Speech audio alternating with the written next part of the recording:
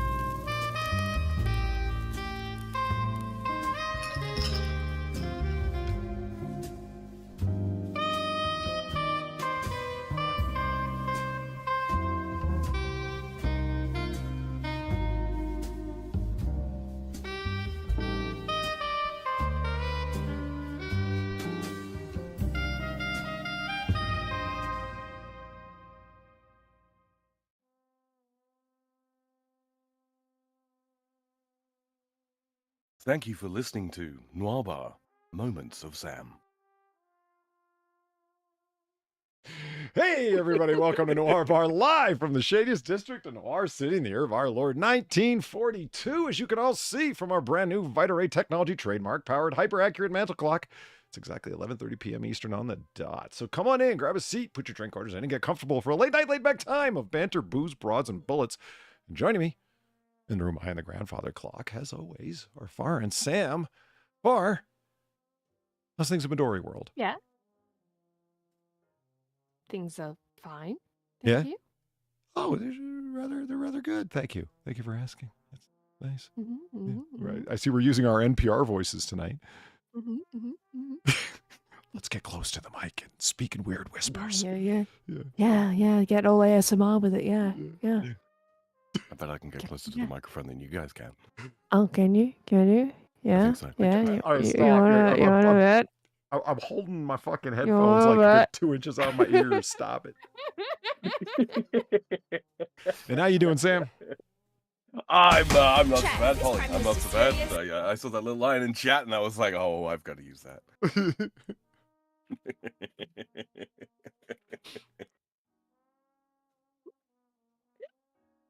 Thank you, Doc, for the $1. All hail the Moon Queen of Midoriya and her endless knowledge of the lolcows. Yeah. That's good. Of Midoriya. Jesus. Midoriya. Midoriya. I like it. I'm That already- makes sense. I'm already composing the national anthem, Far, don't worry. Oh, great. It's just what I need. Boom.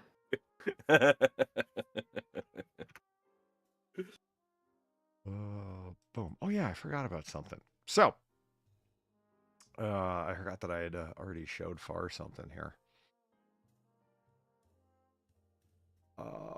Boom. But Sam hasn't heard anything about this, and because it is the History Channel, and nobody who's got any self-respect watches the History Channel, I Oh, you can guarantee I haven't seen it. Yeah. So back in 2015, I believe it was 2015. Double check that. Yeah, 2015. There was a series on the History Channel called Sons of Liberty, named after an actual group in a Committees of Correspondence group it preceded the American Revolution, and they were printers of scandal sheets and rabble-rousers, according to the British. Right. Revolutionaries.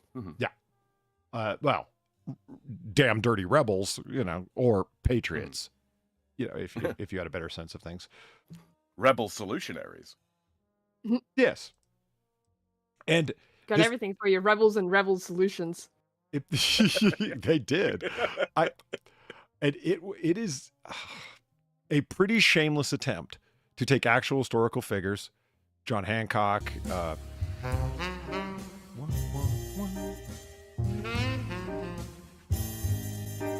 Alan, thank you very much for the $5. As simple as this, Polly. Alan? Good to see you here. Good to see you here. It's pretty shameless, this Sons of Liberty series about taking actual historical figures. The main one is Samuel Adams. You can get hit with the fifth, twisted with the biscuit, blasted with the ratchet, jack with the mac, body with the shotty, dump with the pump, rock with the clock, sprayed with the K, dome with the chrome, down with the pound, tap with the strap, black with the gat, duster with the musket, tag with the mag, wet with the Intratec, bled with the lead. Woo! Started off with big energy. Is it going to do the thing? No? Guess not. All right. Goddard Berdingle, thank you very much for the $25. Whoa. Polly. What? Sorry, I think I got a massive lag spike there for a second. Yeah, I think I did as well. You got a massive Lag spike. Lag. Oh.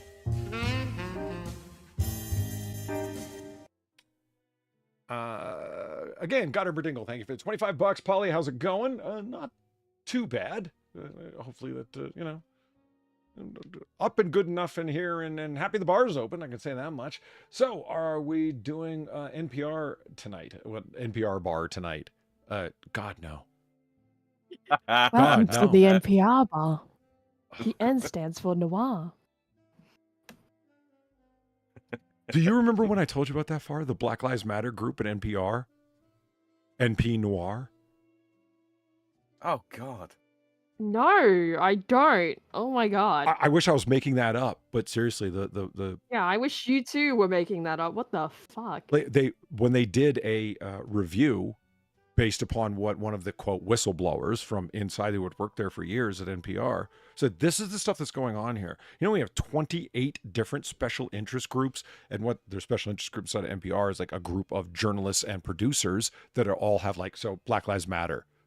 Right? They all get together in one group. So they're all African American and they're all interested in Black Lives Matter promotion. And they all go by different names. And that one is NP Noir. Okay, real quick. I facepalmed keeps for like happening. 5 minutes straight, man. I was like, that is this, like, how did you do that? And have not people laugh at you? Like, what? Anyway. Yeah. Seriously, this keeps happening. And I'm just gonna come out and say, you guys, you're African Americans. Right? Americans, and in America, they speak English. That means you don't get to use our words. right? Not bourgeoisie or its derivative bougie. You don't get that. No more buku. No more noir. Right? No, this misogynoir. No, you can't use it. Oh, That's yeah. ours. Misogynoir. I forgot about that. Yeah. Yeah. Stop colonizing my language. But you see, we have successfully colonized the use of the word noir for a particular genre of film. So that word in this context is no longer yours. No. It's absolutely fine. I give you my N-word pass. Nice. Most people don't realize that I've got an N-word pass, but it's a single use. So I'm waiting. The opportunity will present itself, but yeah, man, it's the single use hard R. You got to hold on to that for the right time, huh? Oh, holy crap. Thank you very much, Alan, for the $5. He simply says, somehow, Alan. No, it doesn't have the same gravitas when I do it. Yeah. In the famous words of Redman, well, you can't puff or sniff it. I was born with it. So, back to Connor for Dingles. I like that. I like that. That's good. That's good. You can't puff. I'm going to write that down. Hold on. Yeah. Sniff it. Because I was born with it. I was born with it. Connor for Dingle, thank you for $25. How's it going? It's going good. Going to enter into a paint competition tomorrow, Otter. Been able to do any painting recently? Maybe one day we can get that painting stream. Cheers. Actually, you know, it's funny you bring up the painting thing. I just hit something with null oil that's not a mini at all. I just needed the shadows and crevices on something to show up well. And I'm like, wait a minute. I've got null oil. That's like liquid talent. Somebody at my local hobby shop called it that. They said, yeah, washes are pretty much liquid talent. You don't really know how to shade. It just kind of like flows into the crevices and makes it look like you've done deep shadows. Like, that's hilarious. It's not exactly true, but it's hilarious nonetheless. Yeah, I took that and then hit it with a matte finish over coat so it wouldn't get rubbed off because it's going to be something that's going to be handled. It was like 4 or 5 coats of that between dryings. So yeah, actually, it did break up my brushes for the first time in a good while, and it felt good to have them back in hand. And I'm thinking, you know what? I miss my paint pots and my eyedropper bottles from Vallejo Paint, or Valley Joe Paint, as Quiz and I call it. You know, Polly, I was thinking about this the other day actually, and when Games Workshop finally, you know, tanks all of their franchises because of the inclusion of ridiculously purposeless woke bullshit, right? I think I've discovered what, you know, I'm not talking people like yourself or people like Quiz. I'm talking like the hardcore, completely socially inept nerds that enjoy these, you know.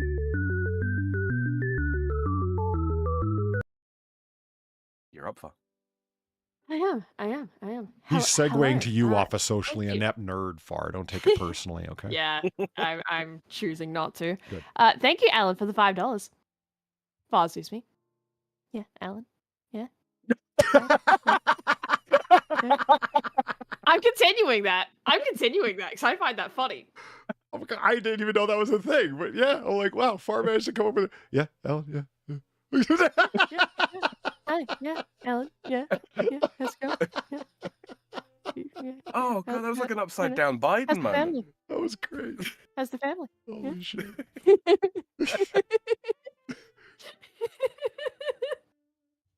Socially inept retards. Yep, socially inept retards, right? Nerds, the ones that are really almost to an unhealthy degree. I would say it was an unhealthy degree, but actually I think painting things and art is, you know, relatively productive. It's not, you know, shooting heroin or what have you. No, it's not. I think I figured out how we reintegrate them into society. Right? Do tell. And what it is because, you know, with the tariff situation and the clamping down on immigration and such, which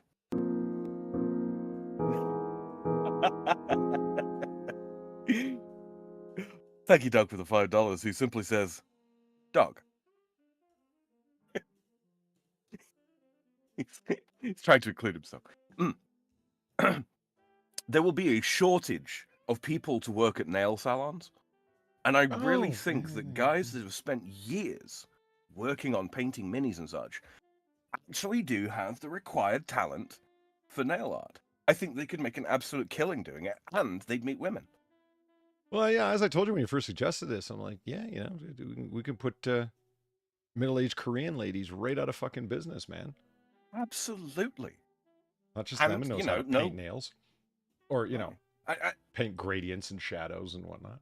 yeah. And it would mean that, you know, 20-something-year-old white girls who go get their nails did but don't speak Vietnamese don't leave the place with the profound impression that they've been shit-talked for 3/4 of an hour. Which they absolutely do get shit-talked for 3/4 of an hour, Sure, just in, of course. you know, Vietnamese. Yeah, I do not doubt that for a second. Mort says, yeah, I've done my sister's nails before. Right. No shame in that. It's a skill. Yeah, I believe it. Yeah, it's just, yeah. What? It makes sense Yeah, to absolutely. me. It should be a very desirable trait in men. Not that they do their own, but, you know. That you can do them. Yeah, exactly. Exactly. Oh, I see. I don't get a bless you. Fine. Oh, bless Sorry, you, I I'm sorry. didn't know.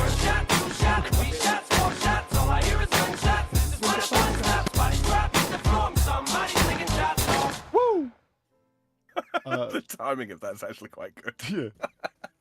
Kimberly, thank you for the $18 model painting. Oh, that's so fetch.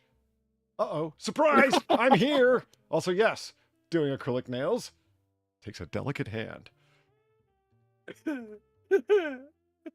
Stop trying to make fetch happen. Fetch is not going to happen. Are you going to come into the Discord Watch Fest with us, Far? We're going to watch Mean Girls. Oh, are you actually? Yeah, I am. Holy shit.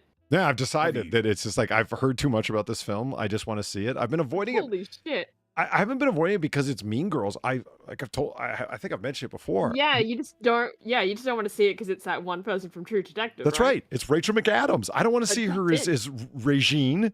I want to see her as Detective Butt Stuff. As Weebo. Well, you're going to nicknamed her. see her as you know, top mean girl.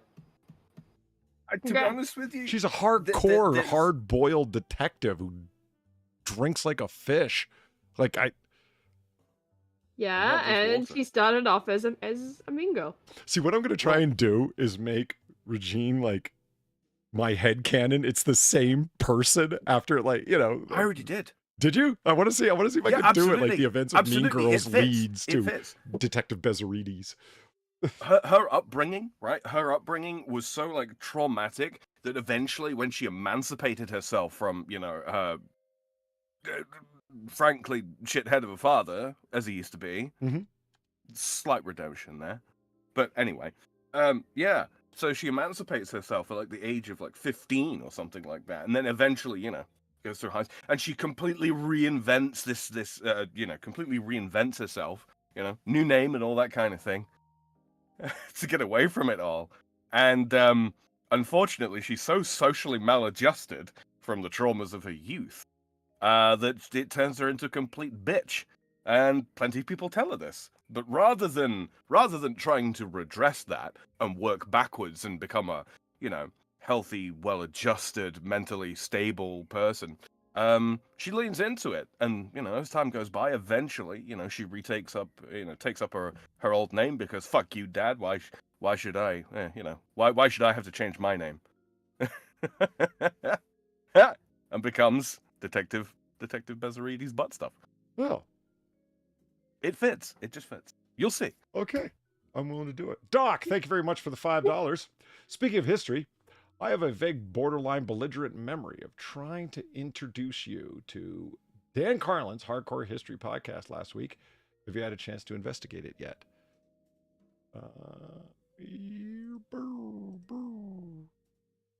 No, that's not it. Oh, God.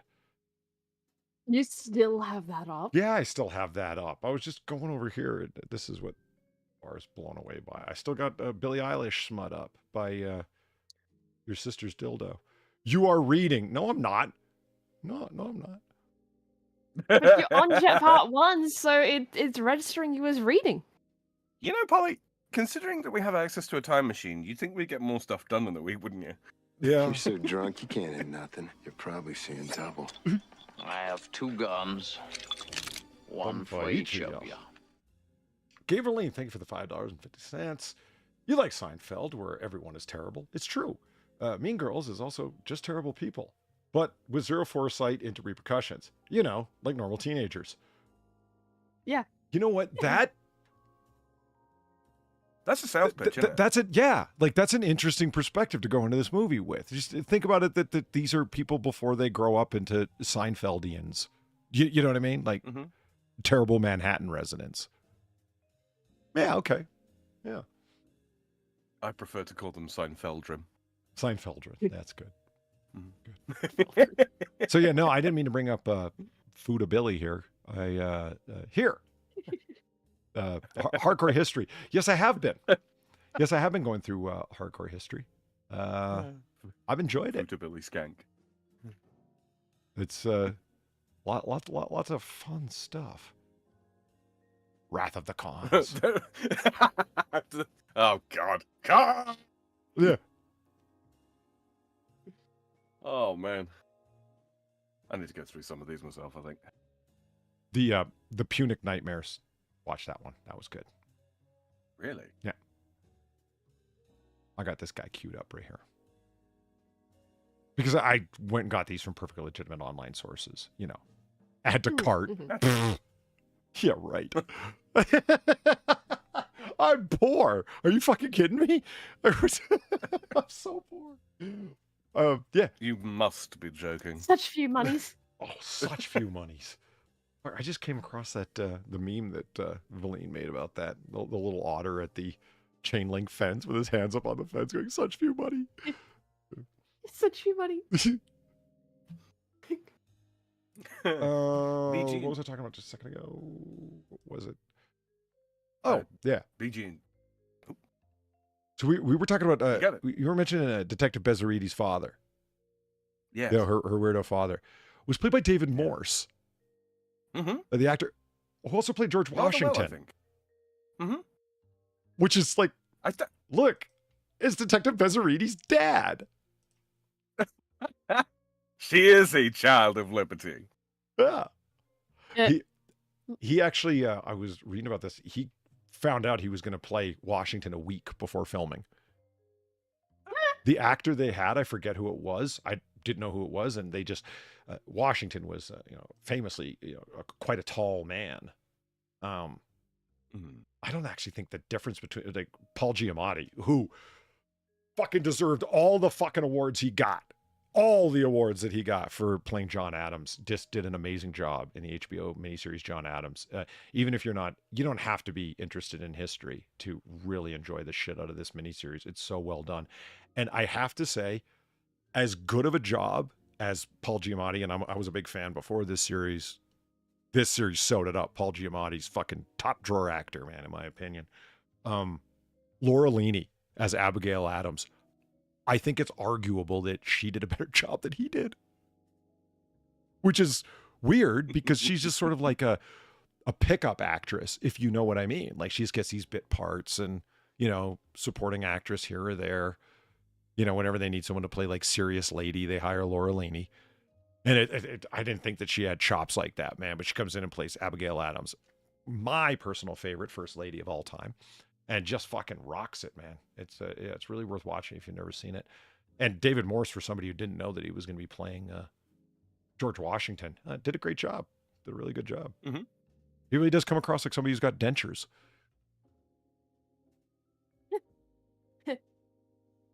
And no, they weren't wooden. They were hippopotamus. Uh-huh. As sort of just loosely connected via, by ways of founding fathers. Actor I always thought should play Benjamin Franklin. Actually, is Jonathan Pryce, the guy who played Elizabeth's father in Pirates of the Caribbean. God, I know that name, and I know I ended up liking something a lot that he did, but I cannot picture his face.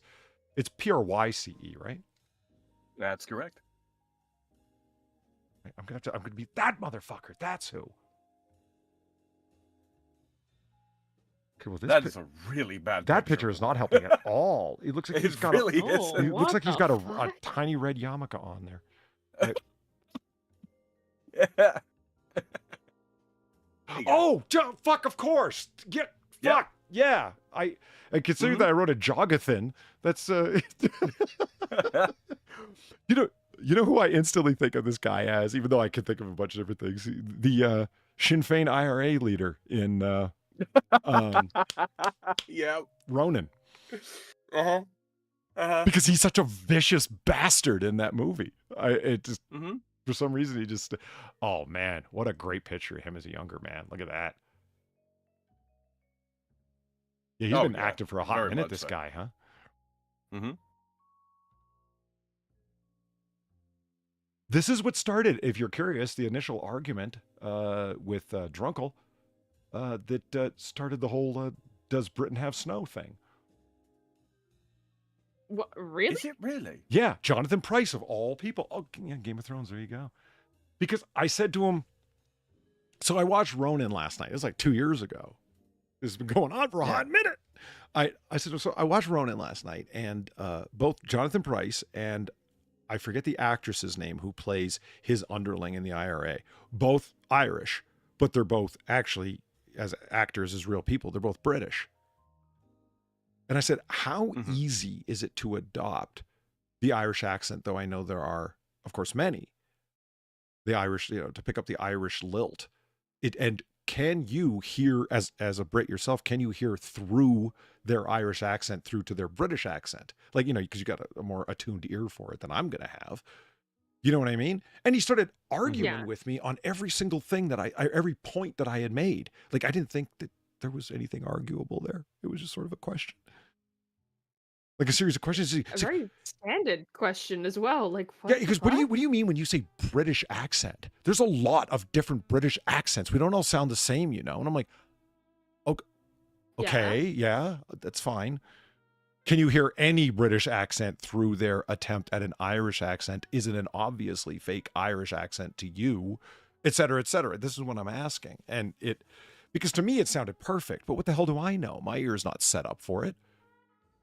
That's when I looked up who those two actors were. It's like they're both British. I was surprised. It's so drunk, I cannot get up. It was later in that same stream that I asked, do they have snow in Britain? And that's what started it. Next 6 minutes. Hey, 60. Thank you for the $2.42. Here's some cash, man. Always appreciated. I hope all has been well. Well, Hey, Sam and Far. That's you guys. Hey! 60. Just started writing novella 4, which introduces a character based on a certain order, chronologically speaking. It's complicated. Nice. I want the print version of this book because I just think that's awesome that I'm immortalized in one of Six's books as a character. I love it. I love it. If I have to go to Amazon and self-print, self-publish, I'll do it. I'll fucking do it, man. Yeah, absolutely. Yeah, he does. Natasha McAlone, by the way, is the actress you were thinking of. McAlone? She played. Yeah, McAlone. That's she hell of a plays name. Deirdre in Ronin. That's a funny thing. For Americans, it would be Deirdre. But Price here, when he says it with his Irish lilt, it becomes a name I can't pronounce. Yes, he's saying something in between Deirdre and Deirdre, but it's Deirdre? no. Deirdre? Yeah, it sounds a lot like Deirdre. Yes, but it's you gotta have the I don't know, the lilt. I don't even know how to describe it. You got to be able to do it. They have this argument back and forth where when they first meet up, he tells her, I gave you this operation and you bollocksed it up. And she goes, I bollocksed it up. He goes, yeah, you bollocksed it up. And she goes, I bollocksed it up. Like, as they get increasingly indignant with this statement, throwing it back and forth. It gets so Irish, you think like the Lucky Charms leprechaun is going to come break it up or something. It's hilarious. The Irish version of annoyed is going to, jump in on a pogo stick and break them up. Yeah. And if I could do like the accent that Price does in Irish, I would bring it up all the time because there's so many little lines that he has in this movie that are just great. Like he beats the hell out of a guy named Gregor inside who was supposed to be on their team, but turns out to be a Russian spy, but he's not working for Russia anymore. He's working for himself, and he just ripped them off, and they busted him in the middle of ripping them off. So now they've got this guy basically held hostage, and you're going to help us out. Why is that? Because we'll fucking kill you if you don't. We are the IRA. We'll fucking kill you, you know. Mhm. And so he obviously takes it very seriously, and Price here just, We'll cut off your black and tans. yeah. Uh-huh. He beats him up, but he beats him up in a very Irish way. And what I mean by that is like the first punch is like dead to the nose. Like, that is a very Irish way. he like it's funny too, because Gregor looks up at him and he wears glasses, right? And he's like, why did you just drag me in this tiny little closet room in the back of this the shitty apartment? And you just see this look of realization come over his face, and he's kind of he reaches up and takes his glasses off. And the moment the glasses come off his face, pow, right in the fucking nose. Like, and then kicks him in the shin and then in the balls. And then when he drops to the ground, he lays boots to him. And I'm like, yep, that's an Irish ass kicking right there. One in the nose, one in the shin, one in the balls, and then just starts stomping on him. Well, that's a bar fighter right there. And so he comes out to get in this argument with Deirdre that she bollocks up the job, right? And she goes, well, how are we going to find the case? And he goes, oh, we're going to get it from Gregor. And he kicks the door behind him with his heel and goes, aren't we, Gregor? Aren't we? Like, and he's like, if I could do that accent, the amount of times he kicks the wall, kicks the door, and going, Gregor, like I would use it all the time, just as like a nonsensical reference. Like, isn't that right, Gregor? And it's like, who's Gregor, Polly?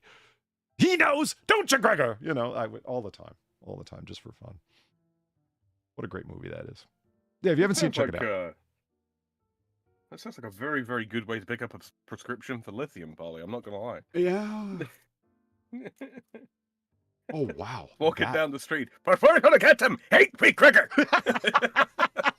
And your friends are asking you, who the fuck is Gregor? Yeah, that's a good way to get arrested. You got to be very careful how you pronounce it in certain parts of the country. Yeah, good point.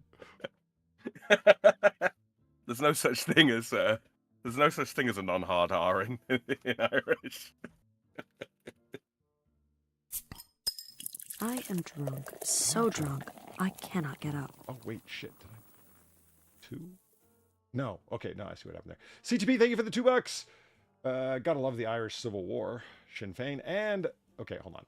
Sinn Féin and Sinn Féin versus Sinn Féin and Sinn Féin featuring many World War I veterans and guest starring confusing. Yes, it was Sinn Féin in the membrane. That's what happened there. You know what's funny about that? I stopped. I didn't pay attention after a while when I was doing my troubles analysis. Yeah. Here's this urban combat.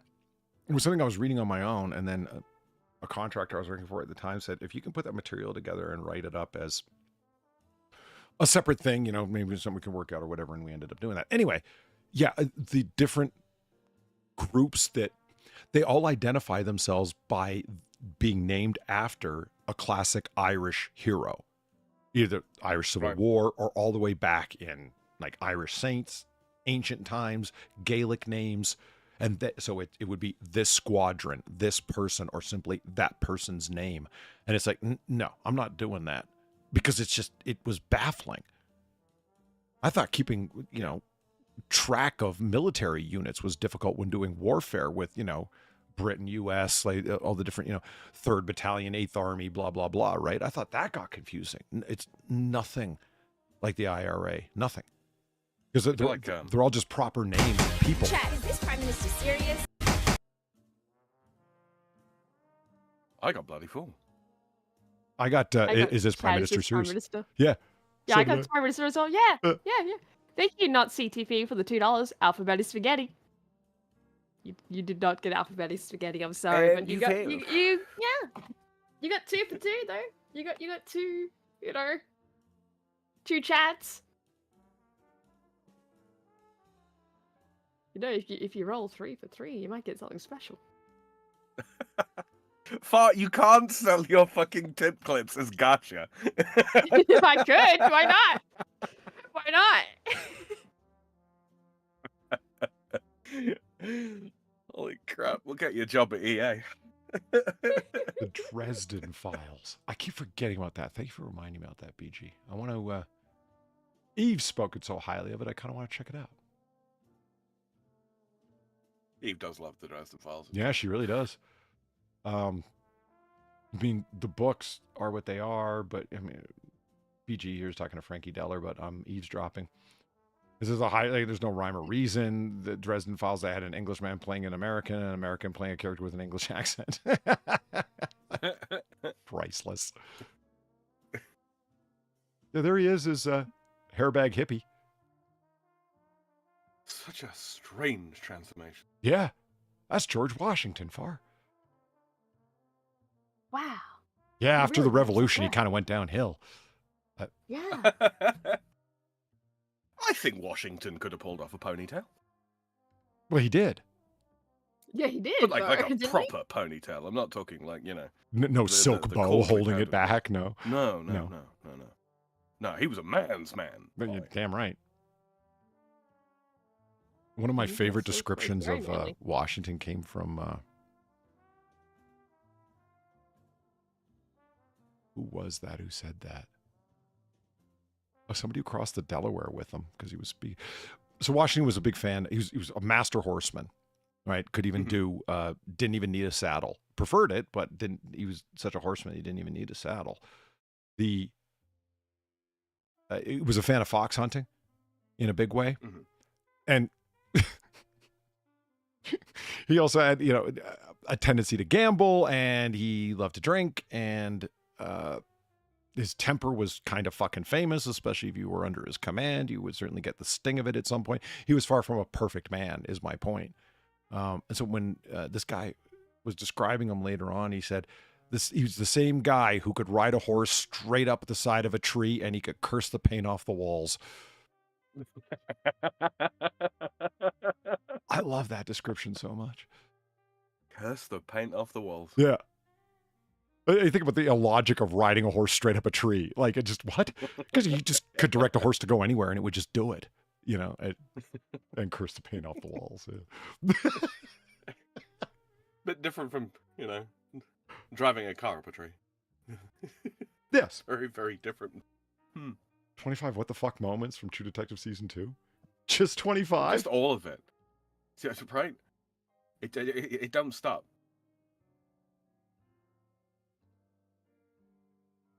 What? Oh, this is somebody's fucking bio description. Fuck off. Oh, yeah, that's right. He turns to Velcoro and says, I have to comment. I'm sorry, but your aura, it's absolutely filling this room. It's black and green. You must have lived hundreds of lives. What? Yeah, that's what hippie dad here What? says to Ray Velcoro. Because I mean, he's not entirely wrong about the hundreds of lives thing. Like, Valcora seems to live a different life every fucking day. oh, it's got the exact quote here. Excuse me, you have one of the largest auras I've ever seen, green and black. It's taking up this whole room. I just had to say something. You must have lived hundreds of lives.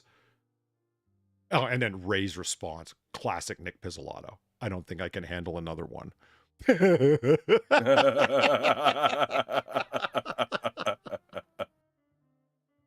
That's as much as you really need to know about Volcoro. Yeah, actually. that is a great summation of his character. You know, I just right. Burned out, but still sharp. You know, it's still up for the fight, even though he's absolutely sick of it. Yeah. Whew. So yeah, I'm gonna keep that open for later because there's something fun going on there. Now, what was I talking about before this? Way before this. What was? Oh, The great ponytail of Washington? I don't know. it actually does relate to the American Revolution. Sons of Liberty. Now, what? Nothing. I think I remember the clip you showed me of Yeah. this, isn't it? It's the Yeah. ultimate way of taking, like, so Sam Adams, this is the guy they got to pick to play Sam Adams. They turned every name of the American Revolution into, like, handsome heartthrob guy, which none of them were. And even the ones that were aren't the ones that they picked. The guys that were the young eligible bachelors aren't the ones that they picked to focus on. They were just normal men. innocent, normal men.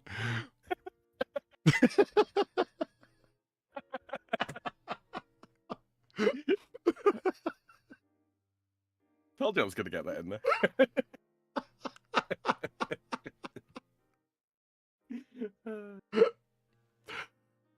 So I watched, so I would download this and played in 3 parts. It's basically historical fiction. They take these characters and the vague situations that led up to the American Revolution are touched on. The Boston Massacre, Boston Tea Party, torching Thomas Hutchinson, Governor Hutchinson's home.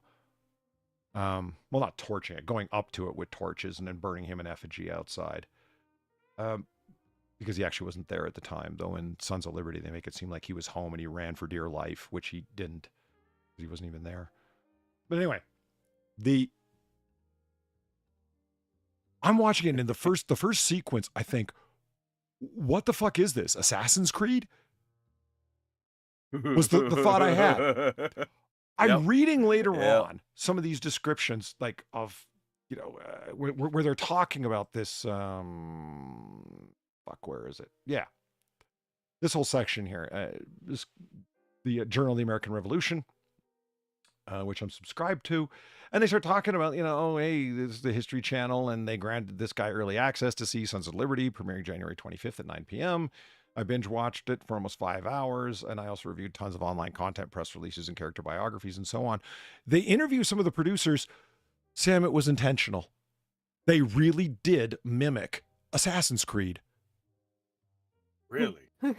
Yeah. 4 British soldiers. I played the clip for Far. Tell me if I'm misrepresenting and it looks very Assassin's Creedy. It does. 4 British soldiers show up at the bar that he's hanging out at. Samuel Adams, Sam, as they call him. Mm-hmm. Because he's young and hip and he hangs out at bars. Yeah, having a pint with the bros. And they say, you're under arrest for a loan not paid to Governor Hutchinson. And so he takes off out the attic and he's running along the rooftop and they're chasing him along the streets and he's Assassin Creeding all along the rooftops and sliding down and goes in one window and there's a couple having sex in the bed. Guy's got a powdered wig on and runs out excuse me, madam, and runs out the other window. It's like he's the, delightful scallywag, swashbuckling, lovable scamp guy. You know what I mean? Who's Assassin Creeding all over everywhere. And he never needs to shoot anybody. He just trips them and they fall over, or they run up and their musket goes off accidentally and he's able to throw them down. So drunk, I cannot get up. And the whole thing was deliberately designed by the producers to look like Assassin's Creed because they, as the producers, were talking about it and they wanted to think, how do we appeal to the kids? Well, the kids like video games. Oh, what? There's a video game that does the American Revolution? Yeah, it's Assassin's Creed 3. Okay, what does that look like? And that's how they choreographed the scene. Wow. They really hello fellow kids'd the American Revolution. Man, they're going to be disappointed when they pick up the history book, huh? Or relieved. Well, I'm glad to see none of our founding fathers had to deal with those shitty game mechanics. CTP, thank you for the $2. Don't compare this to Assassin's Creed, Polly. It's rude. Because Ubisoft But they do it themselves. Yeah, they do. It was intentional, unfortunately. Ubisoft can't even write one character anymore, let alone more than one. Ain't that the truth? They've never written a good character, in your opinion? Well, not just anymore. Yeah. They used to be able to write. No, I've said it before. I'll say it again. Like, seriously, ever since the whole Me Too movement and all that kind of thing, and they started getting rid of all the sex pests from, alleged sex pests from game dev studios, the quality of writing has severely dropped off. It really has. Bring them back. Bring them back. Put them in a separate wing of the dev studios, by all means. Do what you got to do, but just bring them back. They could write characters. That's funny. Misfit mentions the Assassin's Creed. I've actually seen that. I don't see a lot of video game movies, but I've seen Assassin's Creed. Oh, It was movie. Fassbender Oh. is pretty much the reason. I'm like, how bad could it be? It has Fassbender in it. Pretty fucking bad. Pretty fucking bad. Yeah. It's like the guy had 6 months off, and fuck, they pulled up at his house with a fucking big fat check, and he's like, okay. Well, you know, at least it wasn't the live-action Prince of Persia movie. Good God. Who was in You that? ever see that one, Polly? No. What's it? Not Gyllenhaal. What's the other one? I can't remember. Peter Lorre? No. Hold on.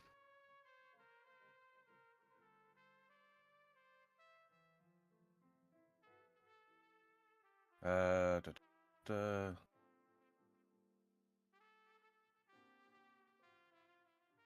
Oh. We're really just going to Oh, no, wait it him is- out, it aren't we, is- Far? It is, Yeah, it, yeah. it is I Jake think so, Gyllenhaal. It really is Jake Gyllenhaal. Oh. Mhm. He'll always be the hero of the day after tomorrow to me. He led them to be safe from the frost. Mm-hmm. And it chased after them menacingly. He was the hero.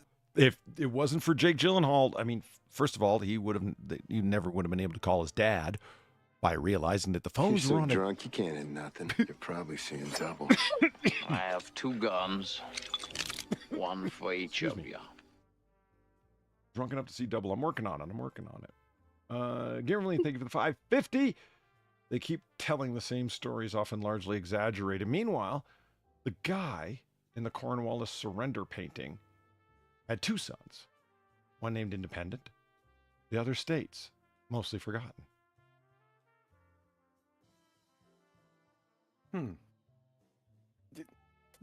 This lineup, right? The lineup for the Prince of Persia Sands of Time film, right? Jake Gyllenhaal, Ben Kingsley, Gemma Arterton, and Alfred Molina. It sounds like it should work. 3 of those 4 names should absolutely work, and yet.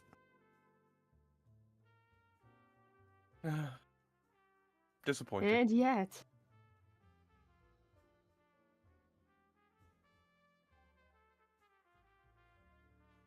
BG says, I'm starting to think trying to stop the French from being sex pests does really strange things to your minds. Yeah.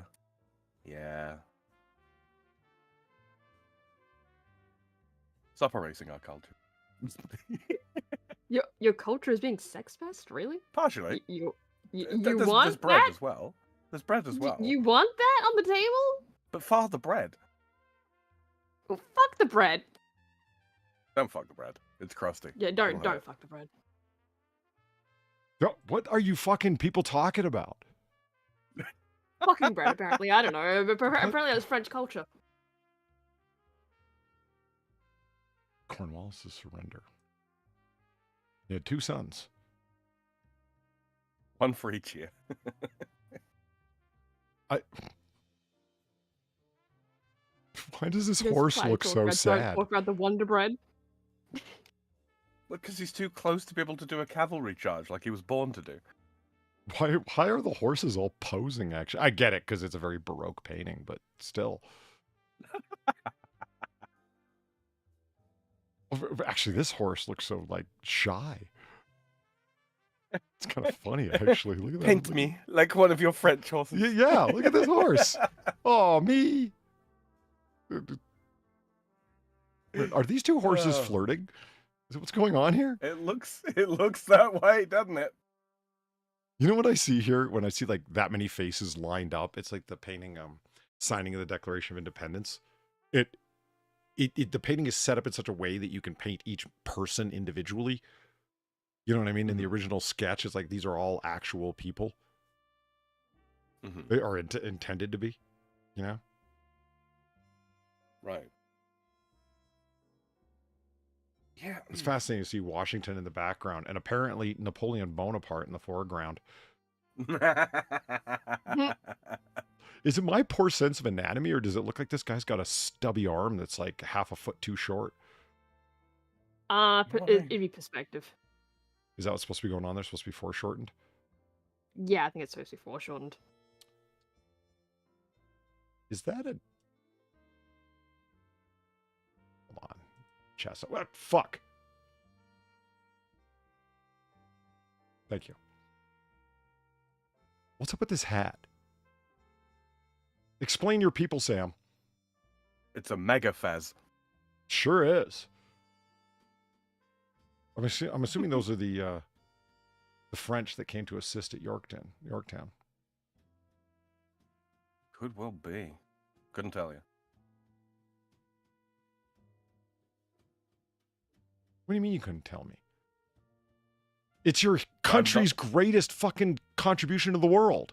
Helping America win. Oh, God. Is that what we're going to be known for? No, you're going to be known for fucking bread, Sam. Take your pick. Do you want to be known for helping the Americans or fucking bread? Which is it? That's a difficult question for me to answer for. Oh, that reminds me. Speaking of things American, and I saw Rotten Corpse in chat there. There were some pictures that I forgot that Rotten Corpse had sent to me. You want to see some beautiful pieces of Americana? Yes. I know you do. I don't want to drag Discord over there. Nobody wants to see that. Open link. My horse, she explodes. Nice. Yeah, I saw nice that. patio credits. That was pretty good. Yes, she explodes. Okay, that's pretty American. I love it. That's good. I mean, a can of Red Bull would help, but, you know. Basically, that's pretty good. What is that, a J-frame Smith & Wesson?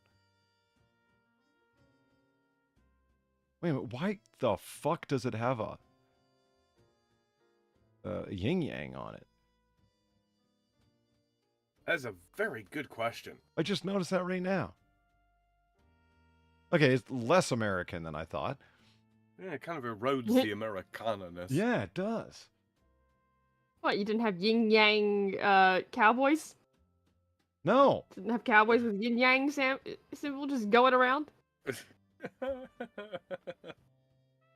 mean, here's a good picture of Americana. Look at this. Come load. See, what you do is you take guns during war, you bring them back home, and you sell them for lots of money. America. Huh? Well, Yeah. the Romans did it. Who did Not it? guns specifically, but the Romans, yeah. Oh, yeah. Sure they did. But this is my favorite one by far. Oh, yeah. Wait, Far made this? Holy shit, Far, good job. No, I did not make this. What the fuck? Seeing my attempt at guns. I have. Yeah. And yeah. this trumps them all. Have you seen the Otto Marine that Polly photoshopped the gun into? Because apparently my I gun did was not good Photoshop enough. a gun into that, didn't I? Yeah, you did. Because apparently my gun wasn't good enough. Well, it was Which, more yeah, of it actually wasn't. It was like a... It actually wasn't. It was a fair choice. It was a bazooka, I right? can't. It was just kind of like a tube. Something like that. Yeah. Yeah, it was pretty much just a tube. See, I love this because it's a classic Colt 1911 1A.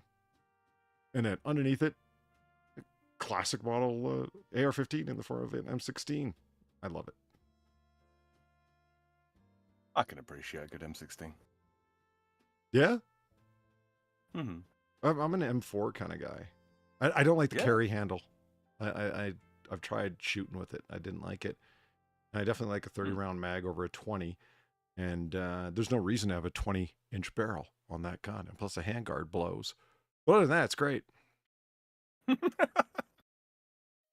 Oh, Yeah, but you know, an I M16 have does, these complaints, but other than that, it's great. Yeah. yeah, well, I mean, the M16 does have a fun switch on it, and that's pretty cool. See, that's the beauty of it, Polly, the giggle switch. Yeah. Yeah. So anyway. Yeah. Okay. 20-round mags never really made much sense to me. 20-round magazines didn't? Yeah. I feel like all mags for rifles should, they should come with a round count and multiples of 3. In 30 multiples is of fine. 3. Okay. Yeah. 9 is fine. 30 is great. 60 is just, whew, oh boy. You know, I've The actually, exception is- I really have wondered. I'd love to see someone torture test because I never have one of them surefire 60 round AR-15 mags. Like, how do they Mhm. hold up? Like, I have no doubt that they can hold 60 rounds, but it's a non-drum 60 round mag for any kind of standard AR fit mag wall. Are they reliable or do they bind half the time? That is a good question. I mean, everyone Holy- loves talking holy about them never do stick ask. mags for Glock 17s, Glock 19s. You know, it's like, yeah, but those things are just like notoriously unreliable. Anyway, Maybe this is just me being a little bit, more into aesthetics than functional utility. But I don't know. I'm not a big fan of pistols with mags that extend, fucking 6 inches below the fucking bottom of the mag well. It's not for me. It's not for me. I know this back and forth. Yeah. Colibro handed 14 and a half inches gets it done. Green Badger outdoors right away. There absolutely is a reason for a 20-inch barrel.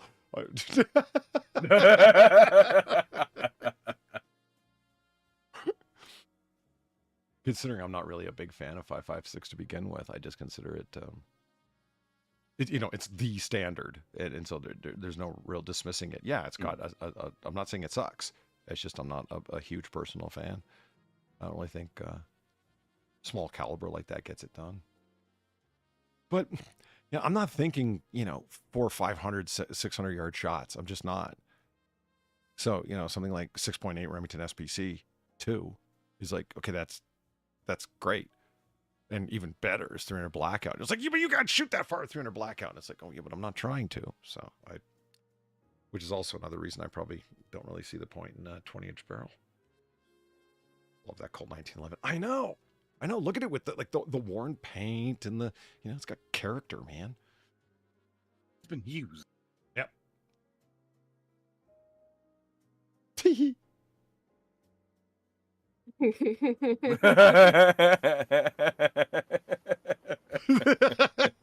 I tweeted that out with the, we're going live.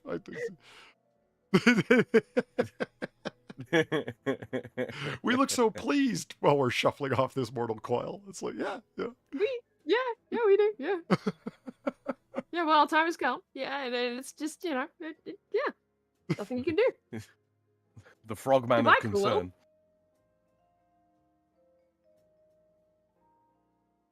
Boom. Okay. I wanted to. Is it what's this? Yeah, here we are. Unsecured penguin causes helicopter crash after getting its adorable whittle feet all over the You're controls. so drunk you can't hit nothing. You're probably seeing double. I have 2 guns, 1 for each of you. And thank you, Gamer Valine, for both the $5.50 and for this Jallo Pink article. Forgotten Mordecai Gist is the 6th from the left in the Americans in the Surrender, facing the Painter. Overthrowing kings was in his blood, given his great-grandmother was a Cornwall. Cornwheel. A Cromwell. Let me just... Cromwell. A Cornwall. A Cornwall. She was a Cornwall. His great-grandmother was a Cromwell. Excuse me. Forgotten Mordecai Gist. 6th from the left. All right, Mordecai. You suffered through life with that name. The least we can do is pick you out in a painting. Let's see. Where are you, Mordecai? 6th from the left.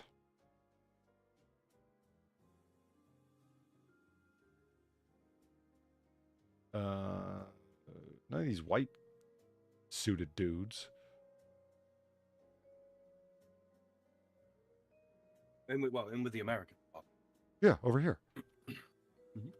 So I'm assuming not we counting include- Washington. So 1, 2, 3, 4, 5, 6. Mordecai.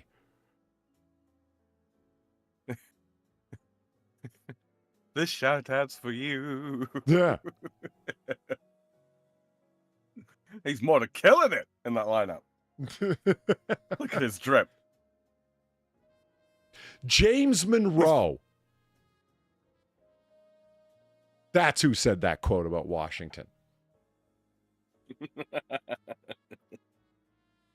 I have no control over how my memory works. It just jumped into my mind.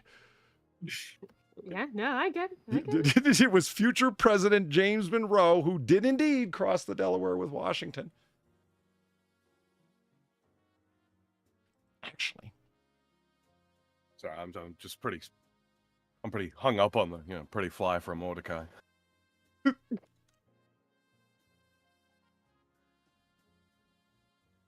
You might recognize this painting. I might. Yeah, I might. The gentleman clutching the flag. That's James Monroe. That's the man He who looks described like Washington, the guy standing up all heroically here, as the man who could ride a horse straight up a tree while cursing the paint off the walls. I think Monroe was 22 or 23 at this time. There were so many of them that were young men. Yeah. It was a young man's revolution, which is really crazy. It makes you wonder what the hell you're doing with your life. Mm. I mean, that could be you. You're right around that age. I've wasted my life. I've spited my own government in many other ways. That did not involve, freezing water. No DEI in that army. Well, it's funny you say that. There's Washington's personal servant right there manning one of the oars.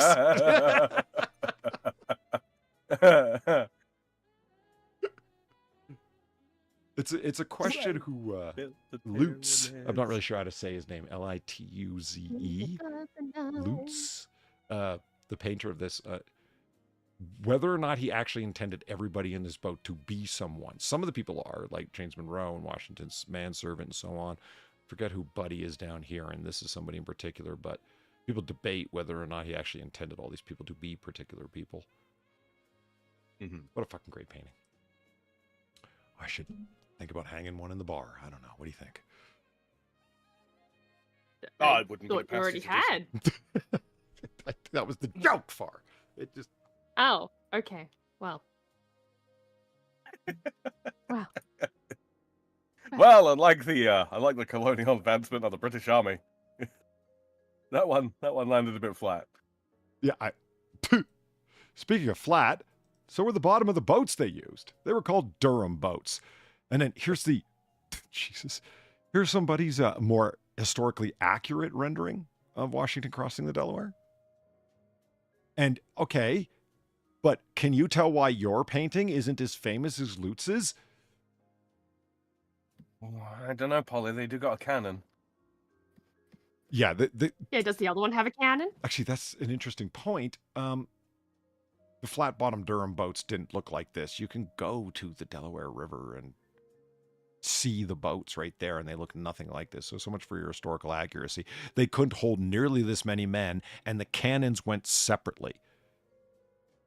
They had the only people that were on board the munitions and cannon boat trips were the oarsmen, because they were that fucking heavy. Yeah. Did you want to take on water? Well, cannon. So what you're telling me, Polly, is that all the parts in this place that are sold separately?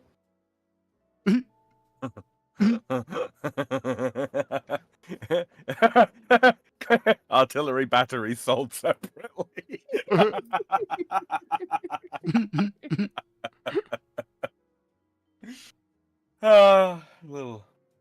Little pun for you there. Yeah, let's ask Joe Biden. He's old enough. He was there.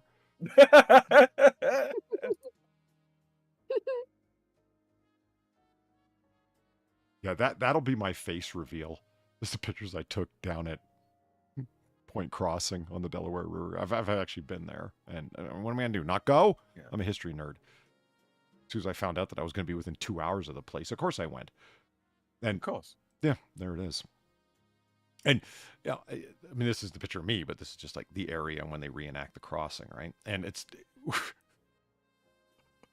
there's me standing beside the boat, and I'm like striking a fucking pose like Washington, because what am I gonna do? Not do that? Of course I was. And yeah, there's a picture of me touching the boat, hands-on history with Polly. So yeah, Yeah. Well, it's not hands-on art though. I thought it was hands-on art. I'll touch everything. Are you? You touch everything. That could be so fucking threatening. I'll touch anything. You know, this painting's huge, and I won't rest until I touch it. I believe it's at the New York Metropolitan Museum of Art. I believe. He's already planning it out. Yeah. He's already planning out the journey of where and how he's going to touch this painting. I've seen it. It's like well the fuck up off the floor, so I'm going to have to get a ladder or something. There's a bunch of like classical artist people standing by. It's just like, you're human oils, not the paint. This will be quoted in court one day. Hey, it's fine. I wanted history to be real, Your Honor. So you went and touched a priceless painting? Yes. Yeah. See, there it is. Sam, how do you say that? You're a European. Loots? I always say just loots. It depends where it's coming from, but yeah, loots. You could be Swiss for all we know, or you know. Mm-hmm. Goddamn Swiss. Yeah, man, fuck the Swiss. There's only 3 things that came out of Switzerland, and only one of them is good. Toblerone's cuckoo clocks and the guard.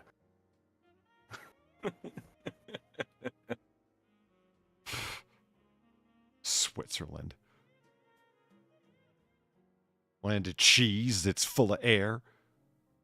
Right? Clocks that with fake birds that make their own noises, and Calvinists. God damn Calvinists. Air-filled cheese-making bastards die! And Nazi gold. For fuck's sake, what's with that place? That's right. Everyone gets a rifle, but no ammunition. Because reasons, you know? You know, and people, you know, they'll point out the Swiss Guard's pretty hardcore. And I'm like, yeah, they are. They are. But only when they're dispatched to Vatican City are they worth anything. Mm-hmm. In the name of God. And I mean, you know, people get into this debate whether or not Michelangelo was gay. Have you seen the formal outfits that he designed for the Swiss Guard? You're questioning whether or not that man was gay.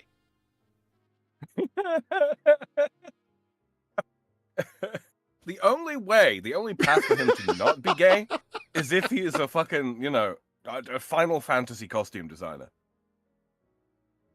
Like, you show that to Kefki and tell her that that's, you know, one of Master Kefka's outfits.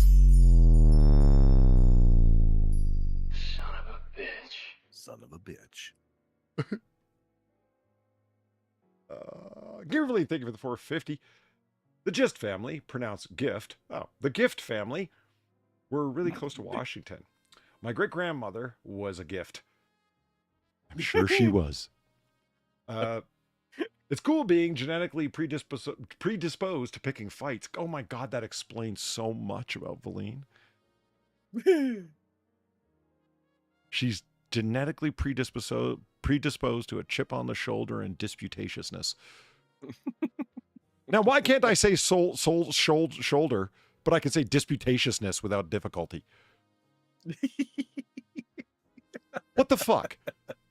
That's a very good question, Polly. I don't have an answer for you.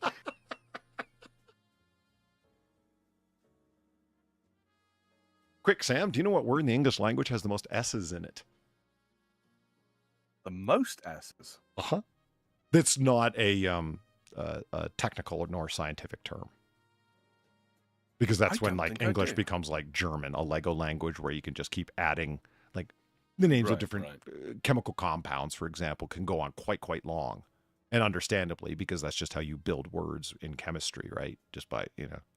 And so some of them have fantastically long names, but those are technical names. It's a little different. I'm not sure. Uselessnesses. Really? Yeah. Useless. It's that if multiple people have a uselessness about them, you're referring collectively to their uselessnesses. Admittedly, not a very common word, but No, not at all. no, it's not. So drunk, I cannot get Hold up. on. It should be common, but it's not. 1, 2, 3, 4, 5. Classlessnesses. Classlessnesses. Mhm. Yeah. CLASSLESSNESSES. That's. See, I read that in a 7. trivia setup, but you're right. Yeah, that's. Yeah, fuck your trivia, it's wrong. Uh-huh. Not as wrong as this guy's helmet poof. CTP, thank you for the $2. Your ability to say foppish words, but not basic ones, is about as sensible as Sinatra's ability to read. Oh, that's cold, brother. That's cold, man. Oh, fuck it. Like, I'm not even in the same room as that remark, and ouch. Earlier on, AAA, heard Trunkle say to Sin, and I don't know. I guess I was in some kind of mood or something, right? I heard Trunkle say, he's like, "Oh, come on, man. I've heard you read." And I started giggling.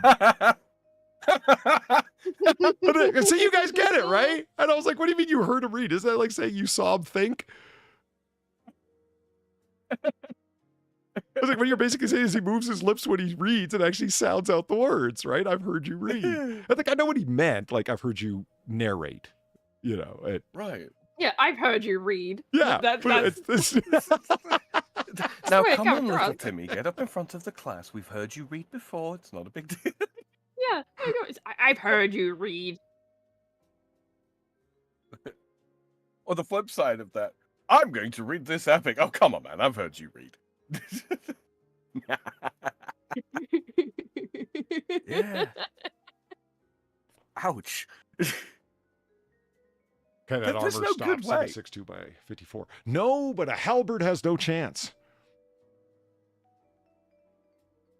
I think that's what they have. I don't know my medieval weaponry very well. Are those halberds? There's pikes, halberds, lucan, billhooks. Yeah, they have a variety of things. The Pope's Swiss Guard gets 3D printed helmets? Don't they need real ones? Why? And why is their armor designed for paunches? See this? Yeah. Well, That's some 'cause punch the idea is to protect the organs therein, Polly. If there's not much space between the metal and the guts there within, if the armor is breached, well, so are the guts. When it's designed like Well, this, there's a bit of you've got some space, you know. So those are just pikes, not halberds. So what is a halberd then? Those are halberds. Are they? I don't Yeah. know my medieval weaponry. Yeah. So. Yeah. Oh, yeah, layers of armor. I mean, I do. This is their, formal getup. It's not intended as actual, right? They don't. You'd fucking hope not. No, they have SIGs and MP5s. They're a very modern bunch, man. It's just this is their formal getup, That's what I have, Polly.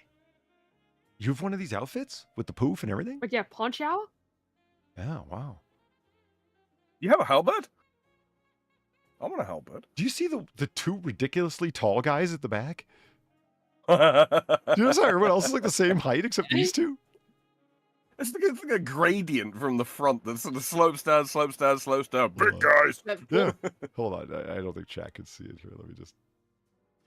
No, I still don't think they can see it. See these two ridiculously tall guys at the back, chat? Like, their poofs are clearly at least half a head above everyone else.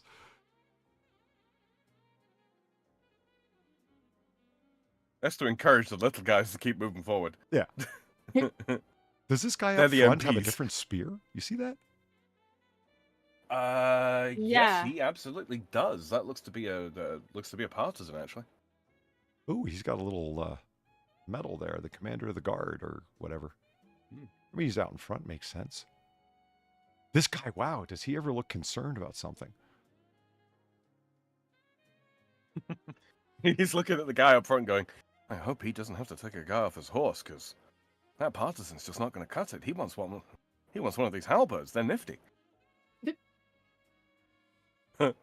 Congrats, you've deciphered normal military formation. Fuck off, Feline. Yes, it goes from tallest to smallest, then tall guy, really tall guys in the back. It's a manwich. I remember, I only watched the animated series Archer through one time, but I remember when they were, I forget whether they were in Vatican City or they were in Switzerland, but it's, Archer didn't, he thought the Swiss Guard that this is all they had, that's really the uniforms they dressed in, and all they had were pikes or halberds or whatever. Because that's all he had ever seen, right? And then Lana, like his co-agent in ISIS, is like, no, they're a modern defensive force, Archer. They've got MP5s, they've got SIGs, they've got body armor. That's just their dress uniforms. Like, it was fucking great scene. I choose to believe that the Swiss Guard was dispatched to Afghanistan like this.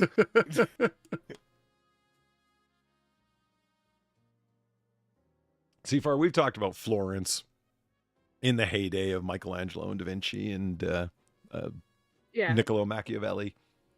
And there were guys like, you know, around here at this time doing this kind of stuff, right? Like Florence must have been really, I don't know, flamboyant? Is that the right word? Just saying. I guess. I don't know. I don't know if that's the right word, but maybe. I mean, this is a reason that we refer to people from there as Florentine, Polly. I mean, if you think about like classic like Florentine fencing, it says a lot about Florence, right? Because you stand there in this ostensibly from the outside poncy way with your hand up in the back, and yes, I know it's for balance, but still, you know, you kind of like on guard, you know, with this foil, like this thin little sword. But the reality of it is that they can run you through like 8 times in the flash of an eye. Is anything more medievally Italian than that? I could shank the fuck out of you before you even know what happened. And I look stylish doing it.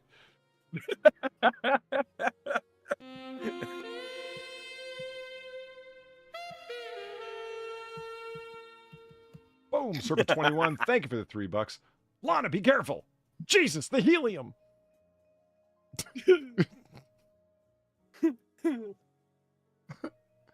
Lana.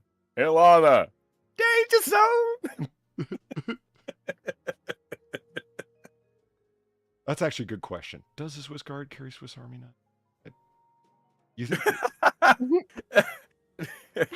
No, the Ugandan army does, though. They don't have rifles. They're a very poor nation. Do you know that that's what the police believe O.J. Simpson killed them 2 people, Nicole Brown and Ron Goldman with, was a Swiss Army knife? Really? Mm-hmm. A lockback 4-inch Swiss Army knife. Huh. Because, believe it or not, he sat on the board of directors for Vitornix, who makes Swiss Army knives. He sat on the board of directors of like 12 different companies until he was accused of like double homicide, of course. And then he was kind of like, well, I guess, yeah, we don't need him anymore. Yeah, slightly bad for advertising, yeah. Yeah. And there's lots and lots of companies that are like that. They've got celebrities and well-known people that are famous lawyers or whatever that are on their board of directors, and they don't really do anything except, you know, occupy a seat and have a name. And he went to... Right. It's like being an ambassador for the UN. Meaningless, really. You think so?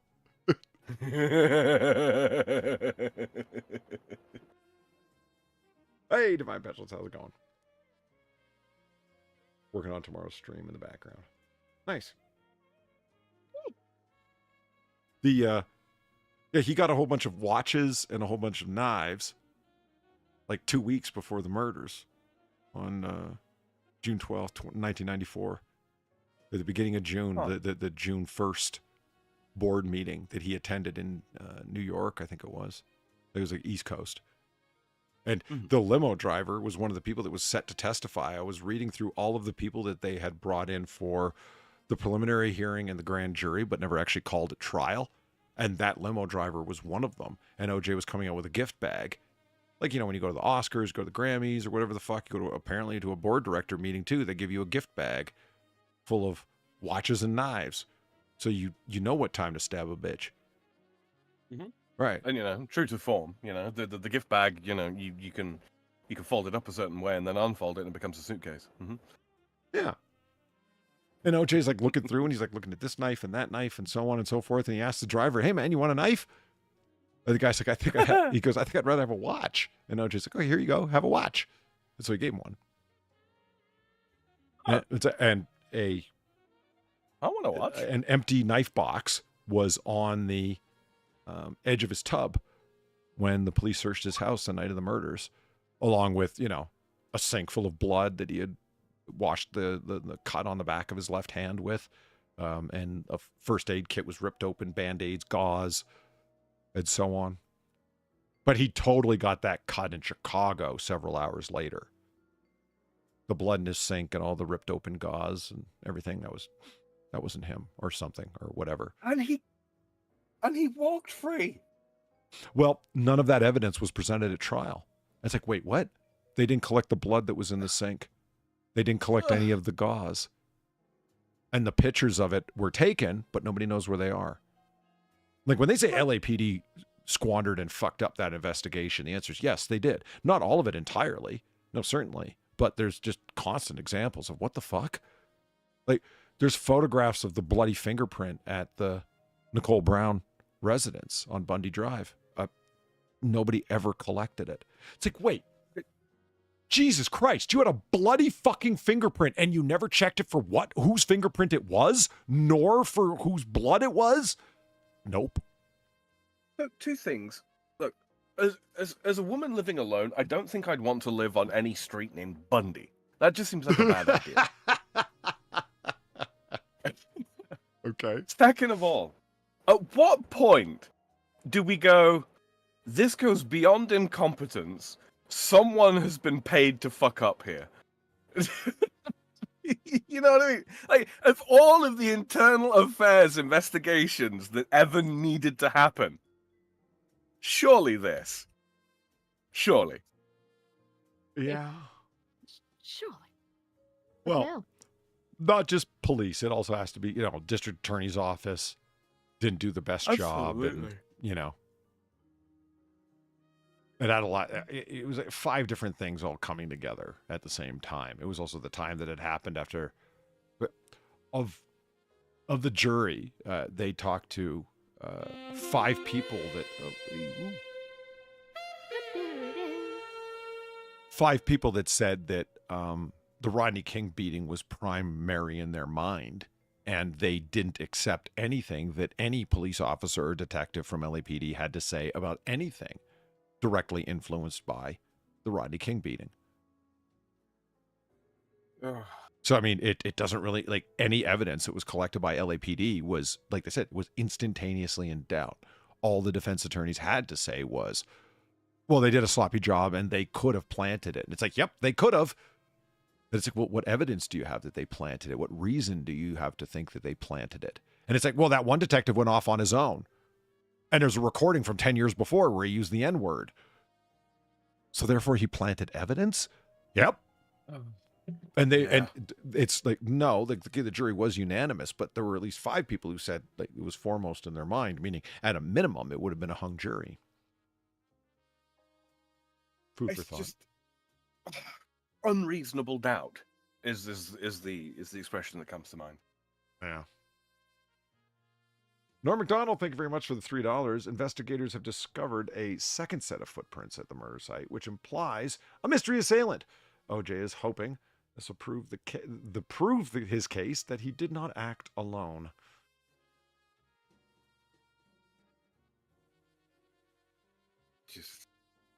Yeah, he brought Charlie with him. According to the book written in his name, If I Did It, he went there that night with a guy named Charlie. So it's a running joke. What a little horseradish.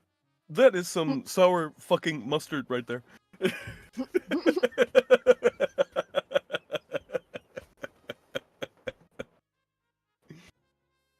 Oh, so the guy Kato Kalin. This guy. The weirdo. I was gonna say beach boy, but really a beach man. He's too old to be a beach boy. Who was living at OJ's house? He's one of the best guy. Frosted tipped hair and he's got a mullet. Himbo in the essence of the word, right? Yeah, all the way, and just he has some of the most priceless lines in the history of that trial. Like him on the stand is just pure cringy gold. It's worth watching his testimony alone. He's a guy that lived with OJ. That's it. It's like, how the fuck did he come to live with OJ? Because he was friends with Nicole, OJ's ex-wife, and he asked Nicole, "Oh, who lives in that apartment in the back of your condominium there?" And she says, "Oh, well, no one right now. It's empty." And he goes, "Can I live there?" Like, what? Can I live there? Exactly. Like, how pathetic does that sound? That was his testimony. Can I live there? And she said, I guess. Like, the way that someone would take in a stray dog in the rain, that's the way people dealt with Kato Kalin. Whose real name isn't Kato, like it's Brian, but he went by Kato. He does kind of look like the anthropomorphization of a abandoned golden retriever. He really does. There he is. There's Kato Kalin far. Good Lord, the hair. Yeah. Well, so when OJ found out about this, that this guy, surfer or beach man, was moving into the apartment behind Nicole on her apartment down in Bundy, he said, no, you're moving on into my house. Huh. And he's like, wait, what? Why? He knew OJ because he was friends with Nicole, and OJ came around a lot as his ex-wife because they had children together, Mm-hmm. And it's just like, no, it's like, I've got some empty apartments as an extension built off of his house, bungalows, 3 bungalow apartments in a row because he had a pretty large property, OJ. And so you can move into one of those. There's 2 of them are empty. You can move into one of those. My daughter lives in one, like his daughter from his first marriage. You can live in one of the other ones. And it's this guy that, see, OJ had nothing but hundreds the night of the murder. So $100 bills, I mean. So he goes up to Surfer Man and says, "Hey, Kato, you got any change? I've only got hundreds." And Kato goes, "Yeah, okay. Yeah, I know, I do have some change." And he gave him 2 bills. He said it was a 20 and a 5 or 20 and a 10. He couldn't remember. So he gave him a couple of bills. And he goes, what'd you need the change for? He goes, "Oh, I'm going to McDonald's." So what do you think Kato said? Can I come? Can I come? Yeah, exactly. You nailed it. That's exactly what he said. Yeah. It just seems like that kind of guy. So he goes, can I come? And OJ's like, "Yeah, sure, let's go." And so they jump in, and this guy becomes critical because he's like part of establishing the timeline for when OJ's last seen and so on, right? And so he indeed goes to McDonald's with them, and when they get back to the property, OJ's like, "Okay, I'm headed for Chicago, and I got to go in and pack. I got to go in and get ready."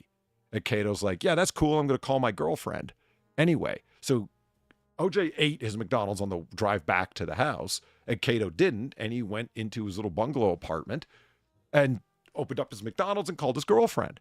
Okay, so he's talking to his girlfriend for like half an hour, 45 minutes or whatever, right? Then he hears this big bang on the wall right behind his head. At 3 bangs. And it was loud enough to shake the picture on the wall. And he's like, "What the fuck was that?" And there's there's no window facing that on that wall. That's the window facing the street, or excuse me, that's the wall facing the street. There's a little walking path behind those bungalows, a chain link fence, and then the street outside. Rockingham is the name of the street. And so Kato's like, "Holy shit, that must have been an earthquake or something."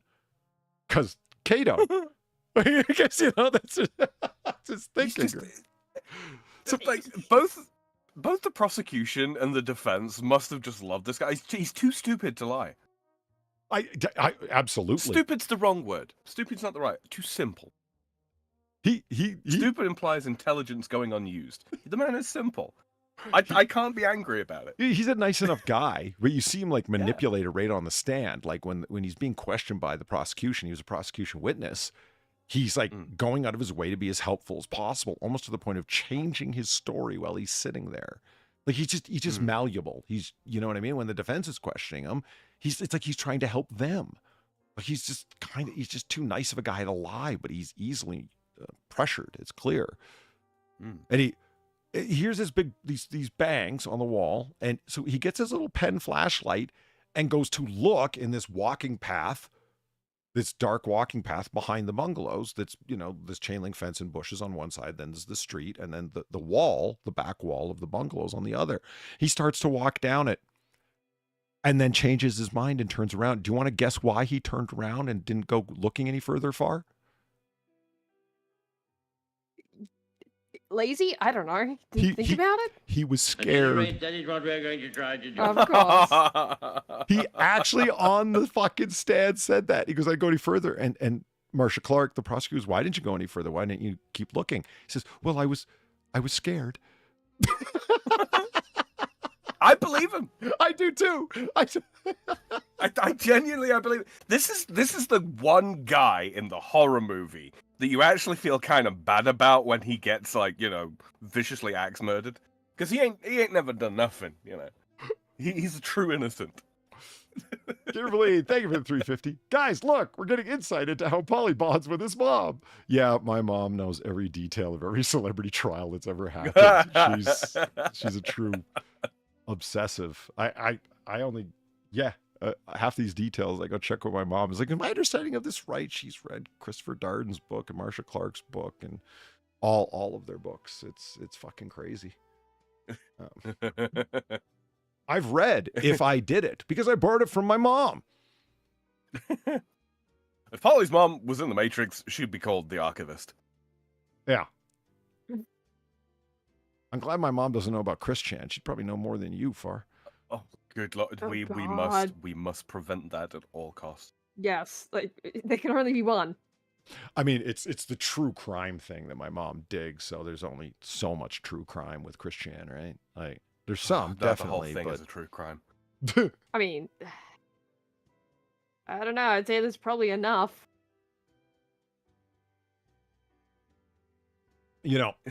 Speaking of true Not a lot of crime, crime.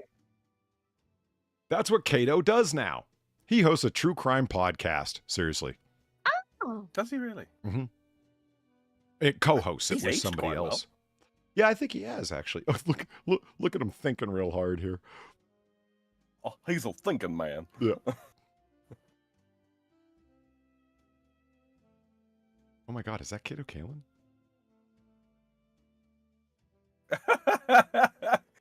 Wow. Cato Kalin by way of Guy Fieri. Yeah. Holy shit, Brian. I mean, here they are. Look at him. Like, I mean, does anything scream 90s like this guy's outfit right here? Holy shit, look at this. Right. You know what, though? He strikes me as being one of the few guys who can actually get away with being called Brian. Yeah, I don't see why he went with Cato. He could easily go as Brian. Right. Yeah. Right. Are you going to argue with that jawline? Jesus.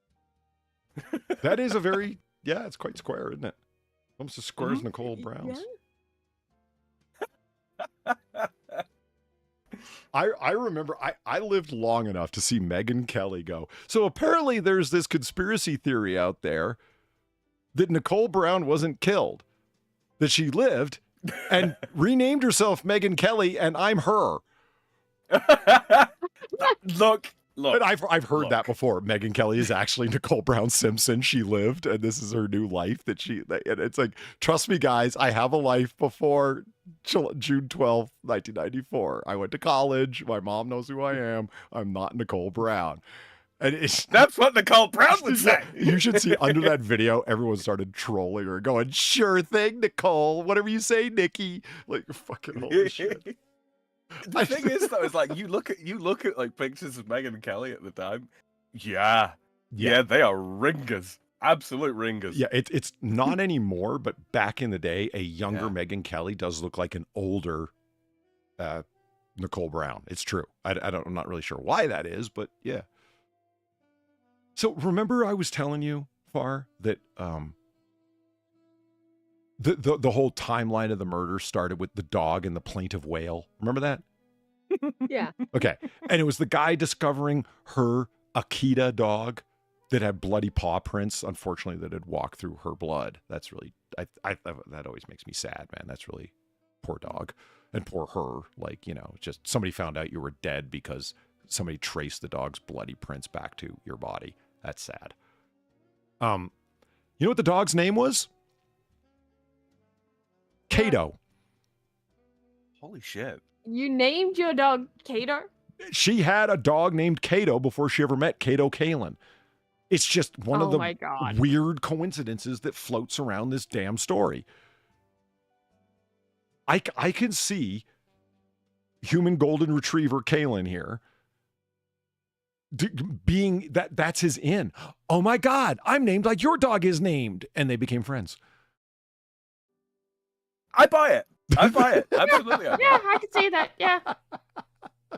It's like, is your real name Kato? No, but still, you know, I can see it. No, but everybody calls me that. Yeah. I didn't even pick it.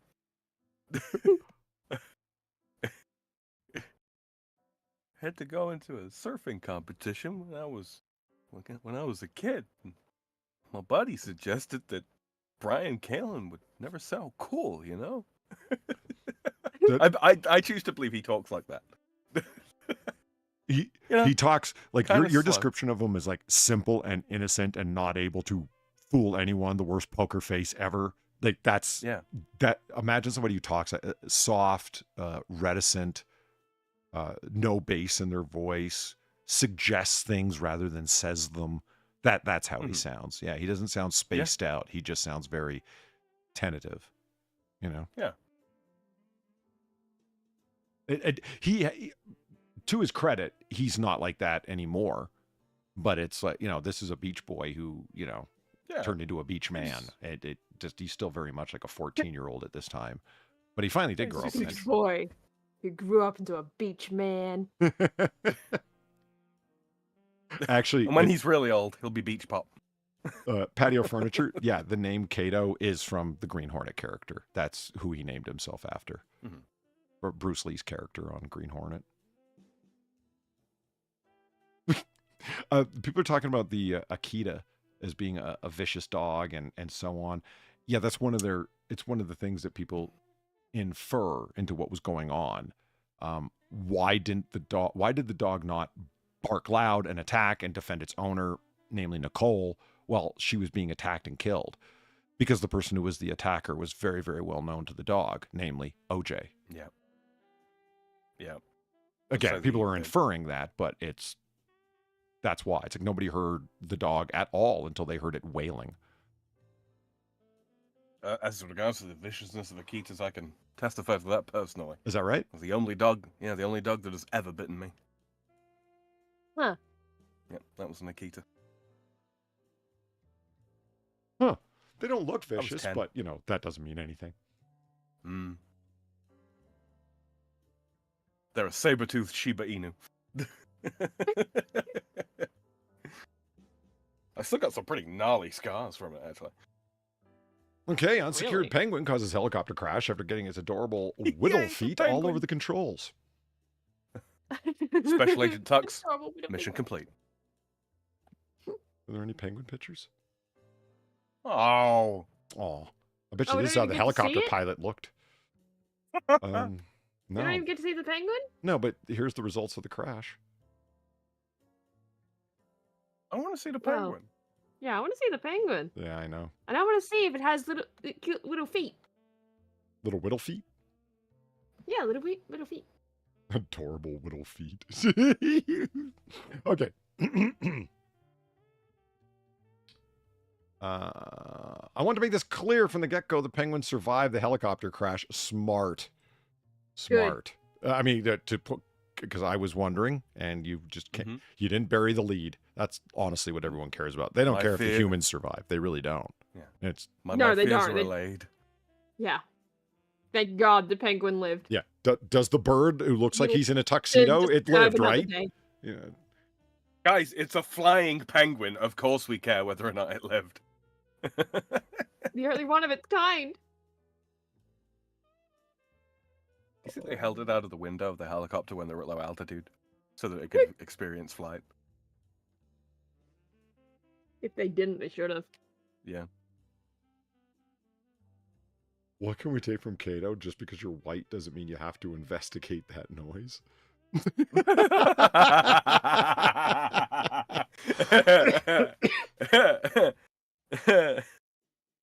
Wow.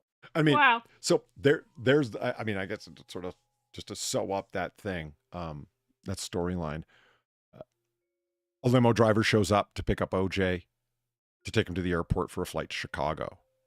That's taking off at 11:45. They suggest from their own timeline, the prosecutors, that the murders happened around 10:15. The limo driver shows up at OJ's house at 10:25, and he rings the alarm at the door, not the alarm, the intercom button, you know? Yeah. The lights are on in the house, and there's no car on the street. There's no vehicles in front of the house. He knows this because that's how he found the house. You know, they'll paint the house numbers on the sidewalk. That's how he saw the house number, is because there was no vehicle parked in front of it. It was plain for him to see, and he was looking at the curb because all the numbers were, the house numbers were painted on the curb. So the limo driver, he almost drove right past it. And if you see where OJ's house is, like, it's on the corner, and there's two driveways, one on one street and one on the other street because it's on the corner. It makes sense. It would be very easy to drive past this house. Like, you're almost at the corner before you realize, oh shit, that's the house right there. That kind of thing. You know what I mean? So, and it's a limo, so it's kind of long. And once you sort of passed it, it's like, ah, fuck it, I'll go around the block, which is what he ended up doing. He showed up around 10:25 for a pickup that was scheduled at 10:45. He was early, the limo driver. There's no, he goes around the block once, and so he comes back to like 10:35 by the time he gets all the way around the block and back twice, and rings the intercom. Nobody answers. And he's ringing the intercom. Nobody answers. He calls his boss. And this is, the calls that he makes are all verified because they pulled the car phone in the limo's records with the phone company, right? And it's like, yeah, he really did call at these times. He actually, the limo driver had a pretty sharp memory from the time. He called his boss and said, well, OJ's not here. Or Mr. Simpson's not here. And he goes, well, he's scheduled for 10:45. Wait around for a little bit longer. If like 11:15 passes, he's still not there, then you can leave. But hang around for a bit. And he's like, okay. Yeah. So he calls his mom because he said he was going to. And OJ's not answering, right? Goes back to the intercom and buzzes it again. At this time, he looks up and sees what? Some guy coming from behind the bungalow with a small, tiny little flashlight in his hand. That's Kato, right? Who went there to look behind but didn't go very far because he was scared. So he then at this time sees a tall 6-foot African-American weighing around 200 pounds walking towards the front door. This is like he the limo driver sees this from out at the gate. He then hits the intercom button again, and OJ answers now, finally. And OJ sounds out of breath, and he says, oh, I overslept. I just got out of the shower. I'm going to come down and blah, blah, blah. Kato sees him, this limo driver standing at the gate, walks over there and opens the gate to let him in. First thing Kato says to him, did you feel an earthquake? Oh my God. Well, at least his story is verified. Right? But still, what the fuck? Kato Kaelin is priceless, Far. I'm telling you. He's the innocent buffoon of this whole thing, and he's hilariously awesome. Did you feel an earthquake? Like, I love it. I love it so much. And if the LAPD and the fucking DA had their shit together, he'd have been a fucking valuable witness, but no. They really, actually, Marcia Clark should have spent a lot more time going over trial prep with him. when he talks about the Yes. trial prep, he was basically giving questions and they kind of went over some of them once. And it's like, that's not enough for someone like that. You should have known that he's shaky, not smart. He needs practice. You need to go over these things. And then you need to practice being this. I'm going to now pretend the defense, and I'm going to come at you sideways. So you get a sense of what it's going to be like. You know what I mean? Yeah. They didn't do that with him, any of that. Yeah. So They're going to try and paint you out to be an asshole, Brian. Are you an asshole? Do you want to be an asshole in front of the nation? You want to become a meme for years from now? Where some asshole who's a little tiny otter is going to be making fun of you from 1942. You want that, Kato? Answer the damn question, Brian.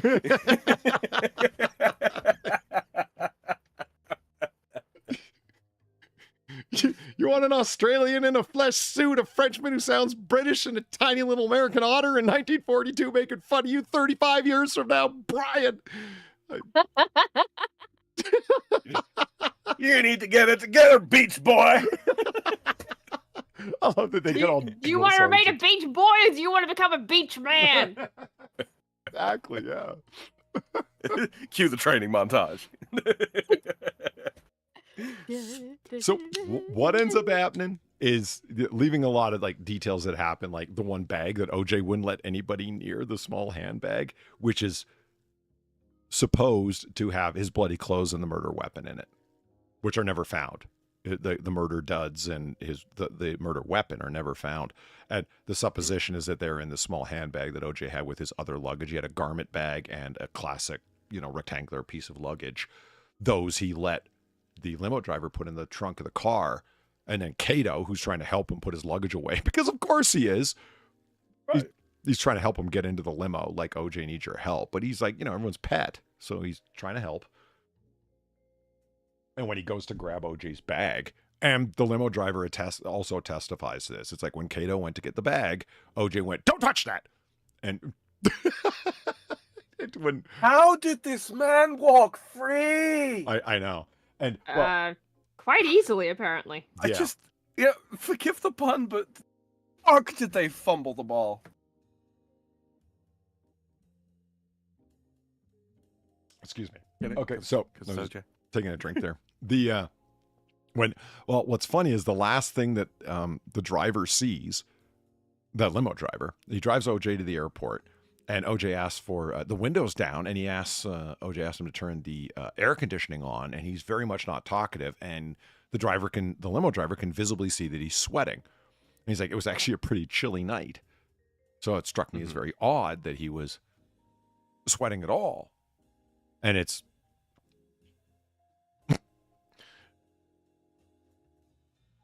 the first people to contact the limo driver, as a quick little side note, were Robert Shapiro and one of the defense team's investigators. The prosecution wasn't the first people to call the limo driver. It was OJ's defense team the day after.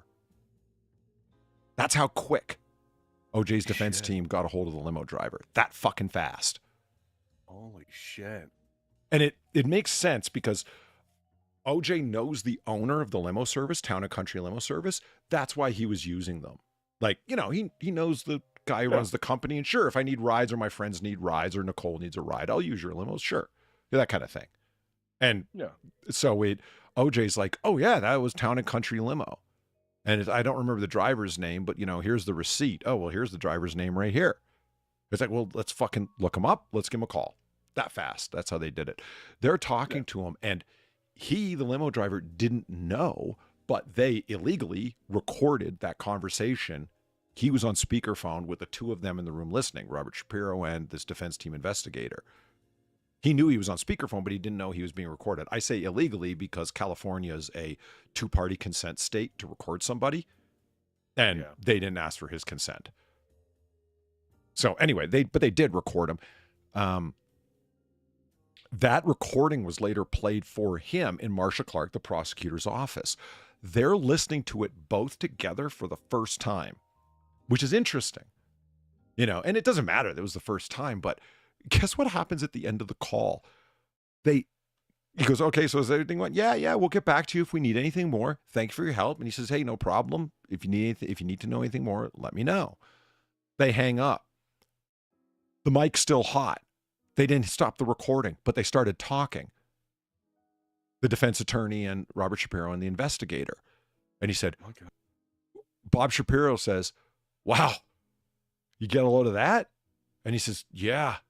And he goes, that's not what OJ told us. And he goes, no, that's not what OJ told us.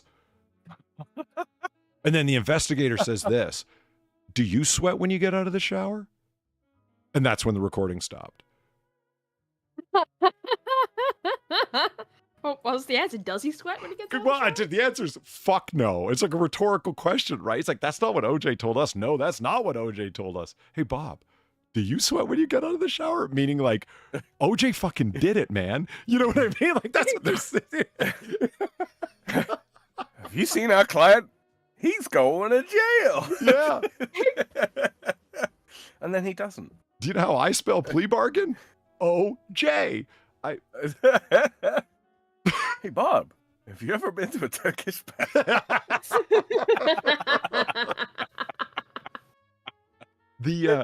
When the homicide detectives decide several hours later to show up at OJ's house, OJ's in Chicago. He's taking the flight to Chicago that was at like 1:45, right? They show up at his house around 4 a.m. They begin to process the crime scene and so on. So you get 4 homicide detectives, which is a comedy in of itself. Why did 4 fucking homicide detectives go to notify the ex-husband? Like, it's not even the next of kin. They haven't even told Nicole's mother and father yet. But yet. Yeah. It's a bit malpractice. That's a bit odd. Because it's celebrity O.J. Simpson. That's why. You know, and unfortunately, so anyway, they ring the intercom and nobody answers. And they ring the intercom again and nobody answers. Remember the video that guy showed you, Mark Furman, Detective Furman? That's when he walked away and went and saw the blood on the Bronco. The Bronco that wasn't there when the limo driver drove by. But when they left for the airport, the Bronco was there. What does that tell you? Well, the limo driver was there. OJ pulled up, parked on the side of the street, hopped over the fence, fell into the bungalow. That was the bang on the wall that Cato heard. Cato goes outside to find out what the fuck it was with a flashlight, gets scared, goes back in, and at the same time, the limo driver sees what? A 200-pound African-American walking across to the front door. And then when he buzzes again for like the 5th time, OJ answers. Well, yeah, OJ was just getting back to his own property after hopping the fence. It's so fucking obvious. Like, it's just like 1, 2, 3. Like, it's a pretty solid theory of the crime, if you know what I mean. Because like the white Bronco wasn't there minutes ago. Now it's there. And OJ wasn't answering the intercom minutes ago. Now he is. Well, how did he get into the house? The bang on the fucking wall that happened just at the right time. And I told you, Detective Furman went walking behind. He said, well, I heard this bang on the wall. Cato told him that. And I went back there, but I didn't keep looking or anything. Furman goes back there. What does he discover back there? A bloody glove that matches the glove that was left at the Bundy residence at Nicole Brown Simpson's house. That's got OJ's blood on it, Nicole's blood on it, and Ron Goldman's blood on it. Except Mark Furman's a racist and he planted it because he hates black people. Yes. Yeah, because that makes sense. Yeah, well, you know. It's painfully stupid. It's painfully stupid. Yeah. That kind of, biting down on your own fist as you're like watching this for the first time, screaming, Like I said, I think you should look into the trial. I think you'd have fun with it because the main details, the skeleton of the story is pretty clear. But much like any of the true crime shit that we've had fun with, it's the side avenues and details where the interests lay, right? You know what I mean? What evidence didn't they present? This guy said this. Well, wait a minute. How does that make sense with what this other guy said? And yeah, on it goes. And all these people went on to be famous or semi-famous or infamous or something after the fact. You should see Marsha Clark now. Wow. Stay away from facelifts, guys. That's how you look like you're permanently in a wind tunnel. Strange. Okay, so penguins. Yeah, penguins. Yeah. All the people in the helicopter crash survived as well, but I know you are worried about the penguin. You were right. You got the correct order, sir. Yeah. Yep. But so many more questions remain about the January 19th helicopter crash. Sam, Jesus, man. On Bird Island, of course. Wait, the helicopter crash happened on Bird Island? That's hilarious. Off the eastern Cape of South Africa.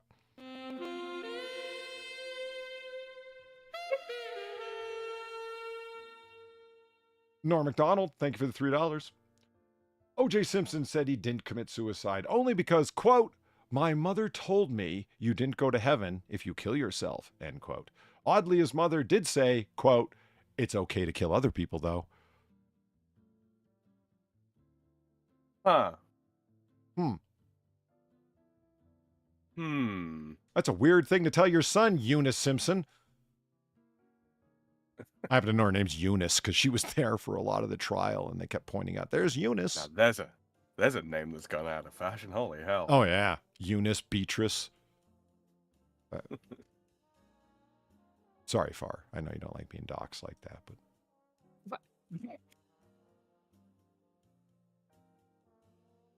I'm kidding. Everyone knows your name. Prudence Gertrude. Everyone knows. It's fine. Do you mean Prudence Gertrudes there are in Australia, Far? They'll never find you. Not that many. I'm willing to fucking bet. that aren't in retirement homes.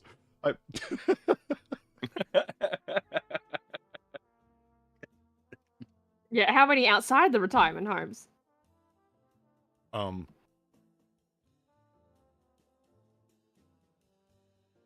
I don't know, actually. That is a very good question. At least one. At least. Well, Western Australia is a big place, you know? Damn it! I just helped people nail it down a little closer. What? Everyone knows I'm Western Australia. What the fuck? That's why, and everyone knows your name's Prudence Gertrude. It's not a big deal. Purdy. Sure. I'm just kidding. Platy actually calls her Gertie. It's different. Okay. Oh my god. I'm expecting Platy to tell me to shut up or fuck off or something. I'm just staring at chat, waiting for it to come up, and it's not. I guess Platy fell asleep. Okay. Almost heaven, West Australia.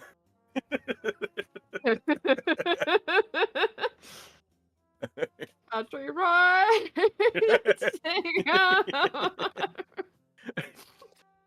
Me and my younger brother were just riffing on that yesterday, by the way.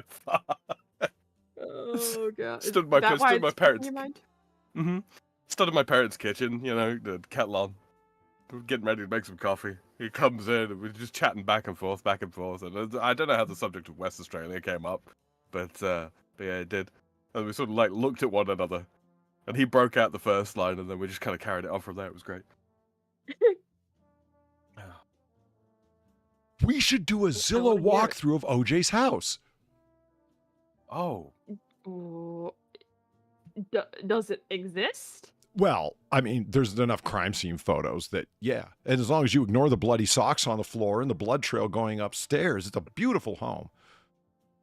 Oh, I see. Business as usual then. Just ignore all the shit and focus on the good. Got it. I mean, we got to be honest. We've seen some Zillow houses where we know they were crime scenes, whether or not they were taped absolutely. off. You know, arson, murder, meth lab, you know. Yeah. Look, we've even seen a house literally on fire. Yeah, we've seen it all, folks.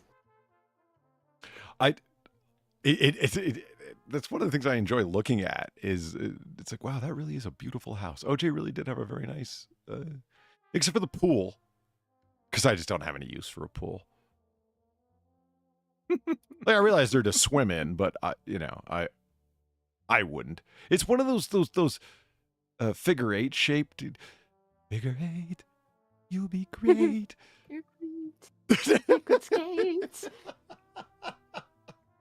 It's one of those figure eight shaped pools. Like, I get a rectangular pool for like swimming laps or whatever, but why would you have this like shitty kidney shaped pool that you can't even swim straight across? Like, you have it just to say you've got a pool. I don't know. You just do. Because dreadnoughts cost Oh, more to make than square pools, I guess. Oh, dreadnoughts? Yeah. What? How do you know dreadnought? Like- Like British warships and the weapon that they were going to destroy the Echelon Prime weapons depot with the Maquis weapon from Star Trek was called Dreadnought. Dreadnought's like a guitar or figure eight. But that's what that shape's called. It's a dreadnought. Really? You'd be great. Yeah. You could skate. In a figure eight. Uh-huh. Mm-hmm. It's a guitar thing. Oh, yeah, Dreadnoughts in G.I. Joe. That's right. Zartan's crew. They were Australian, Far. Oh. Yeah, I know. It doesn't relate in any way other than that, you know. It was very weird. This guy that was from the swamp who could, like, change color like a chameleon and blend into his background named Zartan had this crew of thugs that did shit for him called the Dreadnoughts. And they were all Australian. Why is the swamp guy got a crew of outbacksmen? Huh. What did What you they mean? mean by this? Yeah, doesn't make any sense. Torch, Ripper, and Buzzer. Wow, I'm impressed, Patio Furniture. You actually know their names. Jesus. Actually, one of them has a Buzzer. He's got like a little chainsaw. So, I mean, there's your 40K connection right there to 40K Dreadnoughts. A little, whatever those chainsaw swords are called. Chain blades. Oh. Yeah, they are Dreadnoughts, not Dreadnoughts. It's true. Because we all know Australians aren't literate. Yeah, we can barely speak English as is. Speaking of Polly, you have a passing appreciation for Warhammer stuff. Uh-huh. This is my brother, who was significantly more talented than I. At any rate, that is what we're going to try to do. This is a chain blade he designed for the commissars that are attached to the Ultramarine. I should probably put that in the group chat so Far can see it too, huh? Yeah, I'm just getting over to Discord. Oh. Yeah, that is a chainsaw blade. Mhm. Vroom vroom. Oh yeah, look at that. Yeah, Vroom kinda vroom. cool, right? It's got the God Emperor on it as well. Is that who that is? You don't recognize that O'Donnell form? Well, Well, no. what's with the Greek lettering? Or the Omega? Is the Omega not the symbol of the Ultramarines? Is it? I think so. Yeah. Like the God Emperor looks Aztec-y? Mhm. I'm guessing. I don't know. I liked it. I thought it was a good bit of art. Yeah. Yeah, it is. It's very blue. Swords need triggers. Well, it's a chain blade, of course it does. Well, yeah. Huh. I love G.I. Joe. Yeah, who doesn't? Zartan also has a sister. What? Yeah, it's true.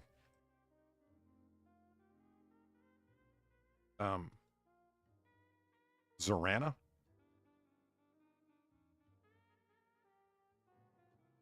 No idea. Yeah, pretty sure. There they are. There's Zartan and his crew. Good God. Yeah, look at them. Ragtag band of ne'er-do-wells.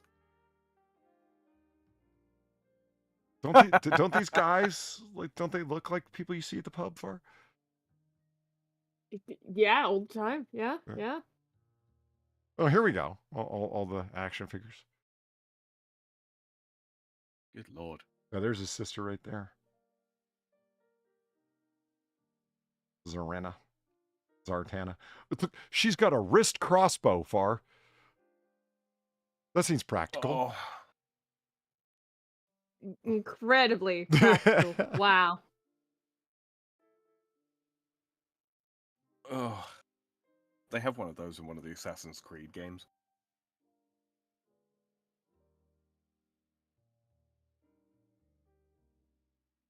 There we go. There. Oh God, those are awful. Holy shit. I love how they all got the Kung Fu grip, though. Say what you want. They had more points of articulation than them damn Star Wars Kenner action figures. Right. So what was funny about these action figures, Far, is that their torso could like twist and turn, right? It wasn't solid. But their upper torso and lower torso are connected by a rubber band on the inside. So, you know, you're a boy playing with it, you're going to break that fucking rubber band, right? And as soon as you do, well, you've drawn and quartered your action figure, and that's that. Yeah. Yeah, if they have any other kind of bearing, they can't even stand up straight anymore. But if they don't, oh yeah. Yeah, it's in pieces. Yeah, and so you can see Buzzer has a, you know, buzzer.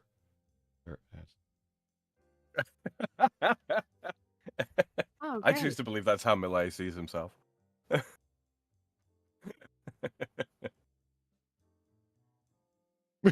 Okay. So penguins. Mhm. So the helicopter crashed on January 19th on Bird Island, Eastern Cape of South Africa.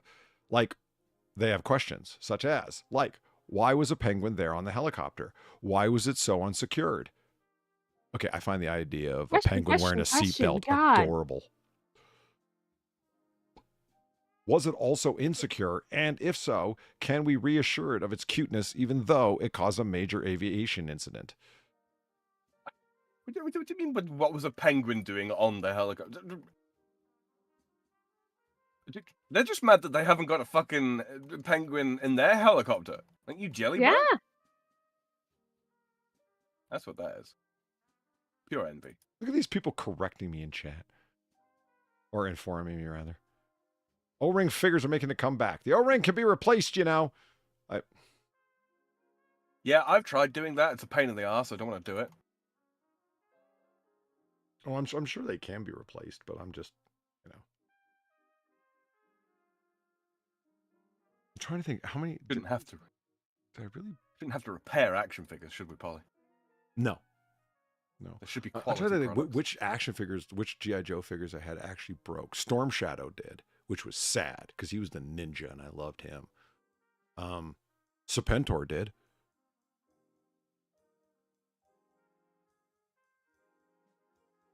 Anyway, the penguin created a dangerous situation when the box slid off the passenger's lap upon takeoff and hit the pilot's controls. An investigation by South African Civil Aviation Authority found the pilot of the Robinson R-44 Raven II was unable to recover control and came down from a peak height of 15 meters.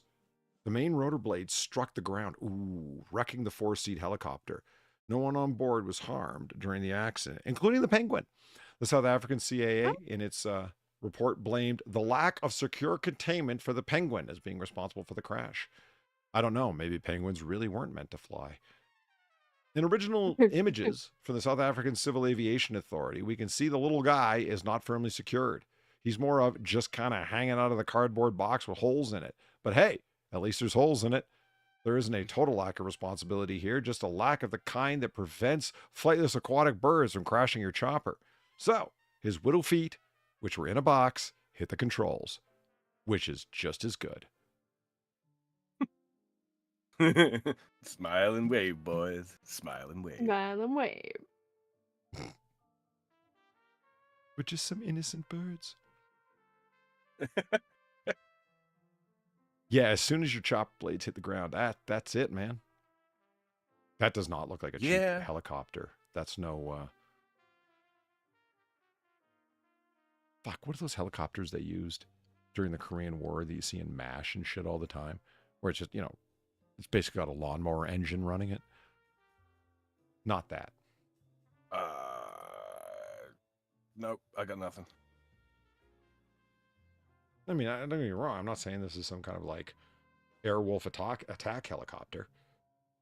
I've never seen a At single any rate, episode that of is that what we're show. going to try to do. I'm fascinated by the idea that they managed to run an entire show about an attack helicopter. I mean, what the fuck was the plot? Did they find a reason to helicopter somebody every episode? I'll have you know that that show is responsible for the, gender identities of at least 35 people from, who reached the age of 19 between the years of 2003 and 2012, Polly. It's very, very culturally important. Actually, when I read the protagonist's name of that show, it was instantly burned into my memory. You know what it is? The protagonist of Airwolf? Stringfellow Hawk. Why is his name backwards? Name. I think that's a hell of a fucking name, man. Your first name That is a hell of a fucking name. What the hell? Like, you're an attack helicopter pilot and your name is Stringfellow Hawk? That's pretty fucking cool, man. Just saying. Why is his name backwards, though? You think it should be Hawk Stringfellow? Yes, absolutely. Or wouldn't it be Hawkfellow String if it were backwards? You wouldn't call him Pain Max now, would you? I mean, you could. Sounds like the tagline on a fucking Advil advert. Oh, Jan Michael Vincent. Yeah, I don't know if you remember a Red Letter Media episode. The actor who played Stringfellow Hawk was like in his later career, was in one of the B movies they watched on Best of the Worst. And oh God! They just leaned into him for being a drunk because he was clearly drunk on set, or at least looked very much like he was. And I remember Rich was the one really leaning into him, going like, there were a couple of drunks in it. It's like, yeah, those are just Jan Michael Vincent's friends. Those aren't drunks. It was really sad. And they had mentioned, oh, that's the actor from Airwolf. And I'm like, oh, is it? I gotta go watch an episode of that show just to get a sense of it. Like, yeah, it's like Knight Rider. Like, so Knight Rider, Knight, Knight, right? Rider. What's the protagonist's name there, Far? Why, Michael Knight. Of course. It's a. This is what's the actor's name who plays him? David Hasselhoff. David Hasselhoff. That's right. German singing sensation, David Hasselhoff. Uh-huh. No, seriously, he had a huge pop career in Germany. Okay. Okay.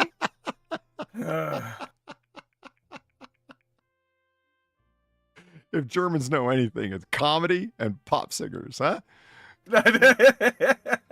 I'll give them credit where credit is due. Germany has had some truly excellent pop singers over the years.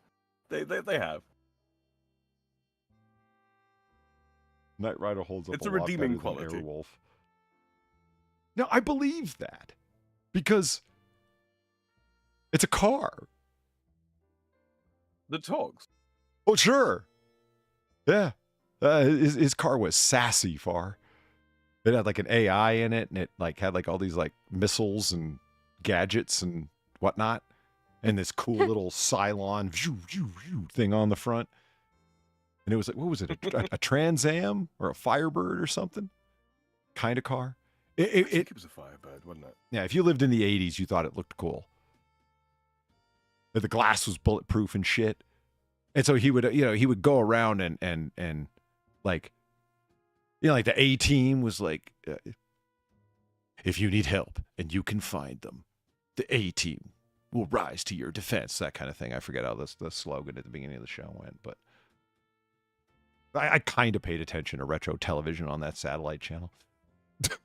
But I never really got to see Knight Rider, but I can see it. He drives around highways and he comes to some small town and there's some pretty lady who needs his help because, the guy's just cruising for ladies. He's not really out to help anyone, if you know what I mean. He's just looking for broads, right? Because, he's David Hasselhoff. He's just driving from town to town, being cool. He's got a Trans Am that talks. Hey, baby, you want to get my car? It's got a little mini fridge. And it just so happens that the town's local mobsters are like, you know, extorting her father or something. And so Michael Knight's got to step in and, I don't know, get in a car chase with someone or something and use a smoke screen or an oil slick like it's what's that video game? Spy Hunter. But the thing that gets me is like the whole premise, like the initial premise of it is he gets shot in the fucking face. So he ends up like being taken under the Michael Knight does, right? In the show? Yeah, absolutely. Like, do you mean for the real? premise of it is, yeah, for real.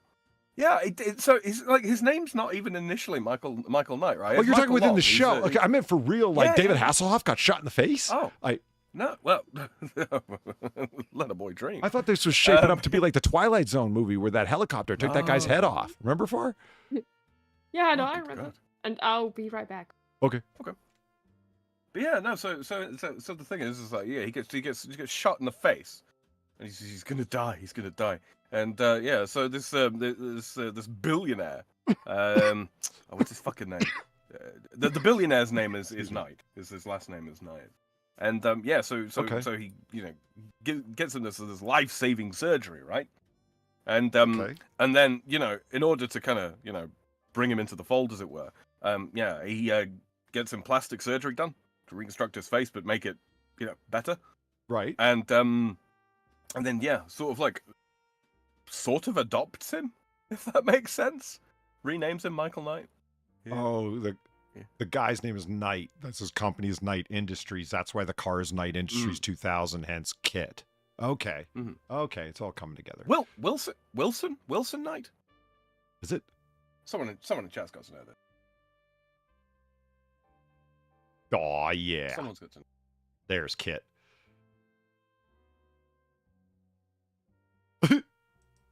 Yeah, Kit car. Yeah, that is like peak 80s right there. Look at that shit. Yeah. Holy shit, season 4? Oh god. Kit's seen better days. My uncle owned a Firebird Trans Am, actually. Oh, it's a Firebird? Is that what it is? Yeah, the Trans Am is a model of Firebird. Okay. Mm. Yeah, Pontiac Firebird Trans Am. Oh shit, look at the cockpit. Or whatever.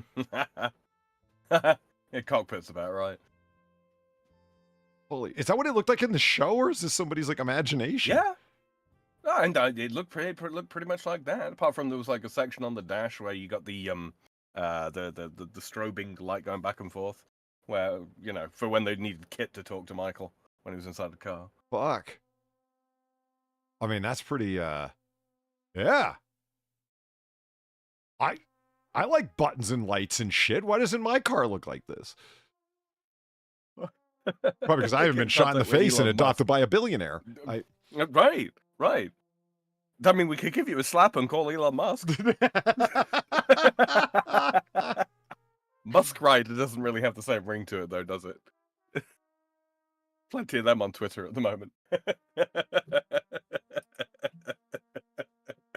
A regular Firebird wouldn't have a raised hood. The Trans Am version did.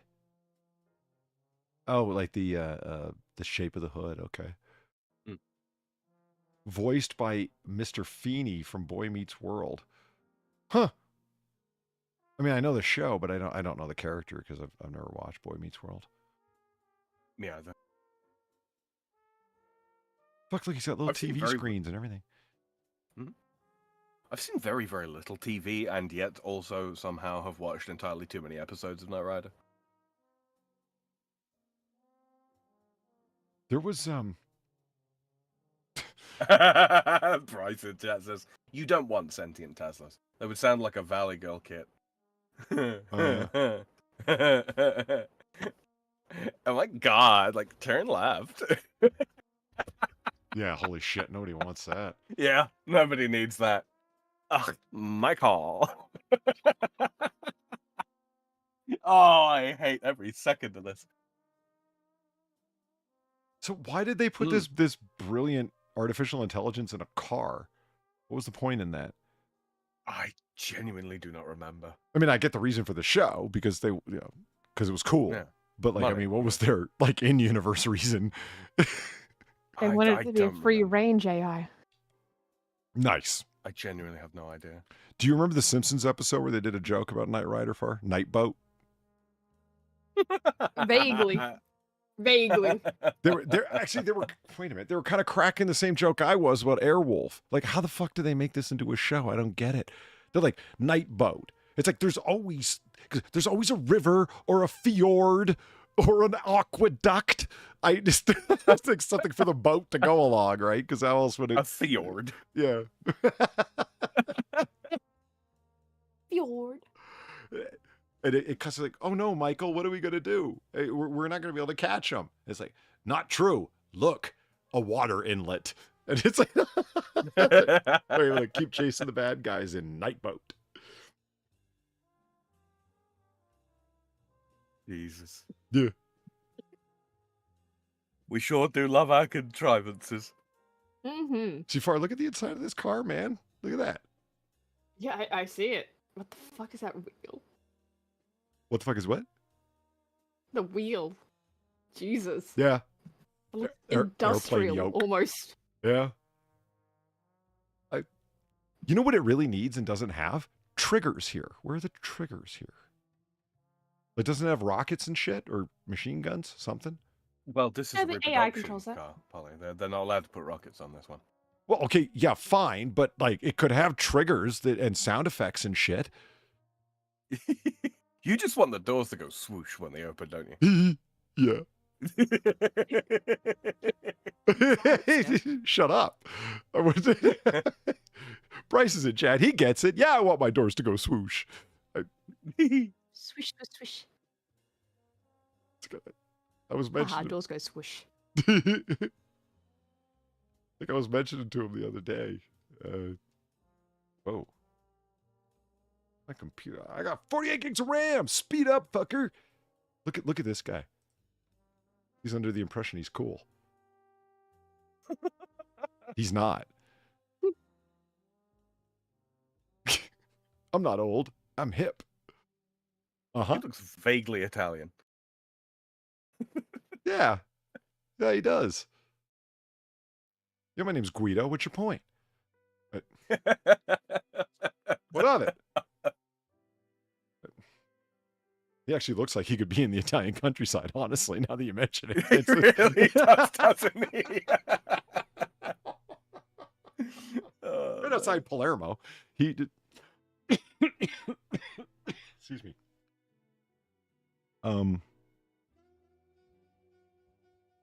Shit. Just lost track of what the fuck I was gonna take us to. I was gonna segue here, and I lost my beautiful seamless segue. Fuck. Oh well. Unseemingly. Yeah. The fucker. Oh, right. The IROC Camaro was better looking than the Trans Am, and the Grand National was faster. Kit was a Trans Am, Dodge Stealth, and a Mustang GT500 KR. Really? Look, this could be me. I mean, I'd look far cooler. But Would you though? with one of these, you're damn right I would. That looks like Dollar Store fucking Leonard Hofstadter right there in that image. It really does, doesn't Kind of it? does. Yeah. Wow. Like, no offense, person who is modeling that robe, but you kind of look like Come Dollar on, Store Leonard do better. Hofstadter. Do better. I mean, oh god, these things are like these don't look like. Okay, look, this is the way it's supposed to They look, look guys. Fisher-Price. Like this is from the show, right? Yeah, Fisher Price is right. This looks, and this is the essence of that nailed it meme. Like, look at this one, dude. Did you not see the way it looked in the show? It doesn't look like this. They've just taken the picture in landscape, haven't they? I think so, yeah. You think it's just distorted to look like that? Well, Yeah, I think it's turned on the side. Hold Yeah. on. Oh, I had to look sideways. Okay, I get it. Yeah, I thought they just totally squeezed the hell out of it and put everything. Leave me alone.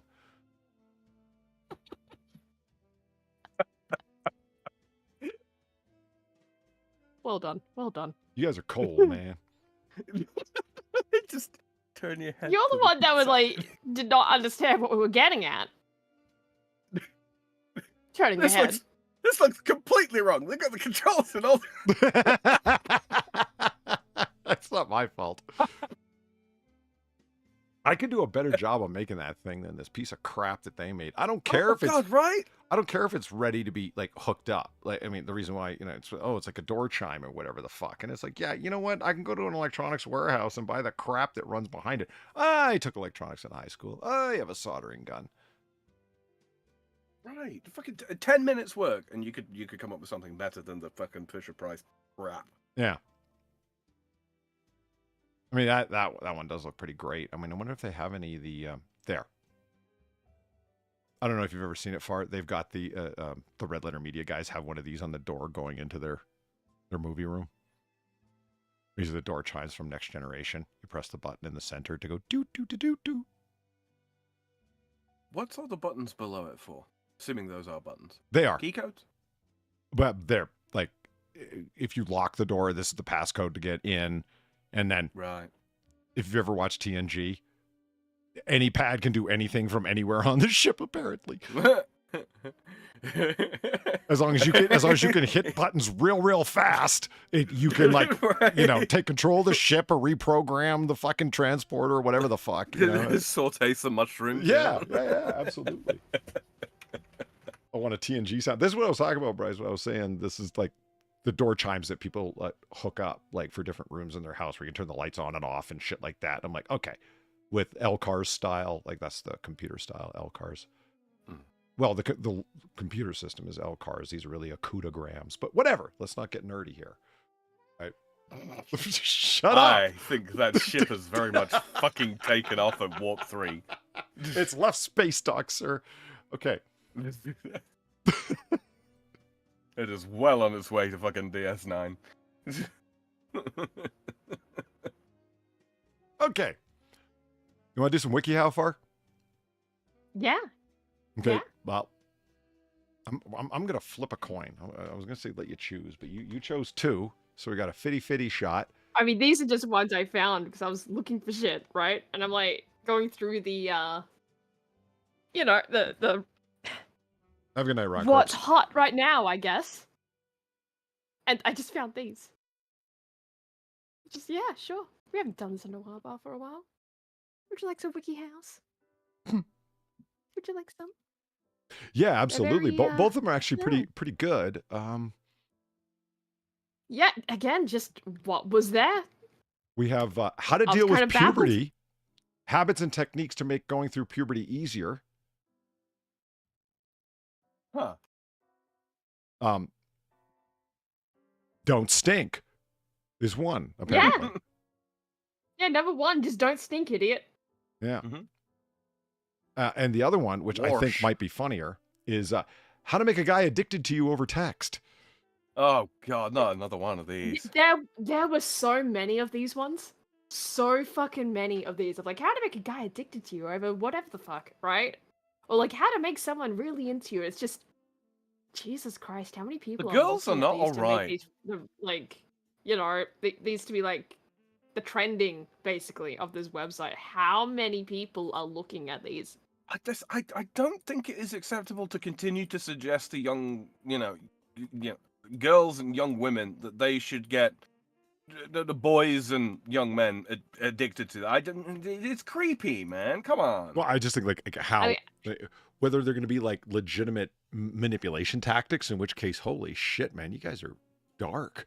Or if they're just, holy shit, that's so lame. That would repel people. It's mostly just lame. Because I did look through these for the images specifically. Like that's why I was looking through them. I was looking for like bad anatomy specifically. I mean, I think I have kind of looked through these, but yeah, I think this one is they're just lame. I didn't really stick around too long to really read it. Mm-hmm. To be fair. Well, okay. I mean, I think what's selling up this one for me is that one, it's been fact checked, which is there it is right there, fact checked, which is nice. There's no lies in here; it's all true. Shetty. And then 2, It was co-authored by Cher Gopman, dating coach. Oh. Yeah. Cher. Damn it. Sure. Far. Mute your mic. You can do that. What? None. Oh, when I go, "Ee."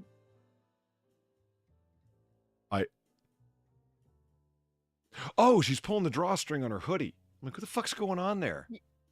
Yeah, it's the drawstring. Yeah. I was like, does your phone have like a lawnmower pull cord? Like what? Threaten something him to with take self-harm. No, something to take Take me, note of. or I'll go these out myself right now. Yeah. It's something to take note of with the images in this article. Everyone looks high as fuck, or smug, or high and smug. I'm smug about the weed I have. It's pretty good. Yeah, pretty much. For some fucking reason, with this article, whoever did the art for it, they just really love doing high face, high smug face. There's nothing else. Like this one right here looks kind of high, right? Yep. Yeah, it all goes downhill from here. Okay. Be available, but not too available. Guys want what they can't have, so keep some distance. When he's wondering, when are they going to text back, or how much do they like me? I like your non-gender pronouns. That's good. You're starting to get him hooked. This can backfire if you're constantly counting down the minutes until you text him, though. So keep yourself busy with work, friends, or other activities, like playing with your hoodie strings. This is the most, like, girl to other girl thing. Because no man is thinking like that. No. How much No. do they like me? When are they going to text me back? This is so much fucking projection. As far as we go, generally speaking, wait, was she flirting with me? Is it worth the risk? Yeah. And I don't mean risk as in, the allegations. I mean, like, is it worth the risk of making myself look like an absolute fool? Yeah. No, I get that. Yeah. Sam, why don't we go ahead with the idea of desktop tower consoles with the lawnmower pull cords on them? Why don't we go ahead with that? The idea has been floated by me before. Remember? We were gonna, you couldn't turn the power on. It was an actual dead switch or actual kill switch. And you had to, legitimately like to get your computer started up. Because that's just awesome. Mm-hmm. I mean, they'd sell. And then, eventually, like 6 months into using the damn thing, you get sick and tired of it. So you just get one of those fucking, cordless nut guns. Just stick it on the fucking pull cord wheel. And just go, yeah, a pull start computer. Exactly, Green Badger. I mean, you stop and think about it. You try and tell me those wouldn't sell? You know they would. They would. Absolutely fucking would. People with too much money would absolutely buy the shit out of those. Like pull cord powered hotcakes. Yeah. Well, we realized right away, like, it couldn't just be a gimmick. It would have to actually be functional, like, meaning there's a kill switch. You can't turn the power onto the computer. It'd be like a relay switch that only by pulling the cord is it actually going to flip the switch over to allow the circuit to be closed such that you can actually turn the power on. If it's just something to pull on the side of the computer that doesn't do anything, no one would buy it.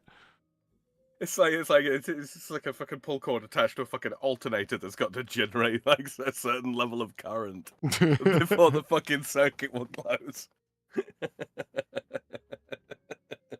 It'd be like those giant double pull, double throw switches, like the kind Dr. Frankenstein connected to, like, like if you had one of those on top of your computer, oh man, those would be huge.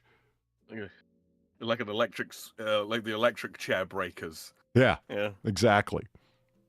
The larger, the better. If you need to put a giant rubber glove on just to grab it to make sure. Honey, would you care to watch a movie on the computer? Sure. Let me get my gloves. Okay, guys want what they can't have, so yeah. Try not to keep them waiting for too long. You might end up moving on, take 30 minutes to an hour to respond to his initial text, but feel free to text him more quickly. If you're having a conversation, remember, play hard to get. You always have. You always have to text back at some point to show that you're interested. This can feel like you're playing games in a way. You are. But so long as you keep things harmless and you don't go out of your way to make them feel insecure, it's okay to keep them waiting a while. Besides, if you seem too available, it might be a turnoff. Can we have that part in bold? So long as you don't go out of your way to make him feel insecure. If there's a single piece of good advice in this thus far, it's that. Don't try and belittle the guys that you're interested in, ladies. It doesn't work. Yeah, no shit. I saw a really funny thing on Twitter the other day. A friend of mine posted this. Wow, these guys be moving on. These guys be moving on in less time than they last in bed. I'm like, holy shit. Ooh. Wow. Like, wow. Ooh. Like, honey, I don't know who hurt you, but I'm sorry. Oh, that's uncalled for. Okay. Oh, man. Stick to upbeat messages. How are you doing? Things have been a little rocky this morning, but I'm ready to turn things around this afternoon. What? That's the upbeat? Oh, what is this? A fucking Billie Eilish album? I was a little rocky this morning.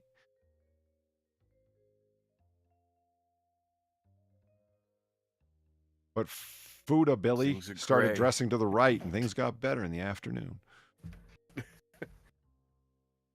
Everything is great, and I want to die, but I'm going to turn it around in the evening. You got to do the forced whisper sing that she manages there when she was still in her emo. I can't do that. I'm straight. Yeah. One of the funniest things I've ever seen was a whole crowd of like 14-year-old girls at one of her concerts trying to like say the lyrics along. Like, you can't yell those lyrics. You have to like weirdo whisper sing them like she does. But it was a whole fucking sea of fucking tweens trying to whisper yell these lyrics at a concert. It sounded like they were all going to blow their fucking vocal cords out. It was hilarious. You know what? I would consider that to be an absolute win. Yeah, what's the worst thing that could happen, right? They succeed in blowing their vocal cords out? Come on. Others had to deal with puberty. The guy filling up his breasticles there. That and the fucking 40 to 50-year-old women that are attending fucking Taylor Swift concerts and acting like they're fucking 15-year-old girls. Get a fucking life. Oh, God. I mean, you pretty much, you almost described Taylor Swift herself. Well, yeah. But she's pushing 40, pretending she's 17. I mean, is it really so bad that her fucking audience is doing it? Yes, it fucking is. I mean, at least they're in mental communion on that.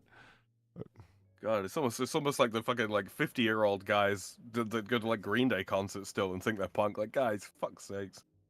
You work a 9-to-5 job, you've got 3 kids, and you drive a minivan. You're not fucking punk anymore.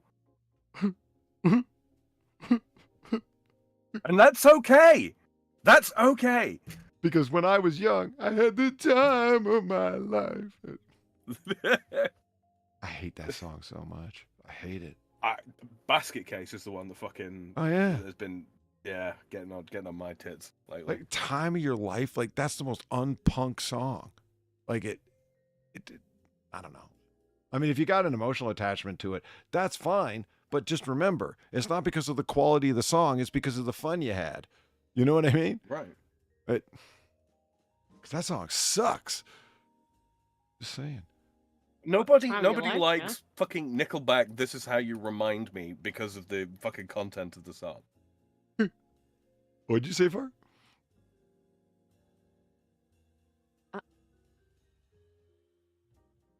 What did I say?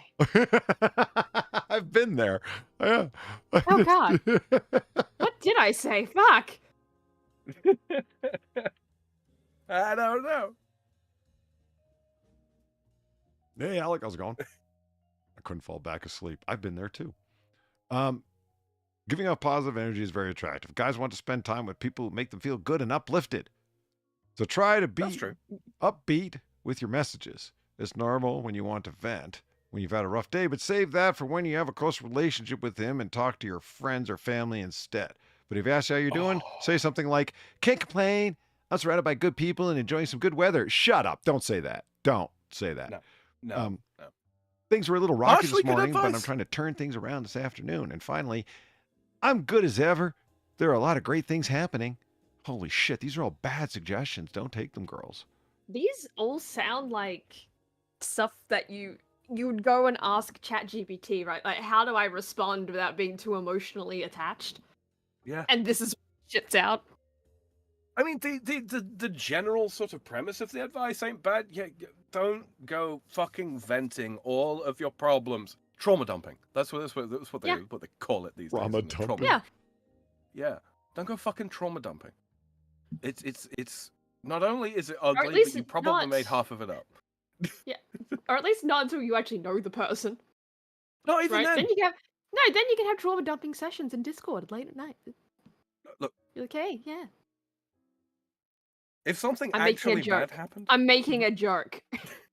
if something actually bad happened and you need some help working through it or something like that, by all means, confer with your close friends, be they male, be they female. You know. But if you're just having a bad day, don't go dumping that trauma. Especially not to your guy friends, especially not to guys you're attracted to. We don't care. Ouch. They might. I wish.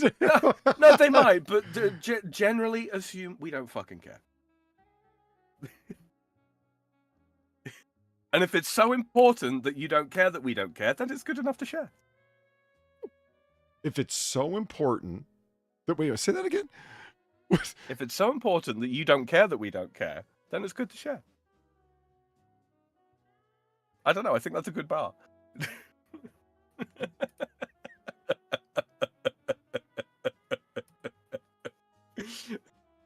Nah, seriously.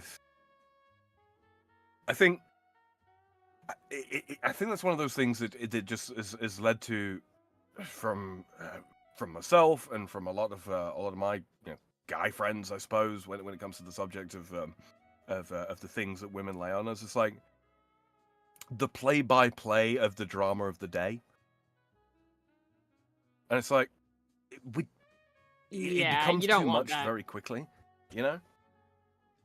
You know what I think? If you want to sound upbeat, what you do is just go to Polydub's channel. And a better suggestion than anything she's been given on WikiHow is to type out one of the titles of a Noir Bar stream. That's how you sound upbeat. Like, limit the people that you can disappoint. All affairs end in betrayal. Sorrow in the face of adversity. Death, taxes, and depression are assured. See, this is how you sound upbeat to a guy. I don't know. I'd be attracted if I said, how's it going? To a girl, and she responded with, time changes, but anguish stays the same. I'd be like, oh, wow. I'm just, Wow, I'm you're just saying, watching like, the channel? if a woman came to me, right, and she said to me, I asked her how she was, and she's like, oh, jeez, man, I've been doing these taxes, and man, I hate paperwork. I appreciate it's got to be done, but have you seen what the government is charging? Is stealing from us these days? I'd be turned on. That's a conversation I'm willing to have, night or day. Am I so wrong with wanting to meet a girl who talks like a hard-boiled detective? So how was your morning? Regret and despair are always on time. You sound like you want to date an Irish poet.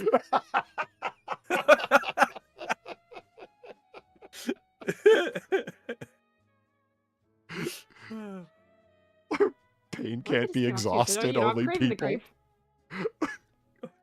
Or a French philosopher, which to all intents and purposes is the same thing. It's cold like my hopes for the future.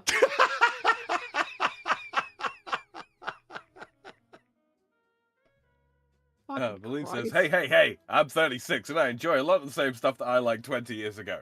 It's not... Excuse me. It's not bad to enjoy stuff more because you can afford it easier. And she followed it Yeah. up with a $5 tip. Thank you very much, Valine. She says, there's really no point in detailing drama because I can just send a screenshot of the one-liners that I put on Twitter. Exactly. Valine's got the right idea. You can condense this into a fun and easily digestible format. Do so.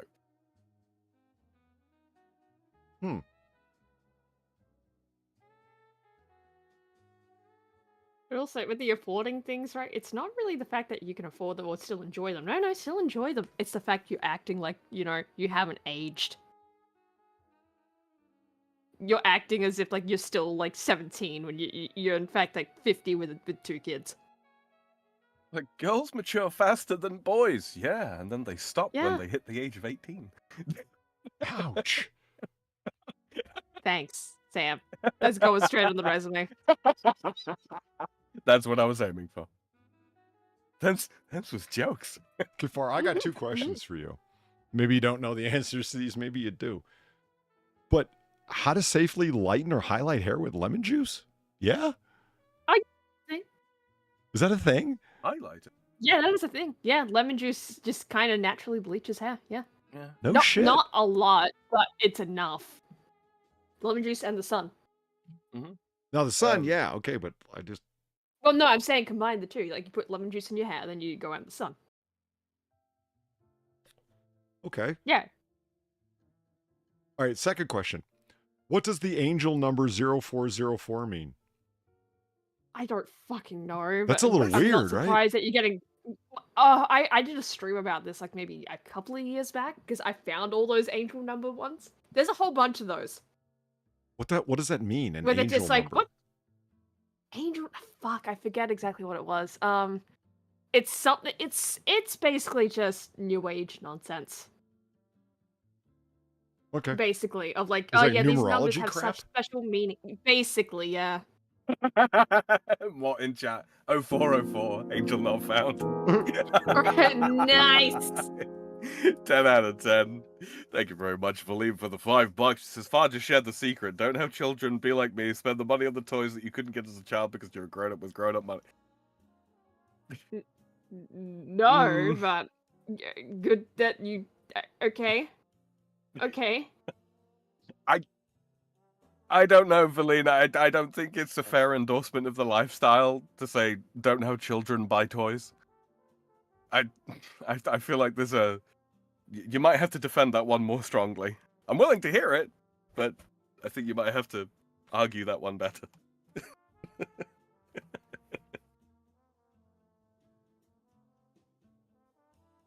How do I know what to talk about it when I text a guy? Try to find something in common ground between something you've been doing and something he's been doing. This way, you could possibly mention doing something together in the future. Okay, set up based on common interest, yeah. Yeah. So, I mean, but what's like, how do I know what to talk about when I text a guy? I mean, so basically you're saying inquire as to what he's been doing and then pretend you were doing something compatible or similar. I don't think pretense is the suggestion here, but I don't suppose for a minute there won't be any young women that find that as a takeaway, yeah. Yeah. Yeah, absolutely, they would. Yeah, as a general rule, ladies, girls, people, don't lie to people. Generally speaking, it's better if you don't. Holy shit. 115 plus heartfelt sorry messages and quotes for a girlfriend. Are they really heartfelt if you're pulling them from WikiHow? No. The answer is no. What is this, like, how not to be an autist 101? Welcome to WikiHow. Yeah, pretty much. Did you hear that RFK Jr. said he's going to find the cause of autism by September? I didn't realize September was responsible for autism, but good luck to him. No, there's no way you could have taken what I said that way. I had to think that over. I'm like, wait a minute, hold on. No, there's no ambiguity such that that was a permissible comprehension. No. Yes, there is. No. Autism by September. Yeah. Like flowers by Givenchy. That's just to be so. Thank you, Willie. Fuck you. Fuck you all the way, man. Autism in September. Thank you, Pauline, for the $5. She says, "Yeah, I can defend that easily. I'm buying a Switch when they come out, and I got a $750 gun for." Now, the $750 gun for Valentine's makes sense, but the Switch? No, Yeah, I'm sorry, no. fam. You lost me there. You lost me. Oh, there he is. Shit. Sorry, Valine here. Down on the. Boom. The penguin pick is in your DMs. He has no regrets. My penguin army is coming along very nicely, says Gamerline. Thank you for the tree fitty. Come on. Yeah, I'm pretty sure there's an Australian political party that was very much against penguin armies. What was wrong with them? They just didn't want them to invade from Argentina. There's a little feller. That's real. Oh, look at him. Oh, he didn't do nothing. Hey! Yeah. What'd he do? Nothing. That's what. He looked adorable. This was clearly pilot error, and they just decided to blame it on the fucking penguin. Yeah, those penguins are just about the right size for infantrymen. Little penguin holding a rifle. Yeah. He can't shoot it because he's not got any fingers. He has to get a slam That's what fire Neuralink's gun. for. Just get the slam fire shotgun. Oh, they can fire revolvers, Polly.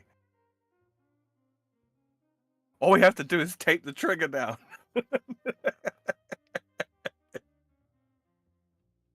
Okay, Valine says, don't worry about how I float and drink in my kidney-shaped pool.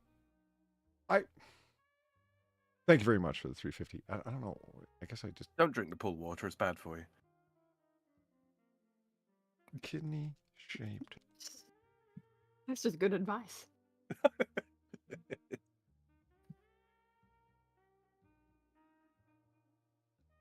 Like, no. No.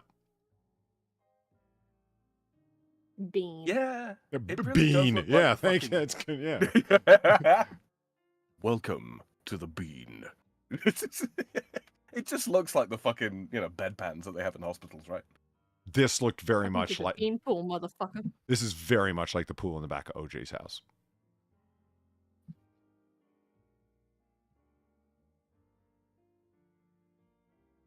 Huh. Okay. I don't believe your water is actually purple. No, it's a light.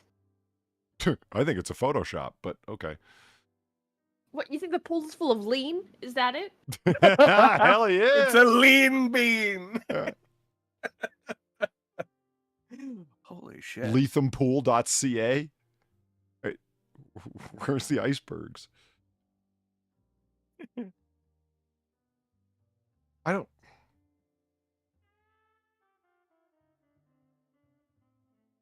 I can think of so many things I'd rather have than a pool in my backyard. Shooting range. Shooting range? Yeah. I mean, you gotta think you're in California, though, Like, I'm thinking like in the back of OJ's house. You know what he had back there? Yeah. A kidney-shaped pool. And a clay golf course. A clay tennis court. Really? Mhm. A tennis court. Yep. And Was he living on some fucking hospital? At any rate, that is what we're going to try to do. Sorry, Winston. Doing his best to try, I guess. Gamerline, thank you for the 350 and the I do. I didn't send pictures of my pool or anything. No. Oh, that's good. I mean, we'd have shown them if you had, but, good job he didn't.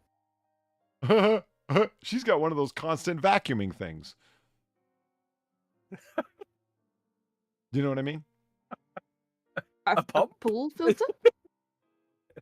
Well, I've never heard them called a pool filter. I've always heard them called a pool vacuum. There we go. Oh, the thing that was in Paranormal Activity climbing out of the pool and flying and shit. Yeah. Seriously? Yeah, that was an awful movie. Don't watch it. Yeah, no, that as I think I watched a third one in cinemas. I don't know They why. made 3? Yeah, they did. Where did they get the money? I don't know. People dumb enough like me to go see it.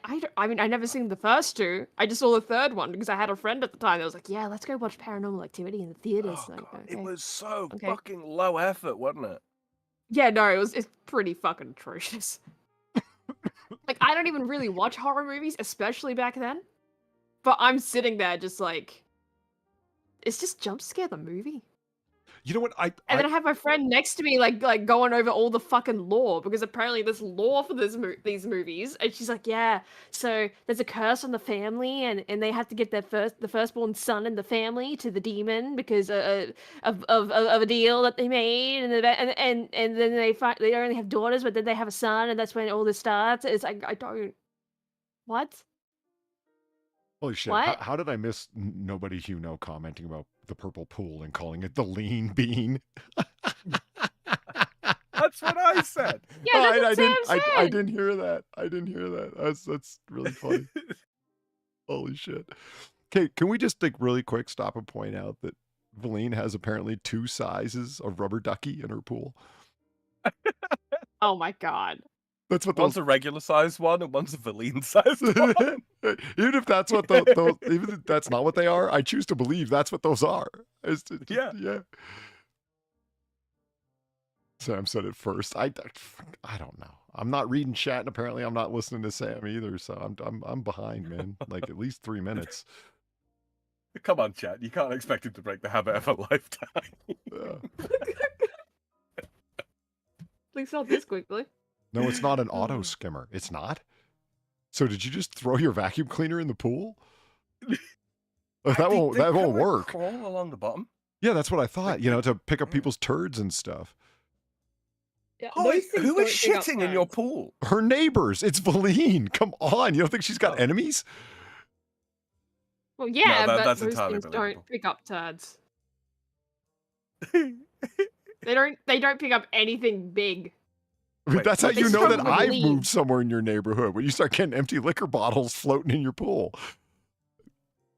So it's a Roomba for a pool. It's a Pumbaa. It's a Where's the Timon? Needs a Timon to match it. What's going on over? Is this? No. What is this? This little inlet over here? Is that the hot little tub sitting section? area? What's that? A little sitting area? Oh yeah, okay, yeah. You can have drinks in the pool. Yeah, then drown yourself in the deep end. Sure. Far. No, What? you don't have to do this. What? I'm There not are saying people that I care about would. you. I'm not saying I fucking would. I'm just saying that's what that looks like. I hate that they're Oh my calling God, this is that the exact same? minimalist. Holy shit. That's Valine's fucking pool. Yeah, is that the same pool? Except for like the diving board. Holy shit, that's Yeah. Valine's pool. Look, it's even got like the pretend lawn like she has. Yeah. Well, she lives in Arizona. Guys, what's she gonna do? Irrigate the fucking desert? That don't make no sense. Come on, be reasonable. Right. See now, here we go. Bean. Bean. Okay, I respect your island in the middle of your pool. I do. Yeah, that's yeah. you get more it, like a right? That's a little. fucking- That's kind of cool. I gotta say. That's That's more like a fetus than it is a bean. Full fetus to match the pocket fetus. Oh, I don't want to think about a pool fetus. Well, we're looking at it.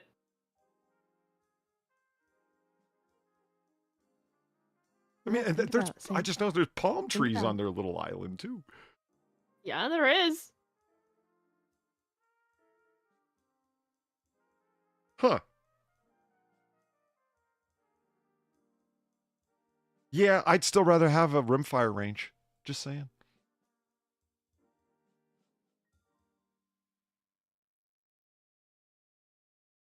I mean, this could be turned to a firing range if you got rid of all the water. There's no reason you can't have both. You could do like, you No, know. in the winter it's a firing range, in the summer it's a pool. It's fine.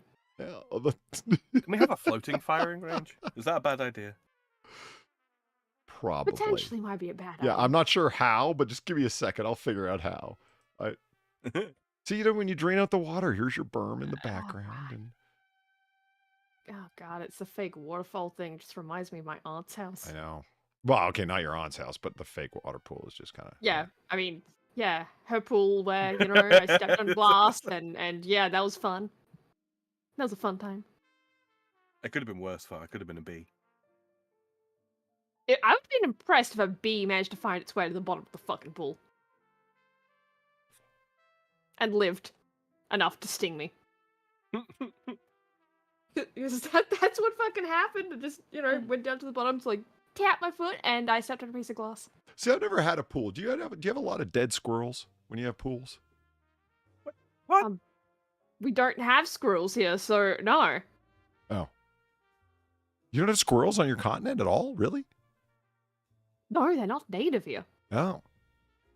And you don't want to introduce them. Rabbits or foxes? Yeah, but why would they bring squirrels? For hunting. They hunt squirrels? Yes. Do they actually hunt squirrels? Well, Yes. no, they didn't bring those. They only brought the rabbits and the foxes. Oh, yeah. Treetop heard of- whitetails. Absolutely. Never heard of like Cajun squirrel pie before? Yeah. Great. Absolutely. Okay, well, I thought that was just a weird southern food thing. It's more of a hillbilly than southern thing. At But any yeah. rate, that is what we're going to try to do. Yeah, I wanted to be nice. I wanted to be nice. Kirvaline, thank you for the 350 and the abadabadoo. But I do irrigate the desert. Our sprinkler system turns on at 9:30 p.m. and the landscapers come by to mow the yard every other Monday. Your landscapers mow gravel? Impressive. And truly impressive. Isn't that kind of just like a make work project? Look, times have been hard on the Home Depot parking lot, guys. But I've right? seen pictures of your yard. I'm not even fucking around. There's no grass there.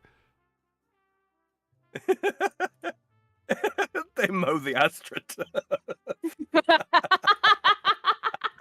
Wow, AstroTurf really grows back fast. Huh? Oh, that just flipped me off in chat. That's all right. I see how it is. That's fine. Nobody, for fuck's sakes, Polly. Oh my god, we are just veering away from WikiHow. Holy shit! Oh yeah, that's right. That is what we were doing. Hold on. I want That's our immune system's kicking in far. I look up OJ Simpson's backyard and I get the Simpsons backyard. What the fuck? Can you believe he owned all of that on the family had all of that on a single income? Well, he did work at a nuclear power plant. With no college education. Yeah. Where's the trampoline? Trampoline. That's actually a pretty big fucking yard, honestly. Yeah. And Yeah, I mean, if you why is Flanders' residence an open field? Probably because he's not there. This is the Simpsons tapped out game, Oh, okay. which doesn't exist anymore. So Yeah. rip that game. But yeah, they've probably just moved his residence somewhere else. Because I mean, the road outside the Simpsons' house is it's a complete road both ways. It's not a fucking cul-de-sac. is it? Yeah. No. Unless the plot calls for it. But no. Actually, this is a pretty fucking good shot where you can see. So OJ Simpson's residence. You can't see out back here, right? But remember, so it's on the corner. Here's the driveway entrance from one street, and here's the corner right here, and here's the driveway entrance from the other street. Here's where the oh shit, I'm sorry, chat. You guys can't see all of this. View file. Oh, well, why don't we look at it malargamicated? There we go. There we are. This is where the Bronco was parked. So you're a limo driver and you're driving down this part of the street. Oh, shit, I'm sorry, chat. You still can't see that. Fuck. Sorry. No, they can't just about. There we go. You're driving down the street. You're going to notice if there is or isn't a fucking a Bronco, a big white sport utility vehicle parked there. You know what I mean? Because you got to come back around and park up here. This is where the intercom is, right there on that stand, and this is what he's buzzing, and he sees to the front door right here, like just there. These are the bungalows that are along there. Mm-hmm. Beautiful property, cocksucker. I mean, because he is a murderer. Okay, he's dead now. He is dead. It's true. Discovery of knife is the latest twist in the O.J. Simpson case. Yeah, I don't believe that. But here's a beautiful shot of his kitty-shaped pool.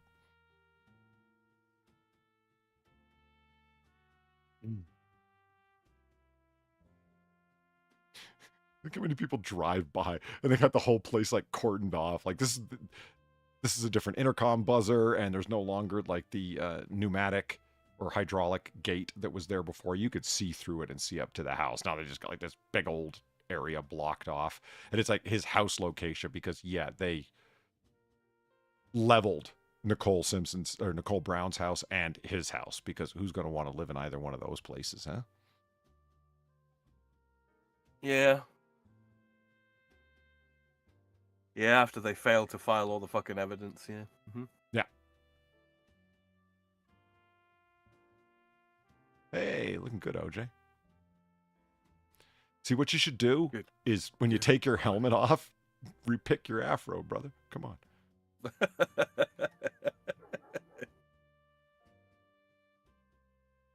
Fart, you've got to watch the trial at least to see this moment. The gloves. The glove. Isn't that just where it's like, they don't fit? Yeah, this is where they don't fit. Like, he can't get them on his hands, right? And then it's okay, let's order a new pair. And, you try on a new pair that hasn't been soaked in blood. Do those fit? Well, yes. Oh. So that's sort of all a, fraud, isn't it? Right? Because now they fit just fine. And there they are, fitting just fine. And I'm a little too deep in it. They're Eris Leather Light Extra Large, made by Eris Isotoner Incorporated. Fuck. I gotta get a life. That's all there is to it. There were 290 of them imported in 1993. You've been overcome by the obsessions of Polymar. Polymar.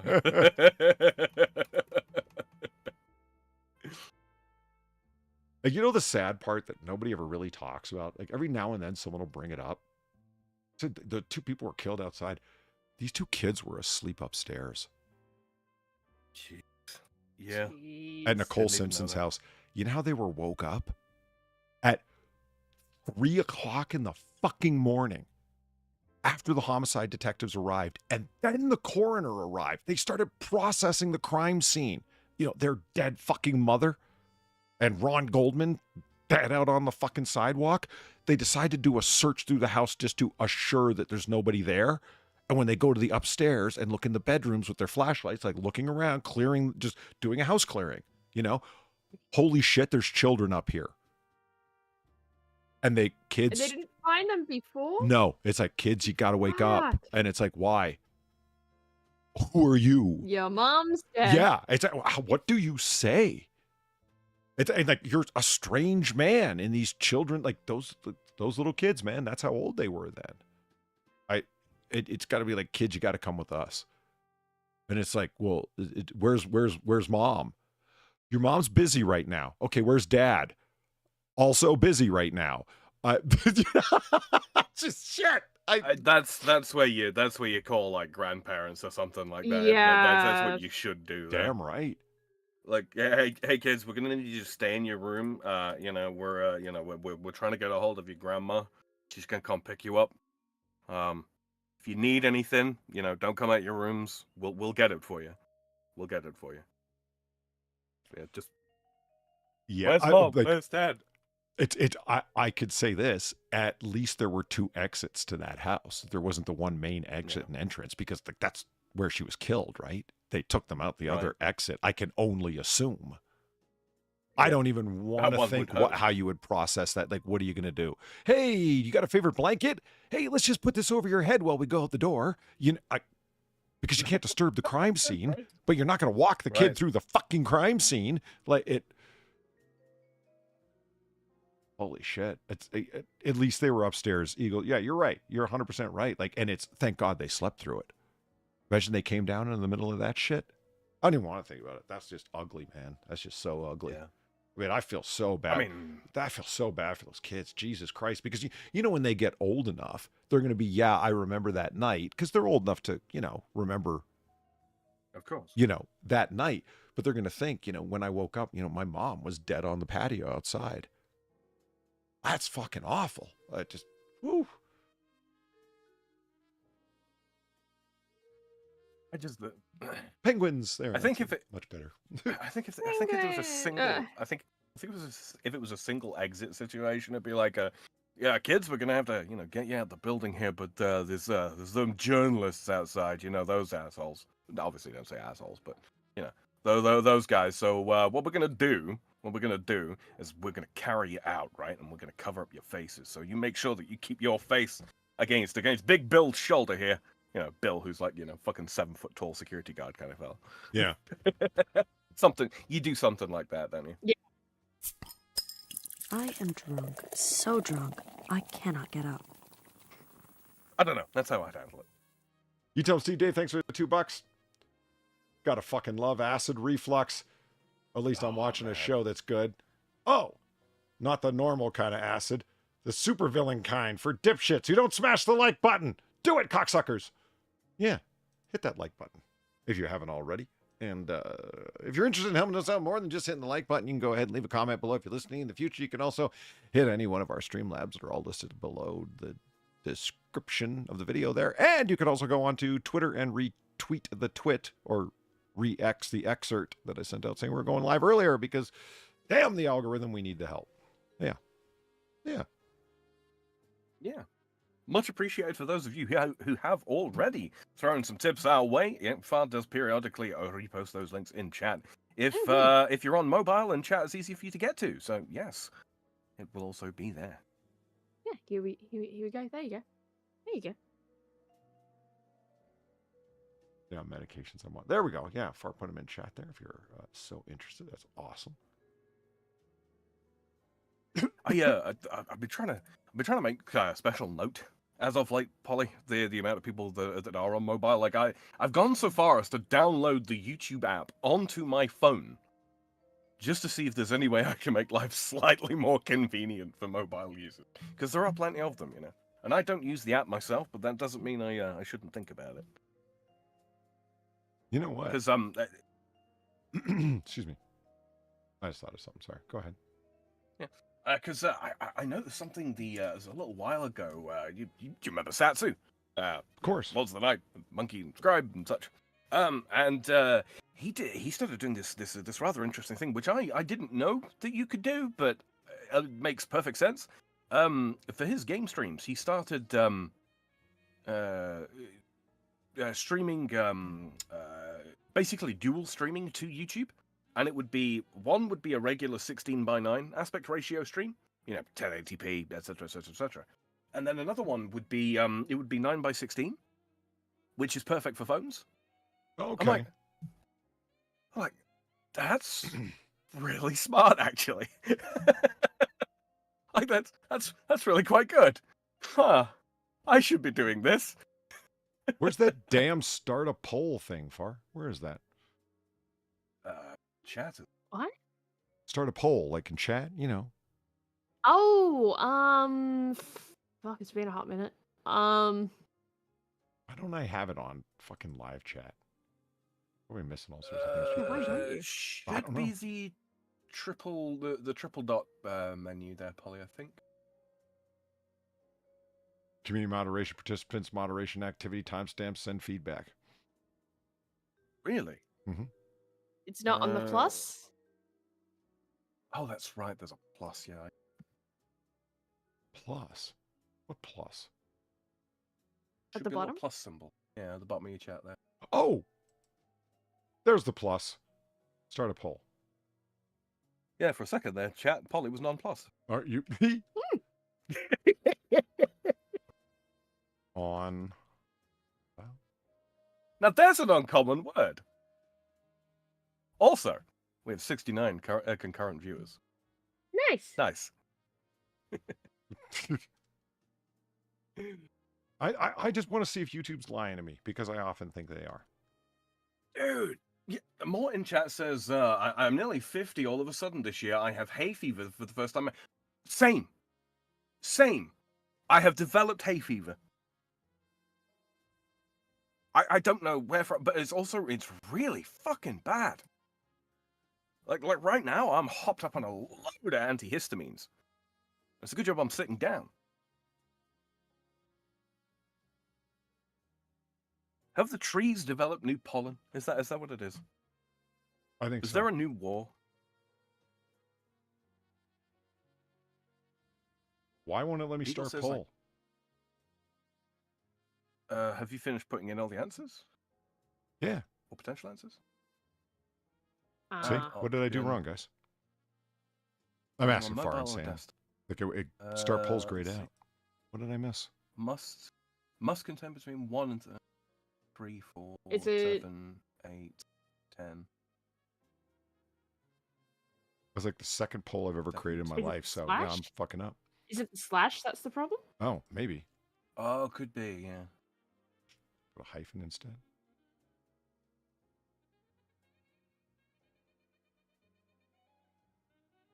No.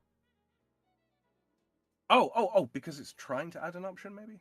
Can you tap escape? Look, I mean, I tried hitting X before to get it to go away, right? And it's like, okay, go away, go away. Oh, there we go. Oh, you no, go. there it is. Okay. Slightly See- janky. So there's the poll. I just want to see who's on mobile, if you're, or on desktop, what have you, laptop. Because I want to know, because YouTube tells me that the majority of you guys are, but I don't know if I believe them because they also say that 100% of my viewers are from the United States. And I happen to know that they're not, because at a bare minimum, Far's here. So that can't be true. Mhm. Sam's here. That can't be true. Yeah. But this is 100%. And I don't know why, but here we are. I'm pretty sure it live stream about viewers too, because I've caught it a couple times where there's people in chat, right, and then it's telling me, yeah, 1 viewer. Yeah. But there's obviously like at least 3 people in chat. Like talking, yeah. yeah, it's like yeah, no, I'm fucking convinced they're lying. So Yeah, please do vote, guys. You know, I know a lot of you have got a what do you call it? You'll have us in the background or maybe in your pocket or something like that. But when you've got a safe moment, so if you're on the road, not at all. But you know, Yeah. when you've got a safe moment, please do vote. Yeah, I know. take us out of your pocket and please vote. I know there's people that definitely, like Peter says, I'm in Canada. Yeah, I know we got some Canadian viewers. We got a number of Australian viewers. You know, a few people in Britain. A few, Yeah. a few British ladies, actually. I do not get why it lies like that. But it says something like 75 to 80 somewhere % of people are watching on mobile devices, which includes, as they say, tablets and tablets or any kind of gaming device that happens to be Yeah. also Wi-Fi connected. They count as mobile as well. So if you're running it through your Switch or whatever it might be, that'll count as mobile too. But I still just don't see it that way. Does the Switch have a YouTube app? I think so. I thought it did. Well, I thought it was for its game capture feature that it had Twitch and YouTube. Yep, it does. The YouTube app is available from the Nintendo Switch and can be downloaded from the Nintendo eShop for free. There's no way that's a good way of using YouTube. There's no fucking way. We don't discriminate, Far. I'm just saying, if you're watching something through the Nintendo Switch YouTube app, why? Why? Are you about to pull a? You guys have phones, right? No, I'm gonna pull a. You have better options than this. Maybe they don't, Far. Maybe they don't. Some people, you know, they get by on a shoestring budget, and you know they wanted to buy a magical fun box, and they went with the Switch, which is not a bad option.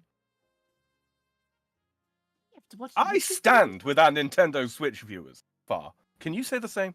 No, I can't.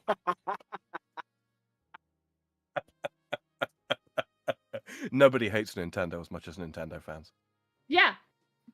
If the amount of videos I've seen telling me not to buy a Switch 2 or any kind of indication, yes, you're right. Holy shit. I was watching a Charlie video the other day. He's talking about how he was one of the goobers that got on board with the Wii U because he missed out on getting the Wii when they first came out.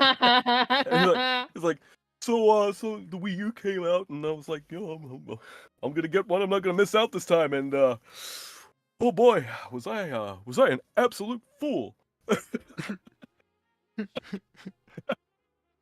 Love Charlie. It's one of the reasons I like Scott. Scott the Woz is like, he's like, I love the Wii U. I'm never backing down. He still holds on to it. Buy like 6 Wii U's, and the only difference between them is the box they come in. Yeah, that's Scott. Unfucking. That's not even an exaggeration. He did that. He fucking did that. I remember the special edition when he was showing on his Scott's Stash channel, where it's like, literally, the only difference was the printing on the outside of the box, that it was a special edition one or whatever. But it's like the Wii U itself was the same. He just wanted the different packaging. It's like, holy shit, dude. I guess if you're a completionist, I can kind of understand. I can kind of understand when it's stuff like region stuff, right? Because he bought a Wii U specifically because of that, because he couldn't play some games because it was region locked on a US Switch or some shit, right? I understand that one. I don't understand the box art one. That's just he wanted to play what, Japanese titles that were region locked? No, European titles. Yeah. Yeah, because you got what, like North America, Oceania, and Asia. I think are rolled together into one, aren't they usually? Oceania is a bit weird. Like it depends. It really fucking depends. Sometimes we get lumped into the European group. Sometimes the American group. Like it's never consistent. Mm-hmm. And then European and I know that Northern Africa gets lumped into the European region for some strange reason. Huh. I guess time zones or something like that are basically the same. So yeah. Okay, I'm looking forward to this. Send him a funny text. Okay, let's hear. Shares the dating coach here who wrote this shares the idea of how to be a funny girl. This should be good. But see, look what I mean of like the high faces, the high smug. Yeah. Holy shit. She's so not funny. Wait till I show this to my bros. And she's like, oh my God, he thinks I'm hilarious. No, he doesn't. Oh my God, he thinks I'm a girl. It's great. I'm passing. I'm sorry, they got the same face. That's the joke. Look, come on, tell me they don't. They totally no, they have the same face. It's true. It's true. I think she just like drew girls' hair on like this like the same person, and they just she just put different hair on them because they got the same little stump eyebrows. See? Okay. Humor is the key to the heart. Studies have shown that having a good sense of humor is among the most attractive qualities in both men and women. So showing yours off is a great way to build your chemistry. Try building inside jokes over text. They're a great way of signaling that you have something special together. It's okay to be a little cheesy. Send him something like, I'd love to see you, but I'm also enjoying learning how to be more patient. If I keep this up much longer, I think I'll reach spiritual enlightenment.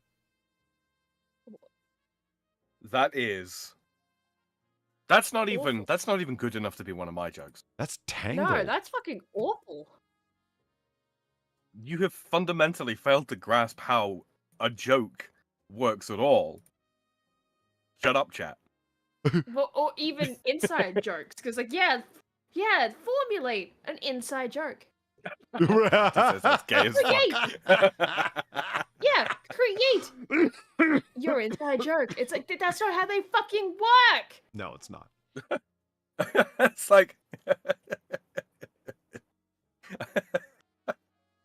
I'm so happy that you're one of the voices in my head. My doctor says I should get out more. Now, was that funny or what?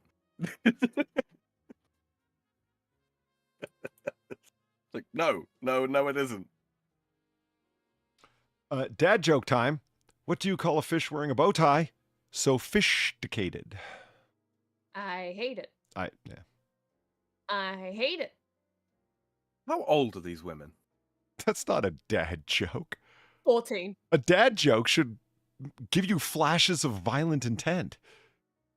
A meme or funny video is a great option too, so send one over. Yeah, don't try and be funny. Use somebody else's funny. You're not fucking funny.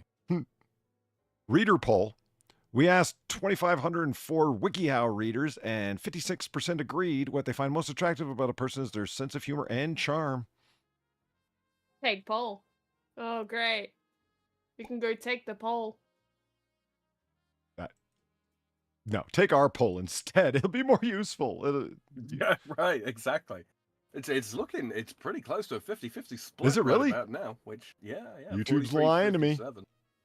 They're saying it's more than 3/4 are on mobile. I mean, I do not use mobile YouTube.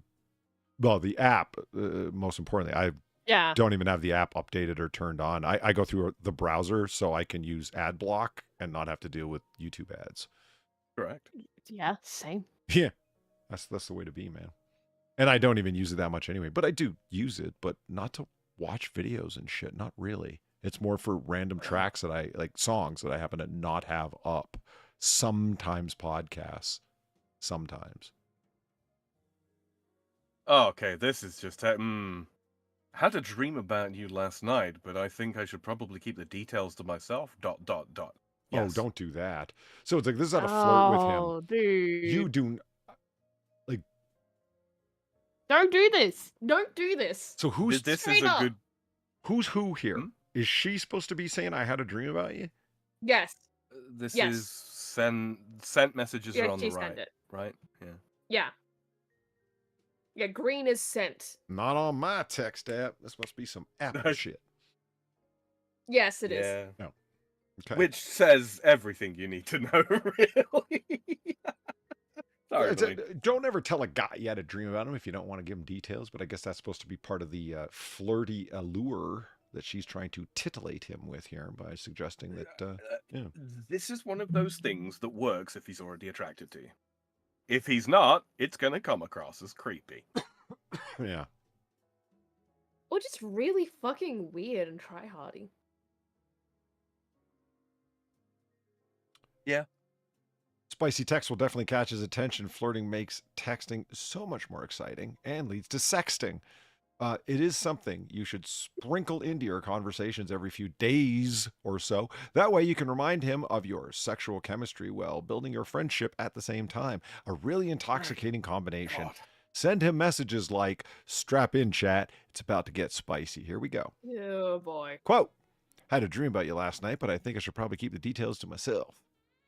Has kissing you been on my mind all day? Maybe. Well, that's not flirty. That's just saying I'm thinking about kissing you. Right. Huh? Oh, no. Just made my bed, wondering who could help me mess it up again. Oh, Lord. Oh, no. That sounds like a fucking OnlyFans whore on Twitter hook line. It does. It does. And the way that they're drawing these girls, it's like, well, gee, I don't know, will your mom be home? Like, try not to be too touchy-feely or sexual when you first start talking. This can give off the wrong vibe to somebody. Right, like the above lines. Yeah. Yes. Okay. God damn it. Yeah, and see, high. She looks high. She does look Let's high. do this. That's true.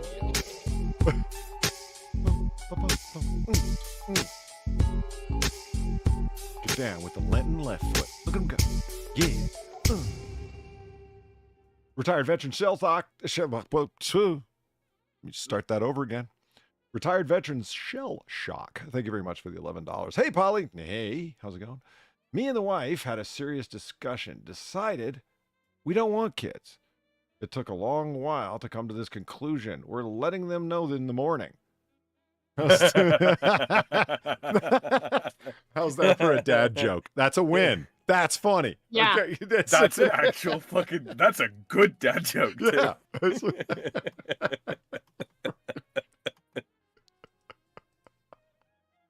letting, or you can, I mean, you could twist it, make it, after a trip for some shovels, hefty bags, and duct tape, we're going to tell the children. It's like,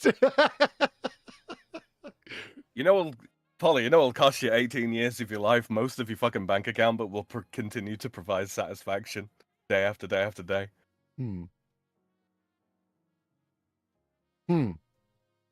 What? A boat.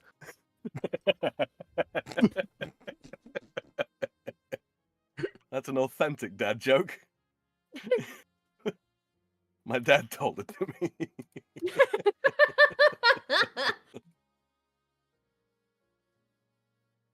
give him a compliment. Hey, that weed you gave me is pretty good. Thanks, bro. I'm not your bro, I'm a girl. Dankest. Thanks, dude.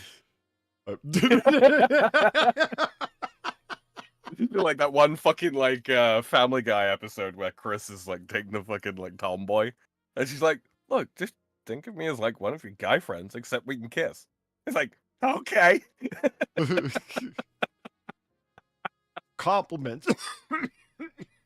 Excuse me. Compliments make guys feel good and confident, letting him know you think he looks good or he has other qualities that you like is something he'll appreciate a lot more than you think. Sending an occasional message like this is a good way of getting him hooked.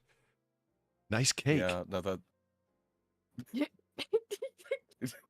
Girls love compliments. Nice cake. Nice. See, I know from personal experience you can compliment a girl about how nice the cake that she's baking is, and they don't react well at all. So I've learned not to give girls compliments. Okay, but that was the method of you doing that. That was the problem. Just because I snuck up behind her and whispered like a demon in her ear, it's no. Yeah. It's the thought that counts, for. Yeah, that's no reason to get cake batter on the ceiling as you scream in terror.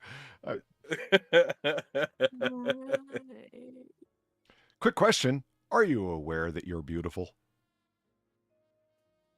What, you telling a guy this? That they're beautiful? Yeah, that's the Yeah, that's a little weird, but okay. I think there are entirely too many young men these days that would take that as a compliment. Okay, no, yeah, you're right. You're right. It's nice talking to someone as smart as you. I'm always learning new things. Oh, butter up the other side and pan fucking fry me, why don't you? There's a difference between complimenting me and trying to climb in my ass, lady. That shirt you wore today looked great on you. But would have looked way better on your hot friend. I thought you were going to say bedroom floor then for a second. Look, honestly, like, ladies, seriously, be careful with that last one because, yes, it will work. We will remember that. We will take that shit to the grave. That shirt? All right. Yes, absolutely.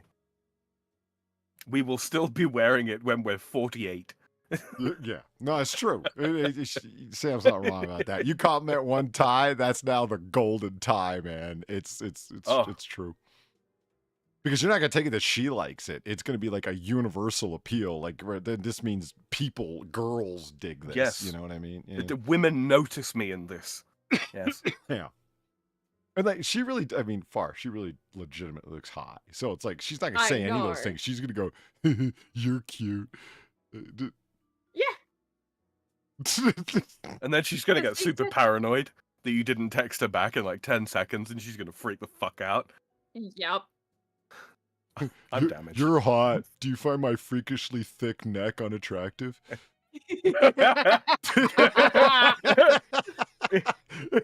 Are you? Does my tumor put you off, babe? It's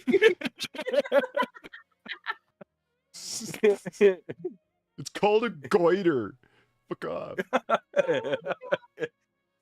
The neck gun. I mean, I guess it's not really her neck. It's that it looks like her shoulder starts here, right? And it's not. It does, it's just but it's her head. Yeah. Okay.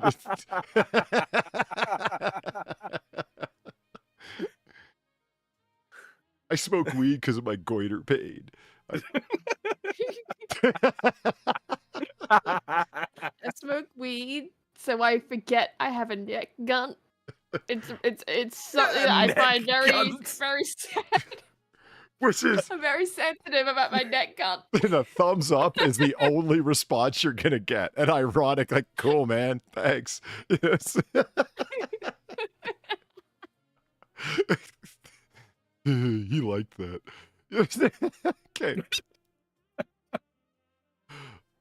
Ask him interesting questions. Yeah, you know what? If you're a pharmacist, who apparently this lady is from the look of what's going on in the background in her lab coat, don't text guys at work. Count the pills correctly. Please do. Especially yours. Deeper conversations can create more intimate connection. Getting him to open up about the things he believes and the way he sees the world is a good way to give your relationship more substance.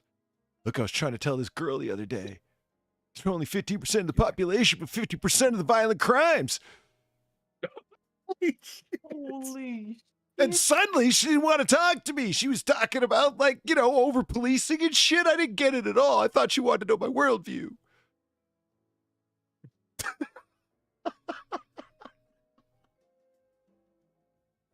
Good Lord, Polly. You know, I stole that from an old Doge meme. Mm-hmm. The classic Doge dog. It looks like he's talking to a girl, and he's staring at the back of a monitor, or. Ooh.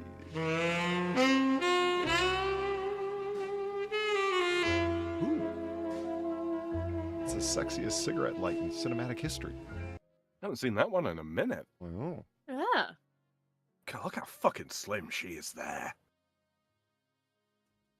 Who, Ava Gardner? She must have... Yeah, she Yeah, must have had like a fucking 20-inch waist there.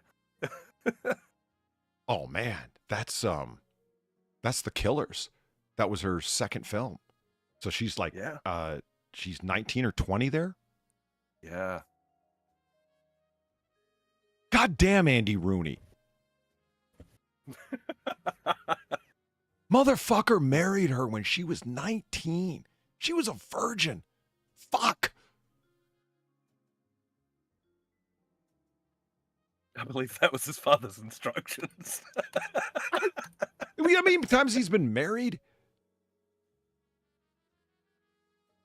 Anyway. It's a fucking asshole. It's true. Okay. Gamer Valine, thank you for the $8. Every time you read stuff like this, you make me question how I went from divorce to a 9-year relationship. Then my boyfriend says something, and I end up repeating it in Discord. You, Far, and Sam know. Mm-hmm. Every time I read something, you wonder how. Yeah, things like this, I would assume. So, well, this isn't going to help, Valine, in terms of, like, what you just said, like, things like this. How'd you go from a divorce to a 9-year relationship? I think it's by not asking so-called interesting questions like this. Do you think it's better to be good or to be successful? Like, what if I'm successful at being good?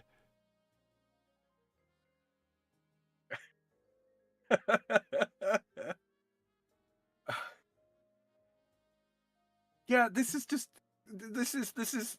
I'm 14 and this is deep. Yeah. Yeah. What is Yeah, something that WikiHow. you've been taught that isn't true, that you can learn to date on WikiHow? Do you think most people under or overvalue themselves? Don't Don't ask me that question. It will not go well for either of us. Why does so much of this read like the soulless crap ChatGTP would come up with? Like, I know, Far, you said that earlier, but that's what I just keep getting reminded of. It's just... Because it probably is. It just feels like a rehash of the same bullshit that's been put into like teen girl magazines since God was alive. Yeah, it really does. Like, Far, I remember you showing me some of the fucking girl mag type stuff that was available in Oz. And just going through Yeah. stuff. Jesus. Like, Yeah, Now that you mention it, yeah, it is the same vibe. Holy fuck. How is it that the best advice I can seem to give to these people is the same advice? Like it's not sex specific. Just treat them like they're fucking people. They're just people. Yeah. People really aren't that complicated. There's something that I've been taught that just isn't true.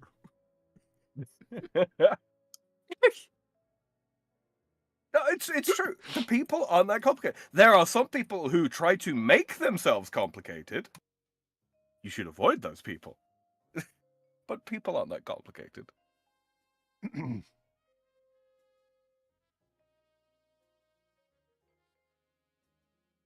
Don't be a dick. Don't try to undermine them. Toss them a compliment when they do something good. You know. Take them out to dinner at least 3 times before you try and sleep with them. That's reasonable. Yeah. If they can still put up with your nonsense by the 3rd date, they're interested.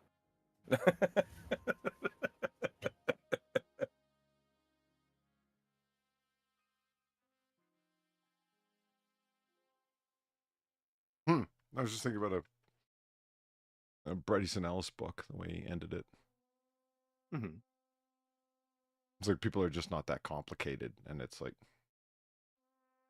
yeah, I guess not. It's like Devil Fruit Zero says here. It's pretty much the way that Ellis ends that book. The main character, Imperial Bedrooms is the name of the book. He after going through all this stuff and, like, you know, reading people so well and very accurately, and chasing after this girl and not getting her, and then being betrayed by somebody that he knew was a betrayer from the beginning, because he's actually very good at reading people, or just, you know, he sees the possibility of their intention, but doesn't want to believe that they're willing to go that far, to be that bad, to be that underhanded. And it turns out, no, they are willing to be that underhanded. It's not that he couldn't see it in them. It's that he just didn't see them as actually acting it out. He saw the capability in them, though. Yeah. But then, you know, he, because of how badly he's been betrayed, and he has been, and used, and he ends up going out on like this sadistic, twisted thing of like hiring a couple prostitutes and treating them absolutely terribly. And then the book ends in this really odd fashion where it's like it's like kind of autobiographical on Ellis's part, but then also, you know, speaking from the in-universe, from the character's perspective, he says, because in the end I've realized 3 things. I don't know how to get along in the world. I don't like myself, and I'm scared of people. And that's it. That's how the book ends.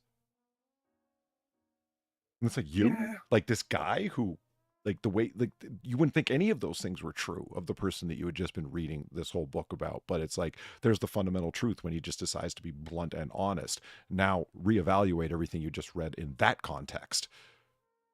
That's why Ellis is a very, very good fiction writer. It's like, okay, what the fuck? I don't know what to make of what I just read now. It gets the old noggin jogging, huh? Yeah. As any good book should. Is murder a dating strategy? No. No. No. Only if you're a crow. If you're a what? Only if you're a crow.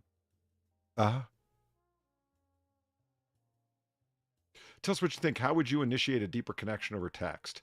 Show genuine interest in his beliefs and values. Share personal stories and experiences. Discuss deep and philosophical topics. Ask open-ended questions to encourage meaningful conversations. At any rate, that is what we're going to try to do. Share vulnerable thoughts and emotions. Okay, this is good, but nowhere near the beginning. Yeah, no shit. Sharing this too is 10 early weeks into is texting. just not good. Yeah. How would you initiate a deeper connection over text? By calling. Boom.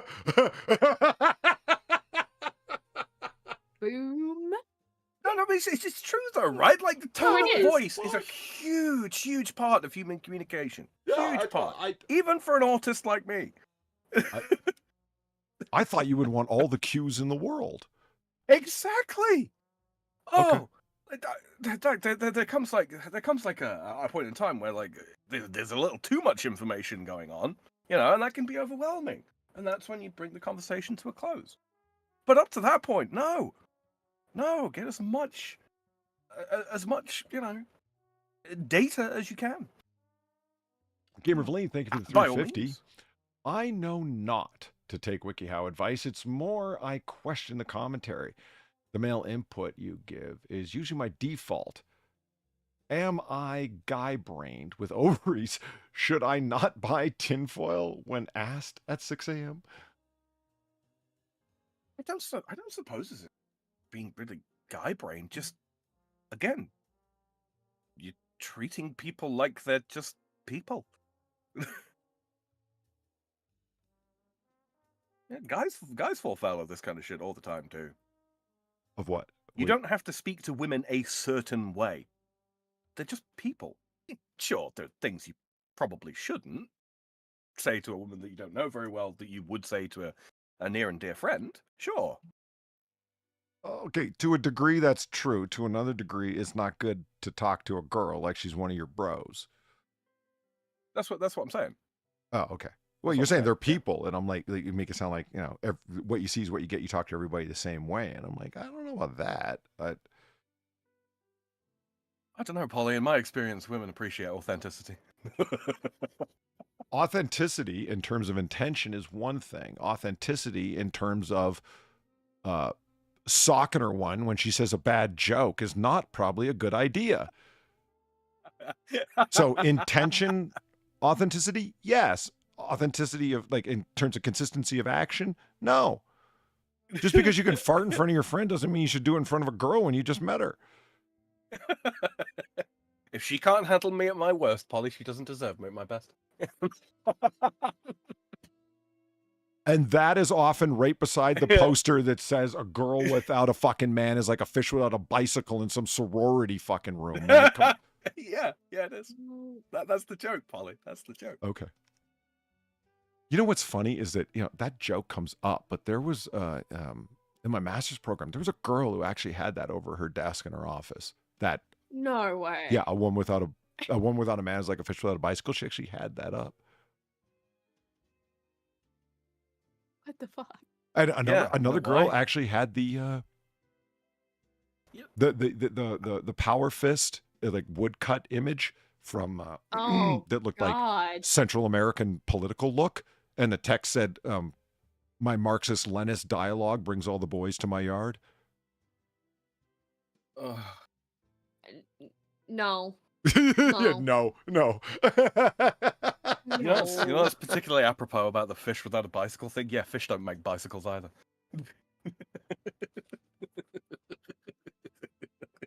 Send him photos. Oh yeah. That's what kind of photos are we talking? Oh, this kind. Oh. This isn't the worst. This is probably about the best suggestion, because all girls are taking selfies. It just happens.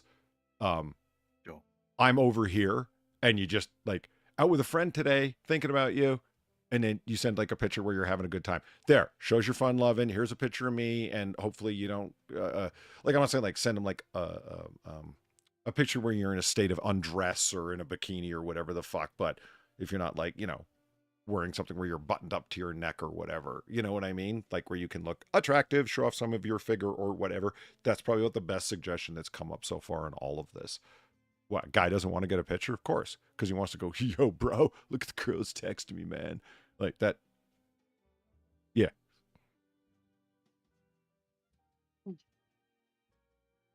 Just saying. But maybe don't say, like this outfit, because that's not... No, that's fishing for a compliment. Yeah. That's not a good idea. Yeah, because that's also just like, well, what is he supposed to say to that? Are you expecting, like, just a yes, or, like, him getting really in-depth? Because he's not going to get in-depth. And if he does, maybe he's not the guy for you. Exactly. It's just, More, really? Women never like it when you tell them the story about how you shit yourself? Except the keepers. That's how, is that how you filter them out? You tell all women the story of when you shit yourself, and the ones that are still there, she's a keeper. That's bold. I'll give you that. That's a bold strategy, man.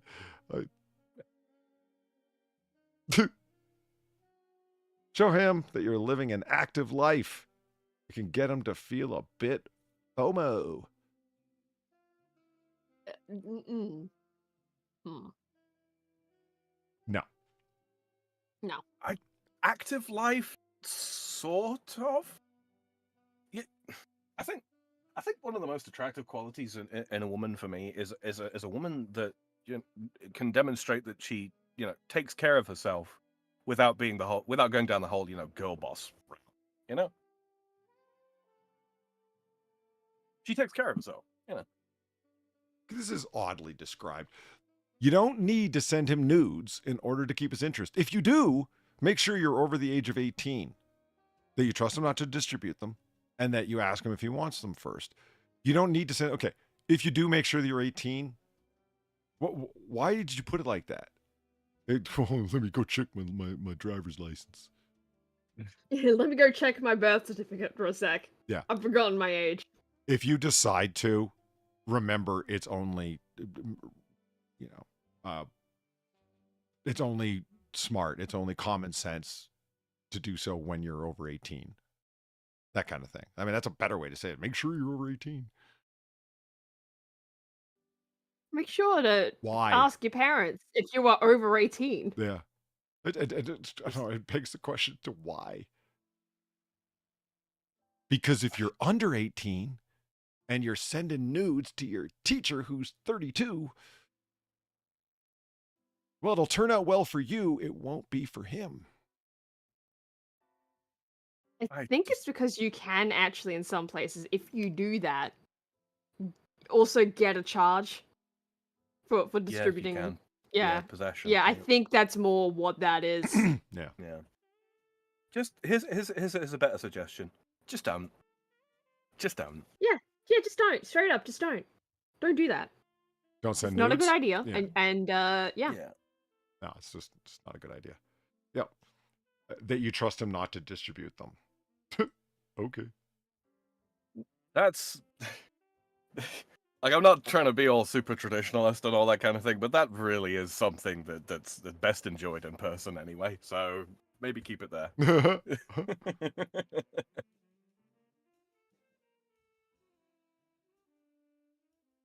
Hey, I was just searching job hunt and I thought you might be interested in this position, smiley face. Yeah, get a job, loser. Yeah, exactly. Yeah, that's sure to go down well. Yeah, that's gonna go down real fucking great. Fuck. The job you have kind of sucks, and I know it's hard to get better employment when you've got a sloped head like you do, but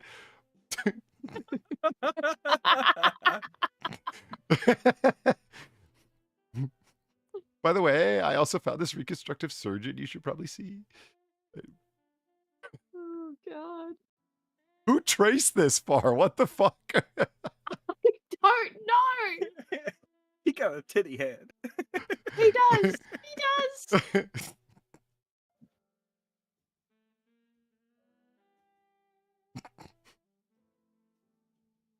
Listen here, hair hat. I don't want to hear about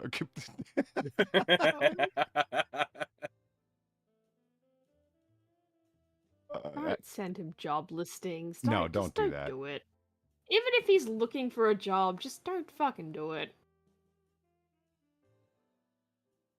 If he's been dealing with family stress, offer to let him talk out his problems with you. I think it's better to, in this, like, if so, these are like how to talk to a guy. Like, this is all initial, if you know what I mean. Like early on, that's the vibe I get through all of this. What to do, how to talk to him. If you already know the guy, why do you need this advice? If you know what I mean. Mm-hmm. Yeah. So it's like he's been dealing with family stress, offer to let him talk about his problems with you. If he already seems like he's that kind of guy, yeah, I guess. But to me, it's like if he's been dealing with family stress or just job stress or whatever the fuck, being the enjoyable, fun relief is a better path in than being the sounding board, in my opinion. No, absolutely. Yeah, being the useful distraction is probably not a bad bet. Don't remind him of his failures constantly. Don't remind him of his failures constantly? Where the hell did that come from, Sam? Who does that? I don't know. People that follow this article. I'm speaking purely hypothetically, Polly. I personally have never encountered it. That steady drumbeat of criticism constantly in my head. No, wait. It's from my phone, from the same person. Let him know that you're thinking about him. I saw this guy at the coffee shop who I swore was you for a second. Then I realized you're just extremely generic and lots of people look like you. I like it's how all these messages are to this Dennis guy. I didn't notice that too. You're right. It's true. Yeah. It's all Dennis. You know, this article is probably one giant attempt to flirt with Dennis. We're found Cheryl. Right?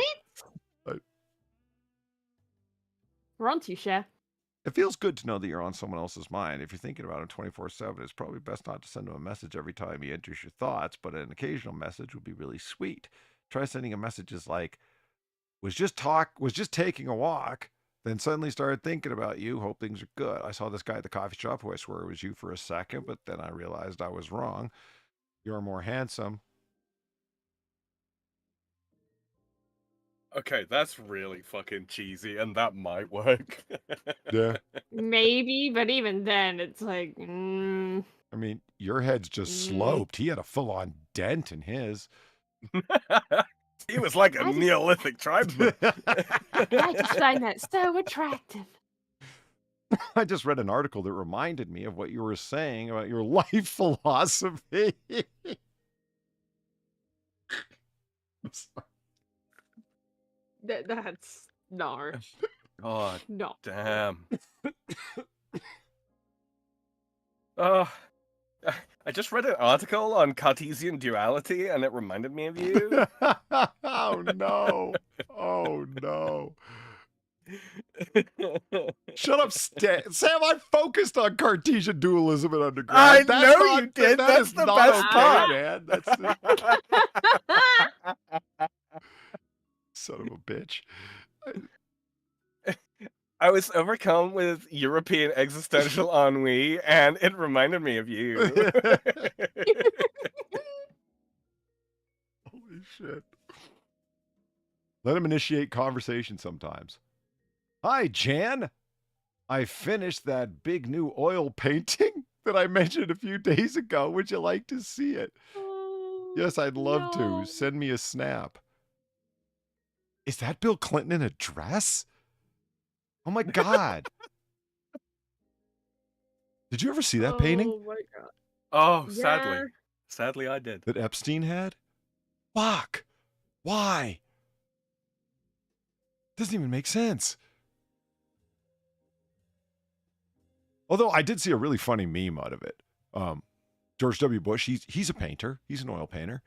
And they really very cleverly inserted that Epstein painting onto an easel that George W. Bush was actually painting at.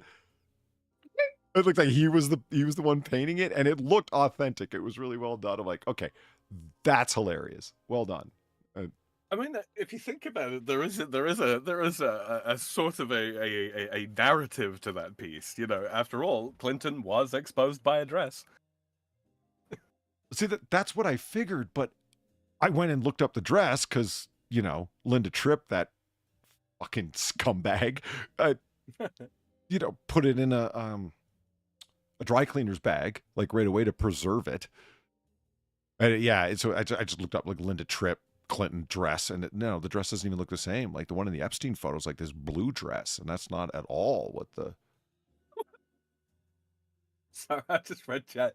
Lisa here says, remember, if you are texting your boyfriend, don't be discouraged if he messages back saying, "Who are you? How did you get this number?" Or "I told you not to call me."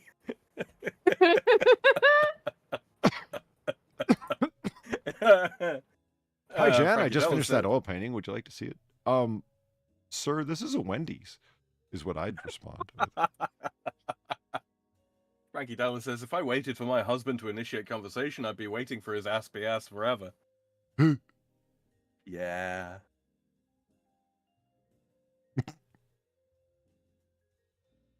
Just because a man doesn't immediately initiate conversation with you doesn't mean you need to pester him every 6 months. Come on. Reinvention of a classic there, Polly. I appreciate it.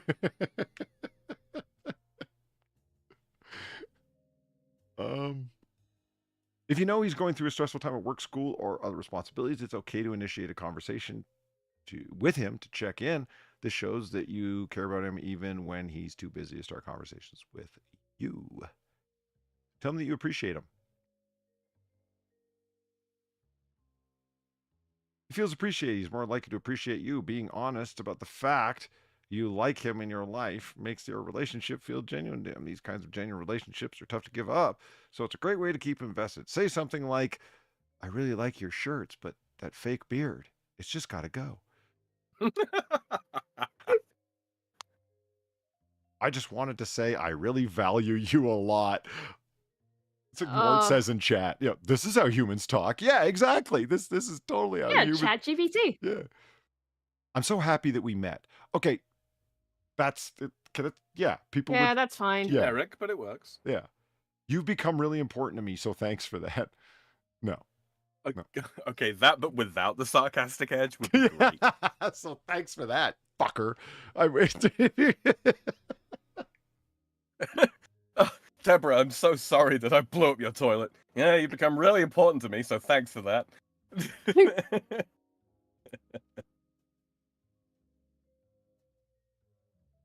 I just read a little thought experiment. What happens if you put comma fucker period at the end of these? How does it change? I just wanted to say that I really value a lot, fucker.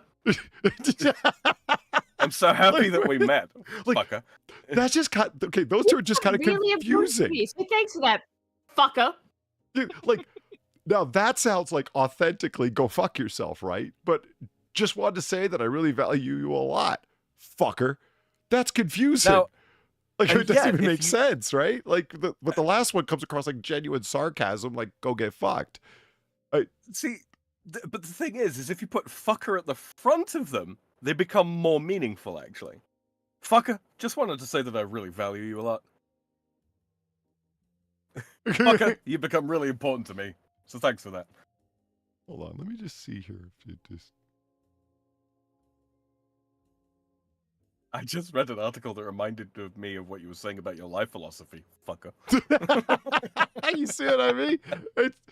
Hold on, where were the... Quick question. Are you aware that you're beautiful, fucker? That one's slightly like, I think I would take that well. Yeah, you know? so do I. Like, it sounds like she's... Actually, I think fucker improves that one. Like, it's some like you sexy... It almost comes across like you sexy bastard a little bit, if you know what I mean. You're kind of a fucker that you're hot enough to constantly be on my mind. Like, that sort of thing, if you know what I mean. I'll get you out of my head, fucker. Yeah, that shirt you wore today looked great on you, fucker. I think I would take that very well. Yeah, that just sounds like she's got a sailor mouth. Like she's like Valine, you know? It just...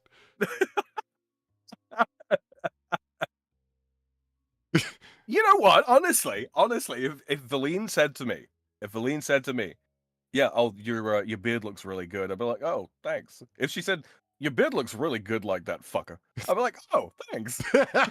Yeah. It's more genuine that way.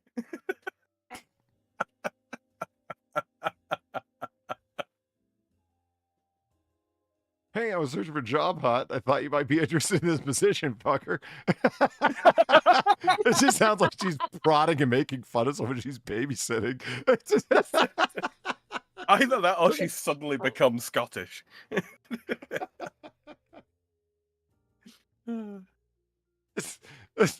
See, now I'm just starting to picture that this is like the special needs kid that she's been assigned to, and she's become really bitter about it, so she's starting to call him names, you know? Oh, God. Graduate job, fucker. You start tomorrow.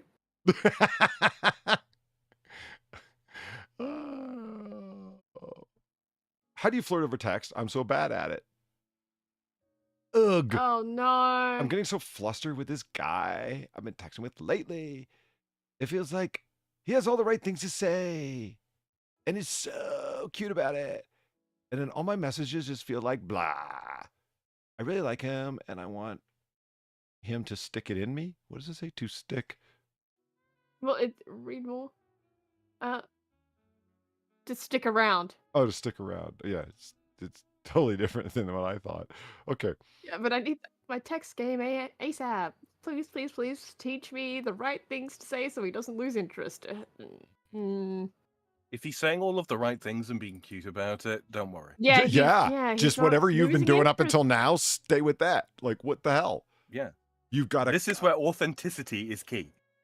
you have a guy that you think is cute that's flirting with you constantly. Clearly, you're doing something right. Yeah. Whatever hot mess act you've got going on, just that.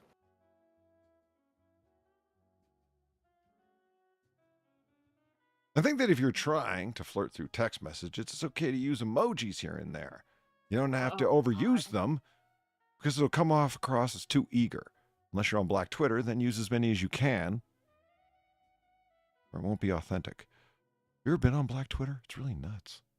Oh, dude, I love Black Twitter. I've That's one of my flashes. It's one of my favorite places to be on the internet. It really is. It's you know, it it is what it is. I just don't understand the extreme overuse of, from my perspective, overuse of emojis and emoticons. Like both of them. It's like. Sorry, go ahead. No, I repeat myself actually. So yeah. It's like the difference between choir and Southern Black Gospel choir, Polly. That's the differences. Everything is dialed up, and I'm here for it. I appreciate it.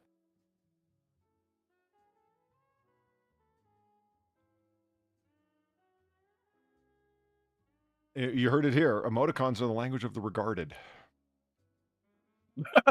Lovely. Only the well-regarded ever. Send my regards with a colon open parentheses immediately. There are always, I get it, retarded. Yeah, but the less than 3. Send my regards to the less than 3. Let's settle this once and for all. Cast your vote and see what others think. What do you think is most daunting about flirting? I don't know what to say. I'm afraid the other person won't like my flirting. Well, I mean, I guess those are the two main splits, right? You know, in terms of anxieties one might have.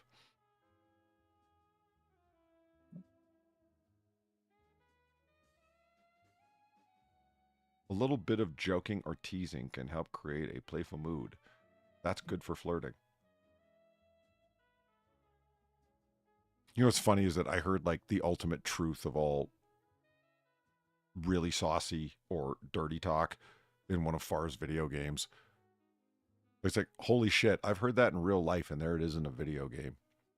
90% of all dirty talk is just asking a series of dirty questions. That's all. Oh, Nobody's was worth that that much. 9? He's good.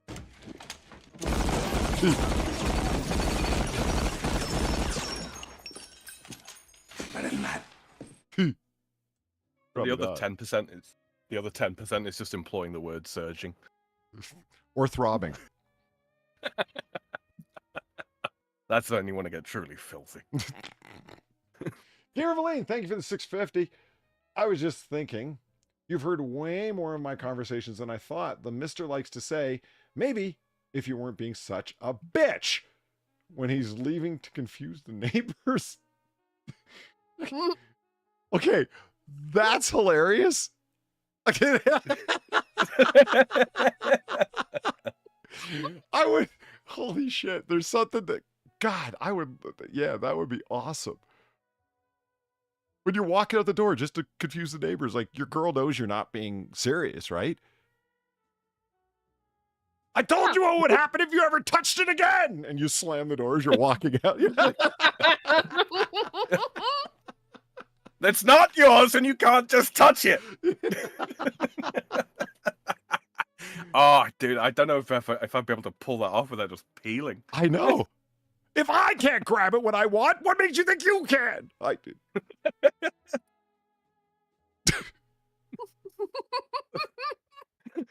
Enough with the salsa already.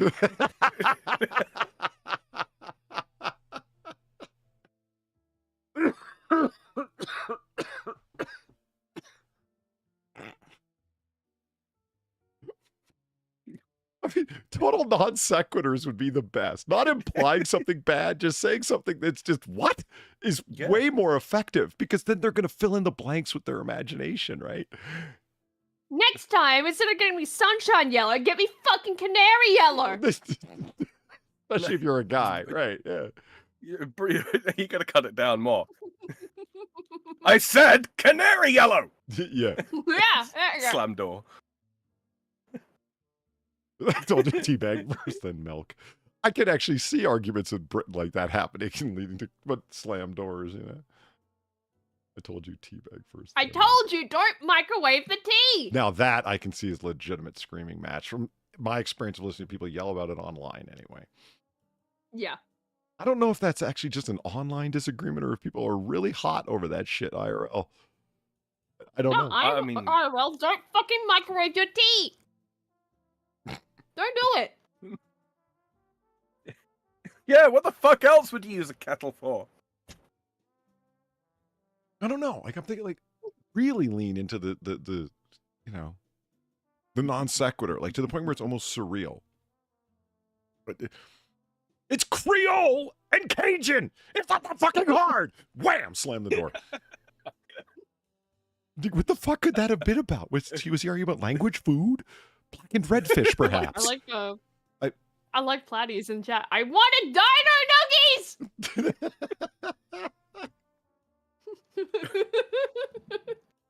Atkins dietary sticks are not French fries. And it's not an acceptable substitute. Slam door.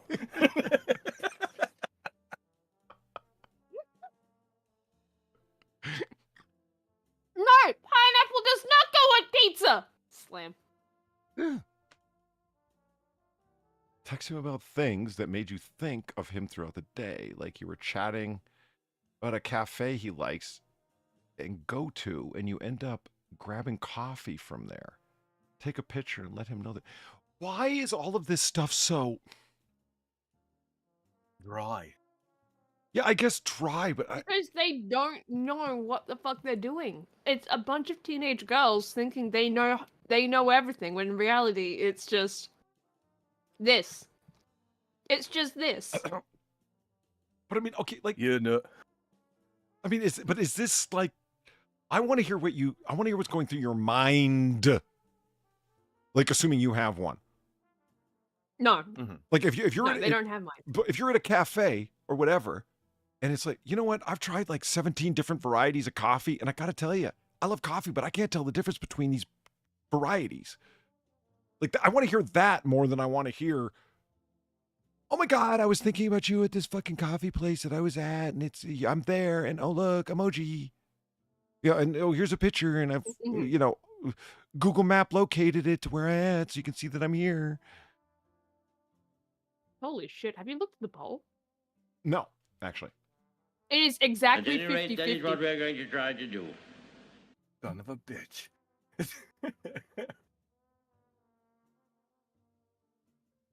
I won't let me. It is fully balanced. As all things should be. Why won't it let me fucking bring it down or close it or anything? Oh, here we go. No. How the fuck do I close it? What are you trying to close? The poll. I'm assuming everyone who's voted is going to vote, or going to vote has voted. If you haven't voted, vote. What the fuck? What are you doing? Drop the balance. Do it. Do it. Mm-hmm.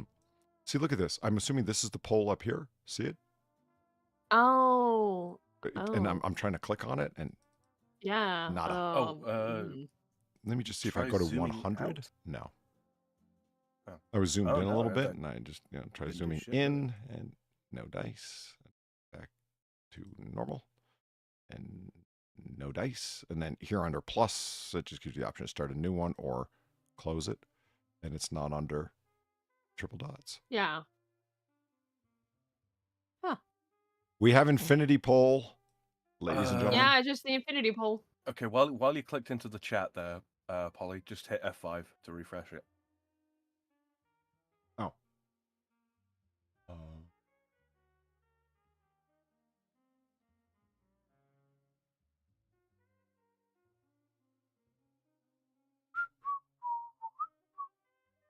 There we go. Wow. No. Okay, that didn't fix it either. Nah. No, it didn't. Did that Okay. actually reset chat in the studio section? Everyone loves hearing about that. You know what? I'm going to do that, actually. Chat. It should pop up back over here. There we go. Hey. Yeah, see? 50-50. It is. Dead on 50-50. Yeah. And poll. And there's the results. And so there is official empirical evidence, ladies and gentlemen. YouTube's lying to me. Because, yeah, they make it clear. Over 3/4 are mobile. But I am still impressed that 50% of people are listening on mobile devices right now, or their phones or tablets or what have you. That's fucking nuts. It is more than I would have thought. Shows what I know. So, Sam, you're absolutely right in figuring out how to optimize your streams for mobile users, man. It's well worth it for their convenience, you know. Yeah, I mean, if there's... It's actually an interesting question. Chat? Tell me. What is it about my streams it would be better not on mobile? Or if on mobile?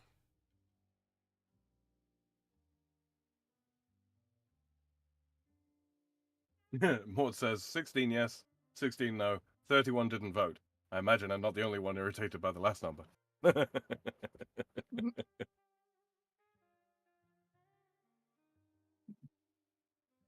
Come on, you fucker. I don't know. I think we get away with it here to a certain degree, in so much as obviously besides the screen sharing thing, there's not loads of action on the screen. You can tell pretty much everything that we're talking about in the way that we're talking about it. I guess, but when we're looking at stuff like for people that are on mobile, is not when we're doing like a Zillow walkthrough or we're looking at weird stuff on Amazon, like strange products on Amazon. We're looking at all the Temu stuff. Like if you can't see the thing, isn't that like, holy shit, look at the blah, blah, blah, whatever it might be. Like if we're describing stuff and reading it, sure. Yeah. You don't even need to be looking at the screen. You can just listen. But when you can't know the horror of seeing a wasp's nest in a fucking vent in a meth house unless you look at it. Right? Oh yeah, you do kind of have to see that for yourself, don't you? Yeah. There's no point Still to watching traumatized, live huh? if you don't have a keyboard. Yeah, I don't know about that. I could see some people seeing it that way, but the hell is this? Else? Well, yeah, thanks, Far. You're welcome. I believe that's a residence for people to abode in. I believe that's where people live. It's called a house. Well, That reminds me of the show. There was a big blue one of those, and there was a bear in it. And he would smell you and tell you what you smelled like. And then he would go at the end of the episode, he'd go sing at the moon and yeah. what are you two talking about? Bear in the big blue house. Yeah. What? It's a Jim Bear in the Henson big blue property. house. Yeah. Saren Bigley House. Bear in the big blue house. Oh, okay, that fuck. I might as well have not even heard what you said. I don't know what the fuck that is. It's a Jim Henson property. Is it? Yeah. Yeah, it is. Oh. Bear in the big blue. Big blue. Oh, that's it. Make fun of the guy who's half in the bag. That's nice. That's cool. Congratulations, Polly. You played yourself. That's telling you how to make shots on WikiHow? What the hell? Yeah, this is instructions for making the best shot in the world. Now, you don't have to agree. The point is that it's not the best shot for you. It's the best shot for a crowd. The lemon drop is a crowd pleaser. And if you can enjoy vodka and lemon juice together at one time with sugar, well, you're just being hard to get along with. And if you tip some blue curacao into it, it tastes like blue raspberry. Does it? Mm-hmm. Really? Mm-hmm. It's. I've never known a girl in the world that did drink that didn't enjoy a lemon drop shot, because again, it's just lemon juice, vodka, and sugar. There's nothing to not like. You know what I mean? It's yeah. If you're trying to buy shots, this is the way to go, because it's just a crowd pleaser. I don't know. Maybe I'm the only one in this, but I like bitter lemon with vodka when it's when it's hot in summer. Very refreshing. Platty's hard to get along with. Why, you don't like lemon drops? I don't think you drink at all. What the fuck what am I missing? I'm not sure, actually. What are you getting at? What do you mean by that? What did she mean by this? I just really want the sugar.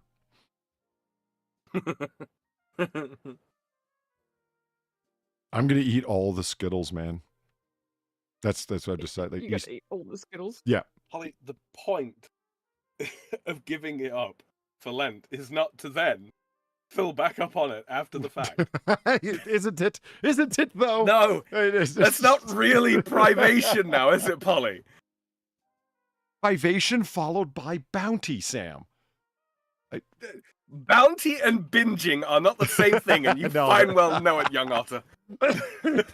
Yeah, you're right. They're really not, are they? Don't make me get my bibble. It's very holy. I have 5 of them. Oh, I see. Are they all full of holes? No. Do you mash them together so they become one big mega bibble? Far, I hate to be the one to break it to you, but yeah, alchemy don't work that way. We did. But it should. That was actually really fascinating. That with the mega bibble? No, the Christmas tree antennas that were placed very close to each other across various dishes in Western Australia. The SKA, very low frequency radar telescope. Yeah. Fascinating. That was really cool. We did that last week.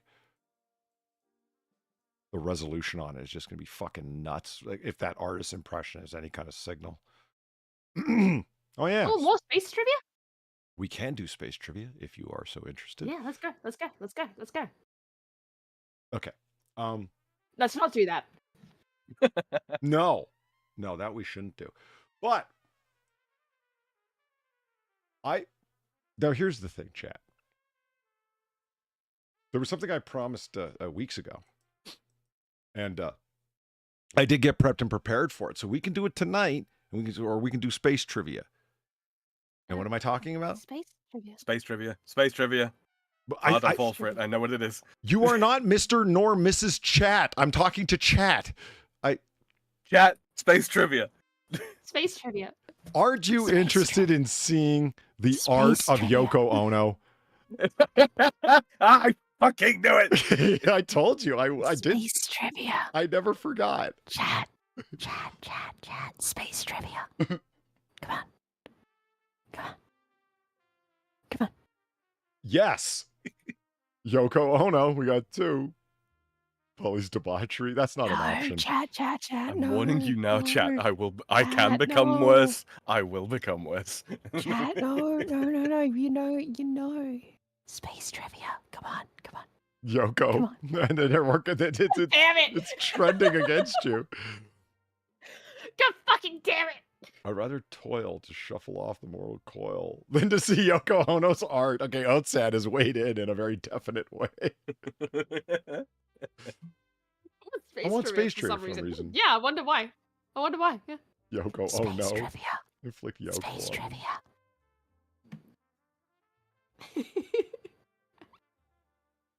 What yodeling Yoko? No, Yoko Ono's art, not musical art. This is her, yeah, I don't know. What would you call it? Her physical art, I guess?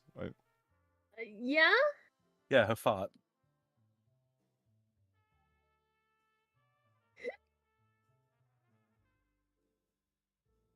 No, I think farts can be more artistic, Sam. Oh I think farts can mean more than whatever the fuck this is going to mean.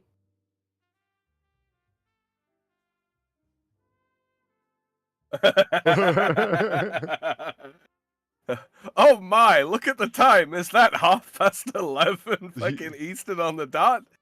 I've got so much to do. I gotta go. I got things to do. Oh, Jesus. Yeah, I got things to do. Look at this, Sam. Press and hold. I Right? fucking hate it. I hate it so much, Polly.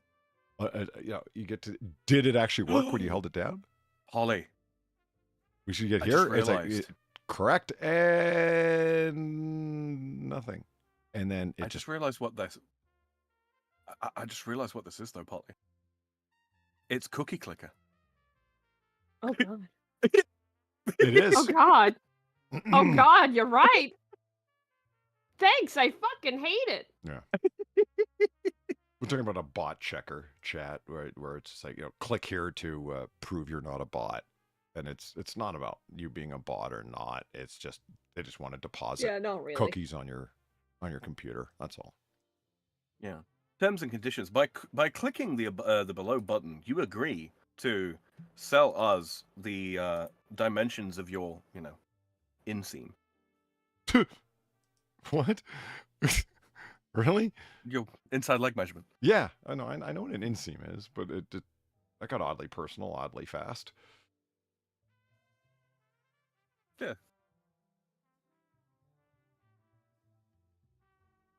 Oh, here's something I want to deal with first. I promised Far before we went live that we'd be doing something from old school noir bar lore.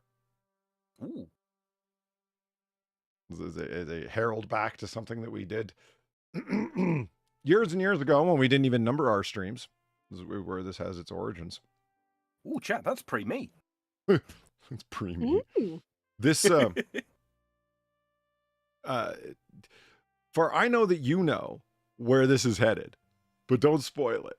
But it's good. It's the fun of Okay. anticipation. Is Okay, this is something that I have a guess. I have a guess considering you were saying the things you were saying about what you're talking about before the stream, right? But you didn't say what it was to me. But judging by that, I want to see if I'm right. Okay. So I came across a story today. Well, I was over on AAA, and I'm like, Far's got to hear about this because this is killer. This is really good, and it reminded me of something else that we haven't done in a long time. So let's check out. Boom. What? This. A 3-hour show? Quiet you. The internet is angry about Russell Brand's magic amulet. Here's why. Oh god. I hate his floofy sleeves. Like, dude, you're not Liberace in black. What are you doing? I don't know. It looks kind of wizard-like. Well, you'd think so, and he's selling amulets, so that's cool.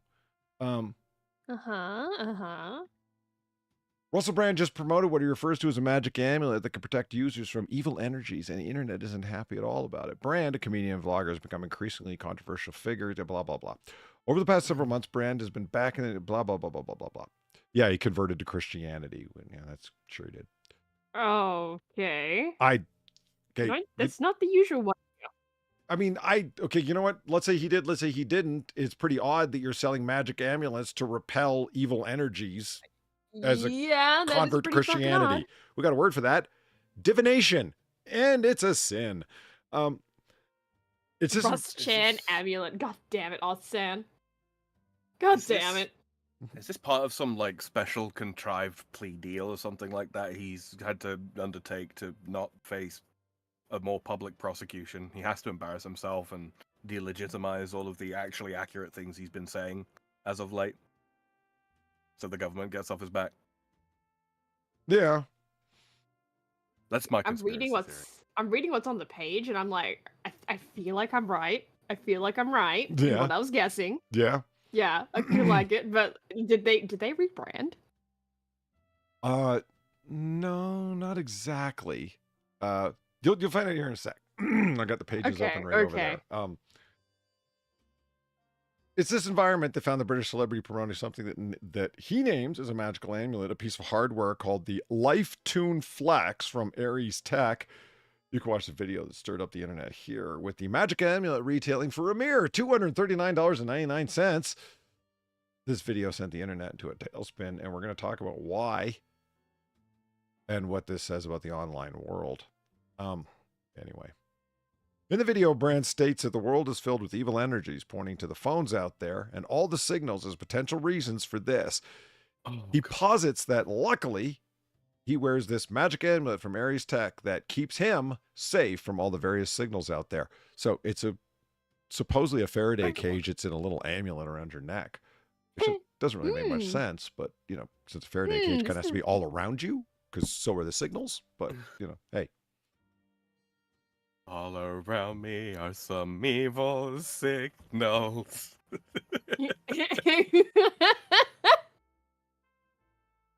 This is sounding increasingly familiar, though, Paula. You are right. You are right. This is sounding very fucking familiar. If you've been here from the start. Yeah. So, what's the internet saying about Russell Brand's magical amulet?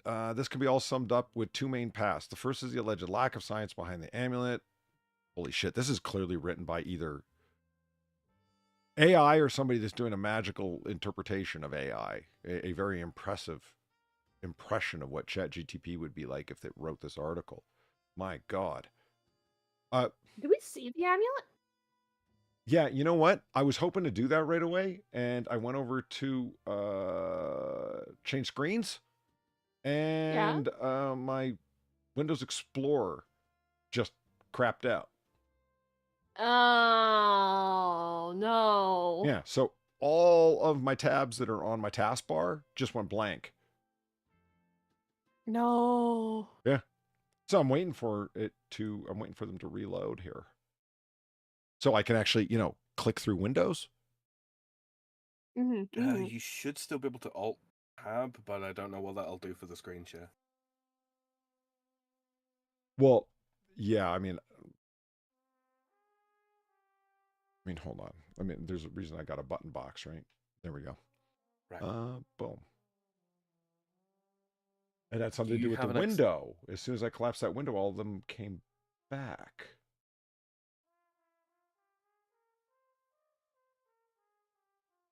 Clicky now.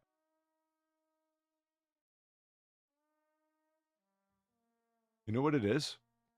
I got a strong feeling. What? I've got a Windows has an update waiting for you, and I haven't done it soon enough. And they're like, you know, Windows is like tapping its foot on the ground, going, "You better restart your computer, fucker." Jesus Christ, Windows will update soon. You don't need to keep reminding us every 6 months. What I damn well feel like it. Yeah. Okay, boom. Let's take a look at the actual magical amulet itself, like FarZoosme did. Boom. Yeah. I just want to see it. Yeah, it actually see does. If my suspicion is correct. It does look like an amulet. I will give them that. Life-tuned Flex from Ares Tech. There it is. Okay. So so it's not quite what I was thinking. And I thought it was much larger than it actually is. It's not that big. Huh. Okay, adding this to my list of red flags. Yeah, you really look, guys. You all should do that. Follow Sam in this example. If you see a woman wearing this, or a man for that matter, run. And it's run. EMF Solutions. Russell Brand's EMF Solutions. The LifeTune 1 and the LifeTune Flex. What? Okay. Okay. Do you like the fucking half-ass sacred geometry lines and Merkaba bullshit in the background imagery things? Like it with a little fake-ass hologram in the center? I am waiting for one of these fucking grifting-ass motherfuckers to actually go whole hog and have subdermal Faraday cage implants. I think it looks cool, but then you have to be reminded that this is not a prop. Yeah. Right? This is something that people buy and they're serious about it. I can't wait for it to be like $380. Well, didn't they say what the price was? It was like $239. 339. Yeah. Oh, 239. Yeah. Holy shit. What? Oh, okay. I read that wrong. It's got 22 patents. That doesn't impress me. $20 million in R&D. $20 million in research and development. What? From the Church of Scientology? God. Yeah. What? What?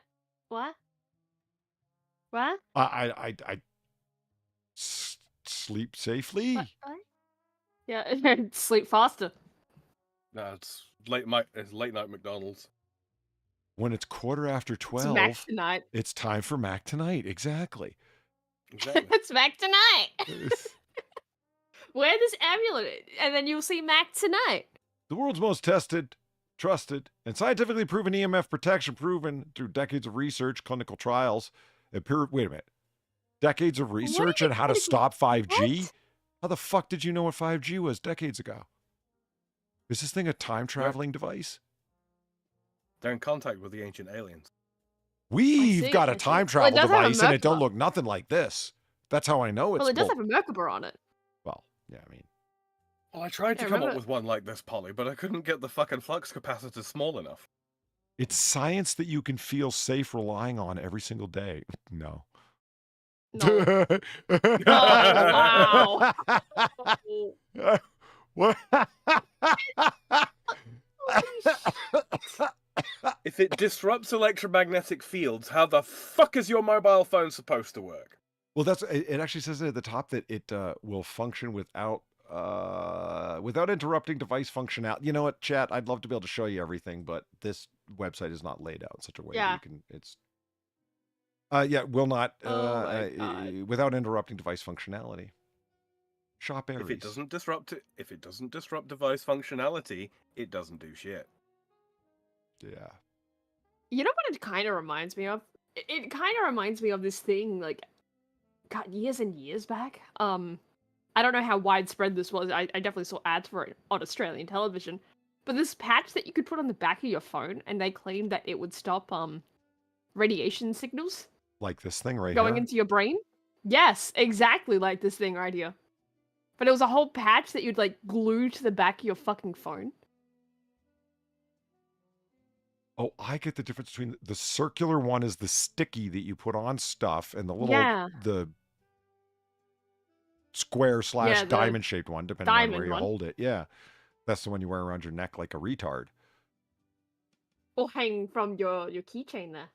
Yeah, signifying to all who see you driving that you're retarded. Yeah.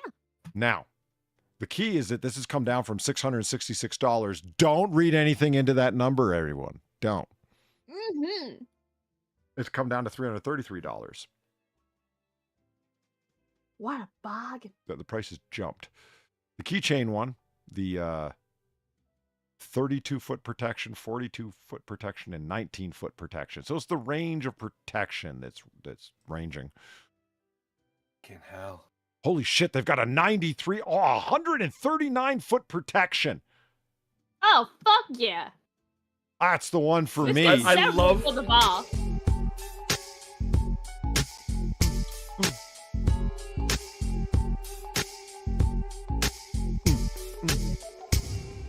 See, if you're sitting down in your bathtub, this is what you need.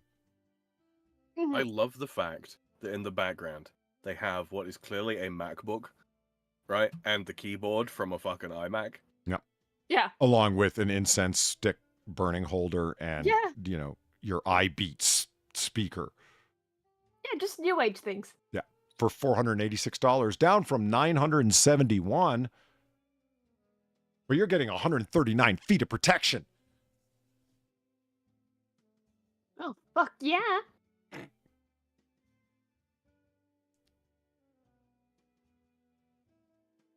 All right, Gary Lee, thank you for the 1050. I want to see convert to Christianity and sell an amulet they call Diagonal X. So you mean a cross? The Vatican would like a word.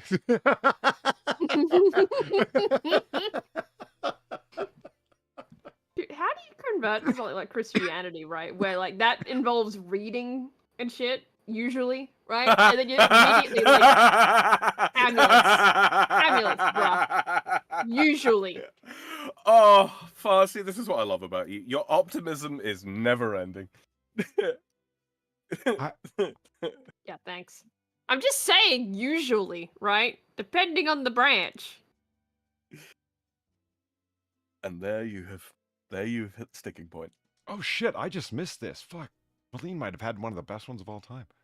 I got him back the other day. I opened the door and shouted, "You're just like your mother!" Holy shit.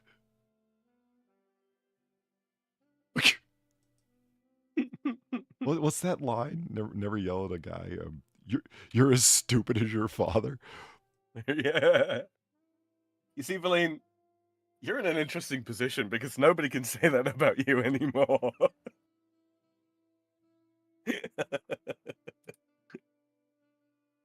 What? No one can accuse her of being just like her mother. No, I thought that I get.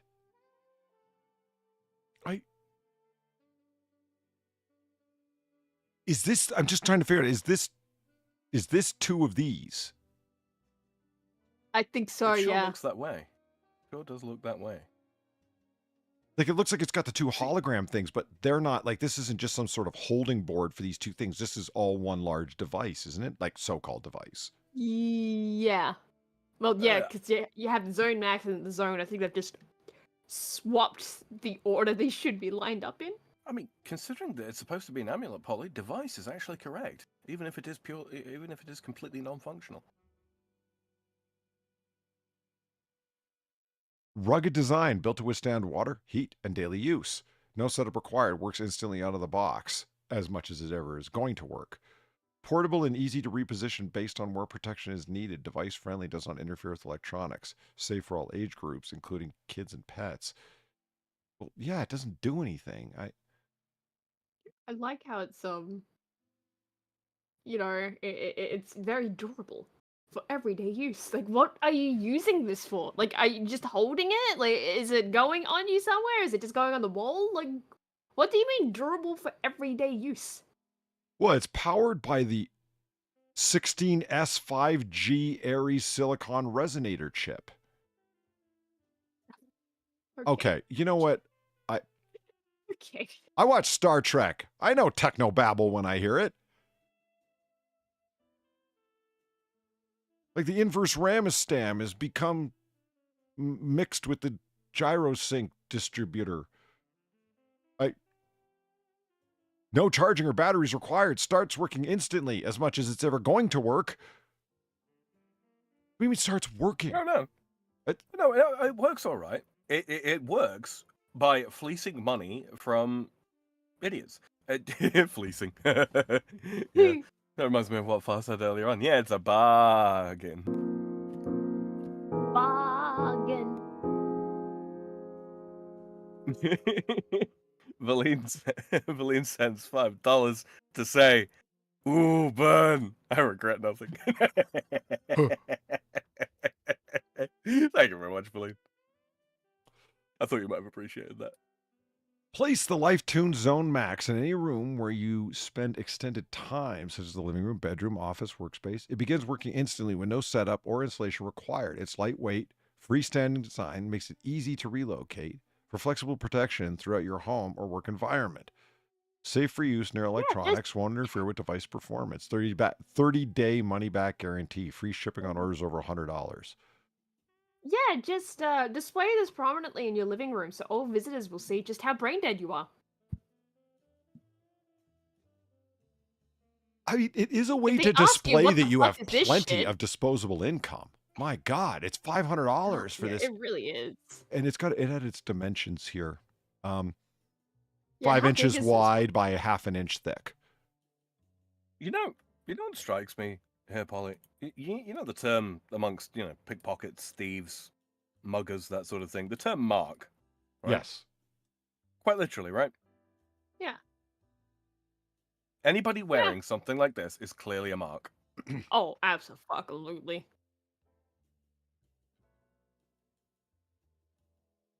Well, it's got specifications. It's pretty priceless.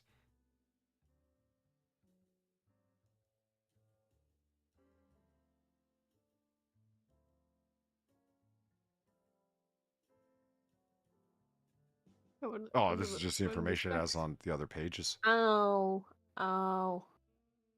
What is it Well, listen, protecting you have you a from? 30-day money-back guarantee. Yeah. What is it protecting, and what does it protect you from? Apart from, virginity and people who would take away your virginity. Okay, there at least is some scale for it.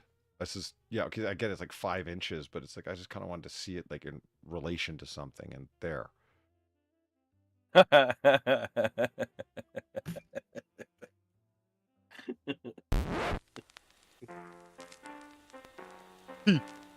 Oh, shit. I don't want the world on fire. I just want to start a flame in your heart.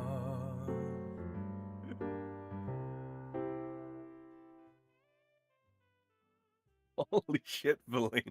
Thank you very much for the Benjamin. Did you mean to send 100? Because if that was supposed to be 10, let me know. I'll send the rest back. She says, wait, would this be more appropriate? I can't remember. Too soon? No, I'm still later than my mum was. I think that's only at 30, by the way. Seriously, if there was an extra 0 in there, please do let me know. I'll send it back. If not, greatly appreciate it. Thank you very much. Now, far. Yes. You might have been wondering. Boom. Okay. Yeah. So, here's the internet doesn't like it. You know why they don't like it? Because someone a controversial celebrity goes online to promote a magical amulet that shows up on the internet. He really hasn't changed much at all. Yeah, he's still a fucking shyster. There. Yeah. Oh, yeah, no shit. Yeah. He could have gotten to this point, or she could have gotten to this point a lot quicker. Who wrote this? Callum Booth. You need to work on your writing style. It's pretty trash for Forbes, man. Seriously. You believe this is on Forbes? Yeah, fuck. Yes. Yes. Do you happen to remember Brain Power? Not Brain Power, but I remember Yo-Yo Dine Industries. That's them.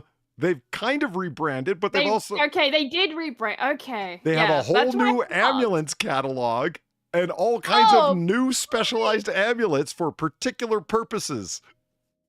Oh, boy! Do they still use the shitty soldering, resistors thing? Do they still use that? Wouldn't you be disappointed if they didn't? I would be so disappointed. I mean, look, this guy who's working with the God particle, this is Russell Brand who he wants to be. See, for those of you who don't know, CQR, or crystal quantum radio amulets, have people excited. So why is there all the excitement around CQR? Well, let me tell you. People are excited about CQR, crystal quantum radio devices, because it works for them. They're happier. They get along better with others. They're more relaxed, less stressed, have more energy, have more prosperity, are able to lucid dream. They feel connected. Oh, yeah. A world of consciousness. It makes sense. But yeah, I love a world of consciousness. It's my favorite thing, a world of consciousness. Wow. That's right. And when you gain access to your alpha, delta, and theta brainwave states, you have better, more creative, intuitional life with easier access to psychic abilities and inner harmony. You would be able to start lucid dreaming, travel to other universes, start psychic voyaging, have better jobs. Okay, wait, that got very earthbound suddenly. Yeah, that did. Straight back to Earth for a second there. Holy fuck.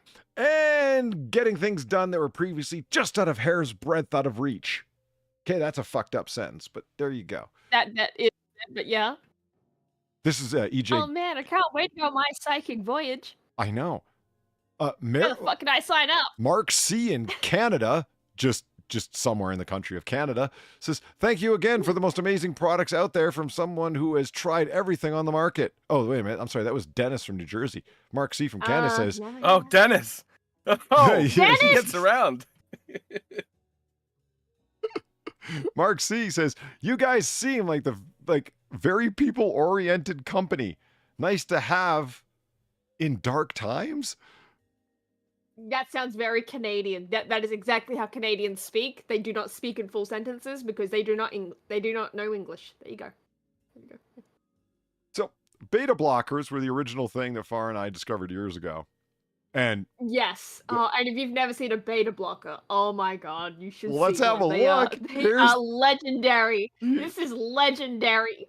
Here are their beta blockers with, CQR tech, with crystal quantum radio technology involved. I just can't believe this guy is still going with Look at all the varieties! There's so many! There's so many! They all do different things! Meaning nothing at all. Exactly. Look at this fucking thing. But yeah, look at them. It's just a bunch of resistors and shit, like all soldered and twisted together and put into this shitty little disc. You know why I prefer this, though? At least you know what the fuck you're getting.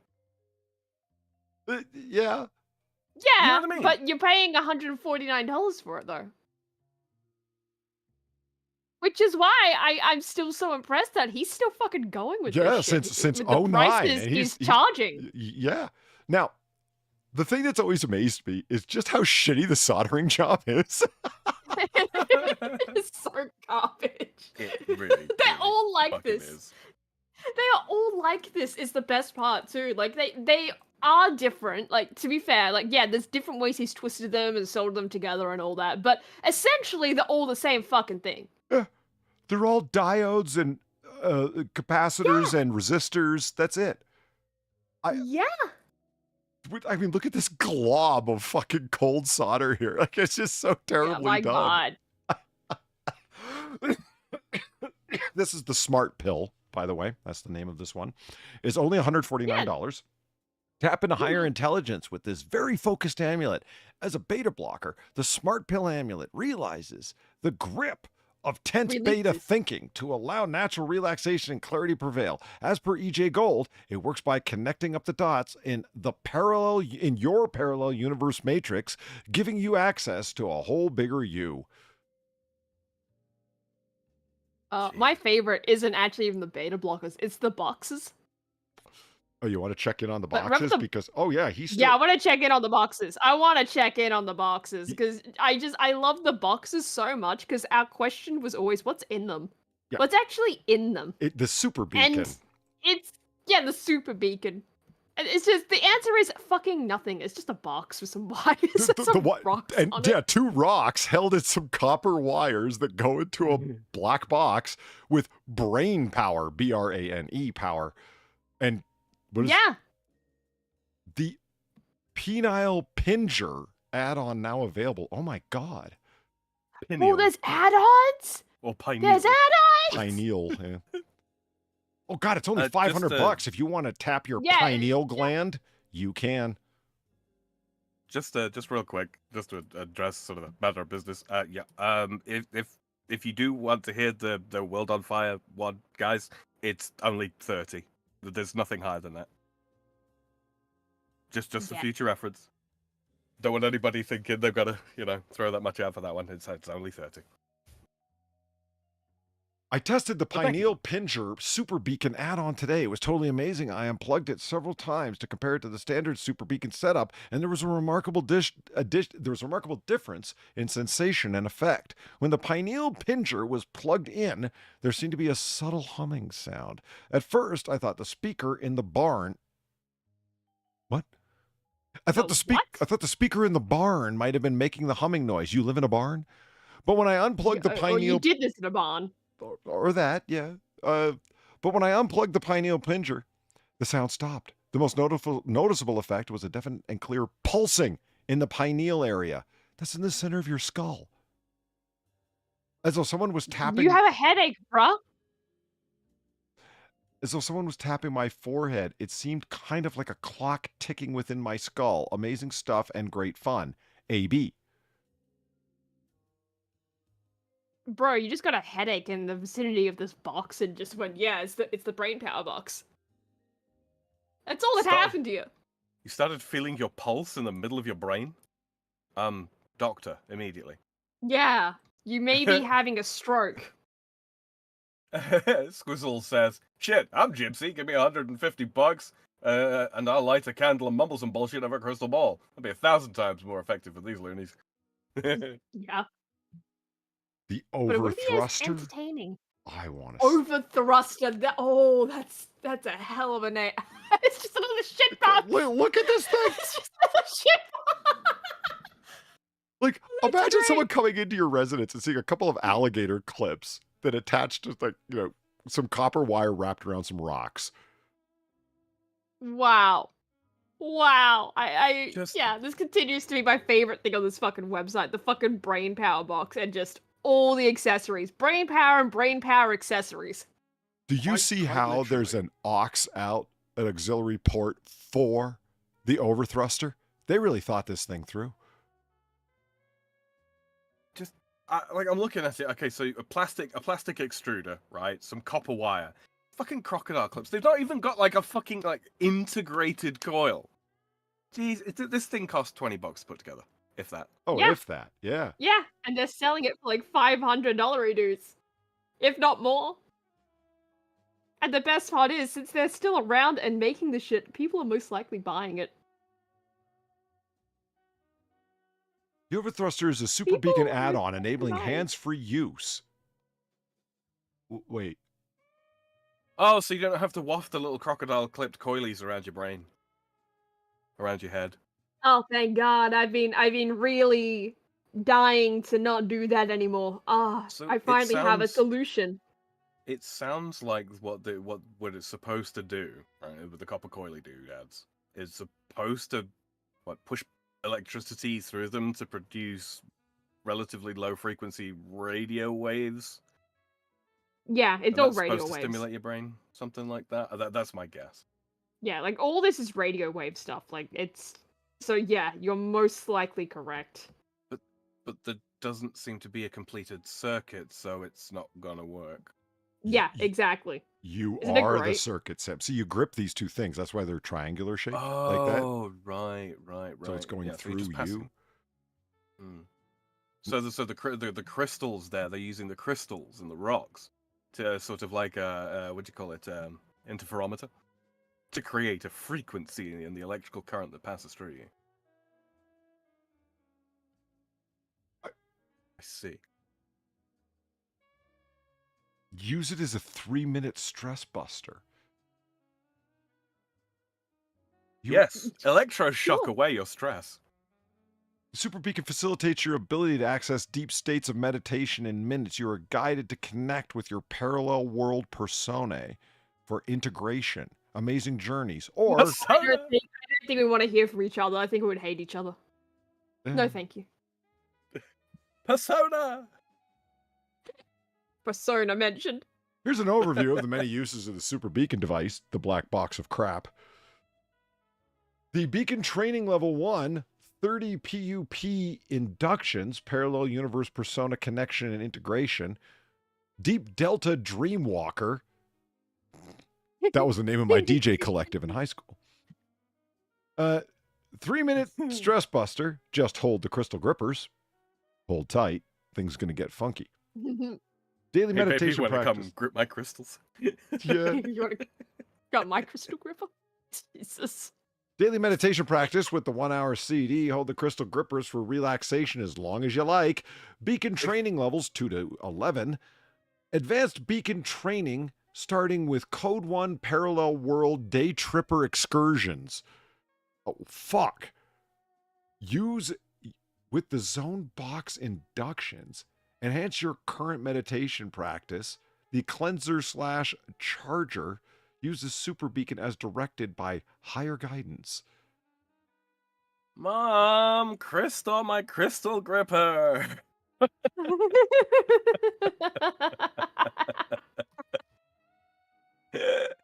Hold on. Mom says it's my turn on the crystal gripper. Oh, Good lord. Oh no! maybe I can use a super beacon to find it. There, we finally got the Yo-Yo Dine Industries name. Yeah, that's it was the missing. old one. Yeah, this is what That's all the old this is the shit. old layout before they redesigned to look like this. This. Yeah. And what precisely did they redesign? Well, the banner. Holy shit! The I missed the banner, price. the name. $2,250. Ooh. Fucker. Ooh, buddy. If anyone's ever That's done electronics, insane. you know how much copper wiring costs. You know how much alligator clips and some leads cost. And you know that these black plastic boxes are meant to hold banana boards and other basic, circuit etchings that you've made. And they're just boxes for your electronic projects. Like, meaning any electronics warehouse has all this stuff for dollars. You know what I mean? Like, Ah, Yeah. literal is- dollars. This is like Radio Shack's fucking like $20 introduction to home PCB.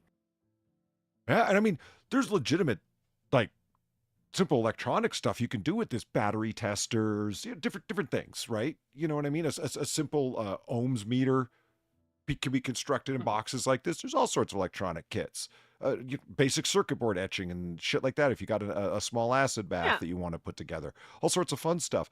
But 22, that's just an unfathomable ripoff. To the point where you look at it, you go, this has got to be parody. And like the thing that gets me, like add to cart, right? Add to cart, that's a PayPal link. Yeah. Yeah, actually, There is no way that PayPal is processing these payments. No fucking way. I think they might still be, to be honest. Why not, though? Yeah, Well, exactly. Why not? Fraud.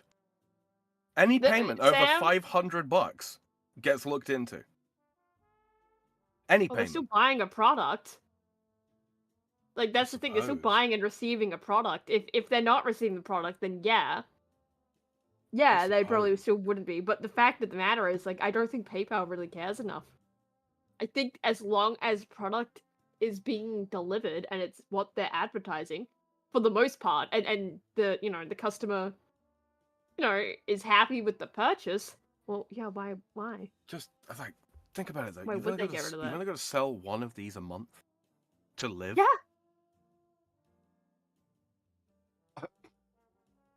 Depending on where you live, Well- fairly well, too. Yeah. Mhm. I mean, look. I mean, it works better than communism, and plenty of people sell that. And look, this isn't even getting into the whole the how-to guides for like spirit traveling shit. Yeah, that they've got a he whole has on series of here as books well. and courses that you can take and so on. Yeah, like audio books, I think as well. It's the whole shebang.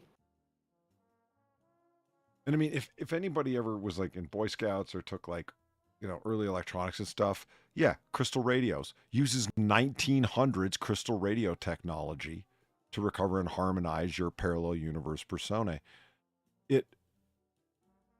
I wonder if this is a way to sneak, the equipment needed to produce telecommunications devices into places where building your own, pirate radio type stuff is illegal. Like China or something. Do you think this is I a don't think front? one Chinese. Nah, I don't think it's a front. It's too specific. And plus, like, the parts are all soldered together too, and like trapped in amulet. And It's crystal nah, I don't radios have think- to I be don't think it's a connected to a front. ground, and they have to be picking up a very high wattage signal to be able to play it. Because they do so very weakly, and they don't need an outside power source to work. It's part of how a crystal radio functions, right? But holy shit, I just find this so depressing. It's good because it says users report interesting results related to creativity, skills, prosperity, lucid dreaming, past life recall, etc. But think about and they're guaranteeing like 30-day money back. So yeah, we're willing to give you your money back if you're dissatisfied. But they say interesting results related to. Could you be any more vague?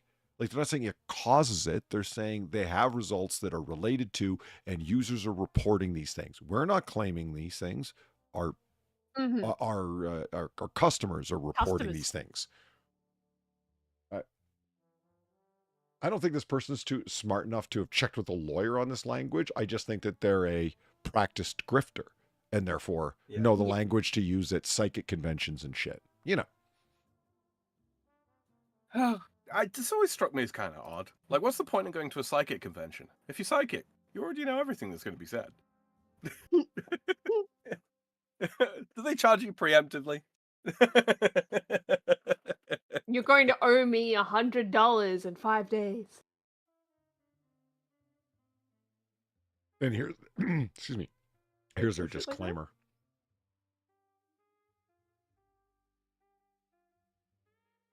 What, did they have a disclaimer before? I don't remember a disclaimer. I don't remember it about the diagnosis and treatment of any disease. These often come along with Yeah, but like I don't remember them actually having that before. So, huh.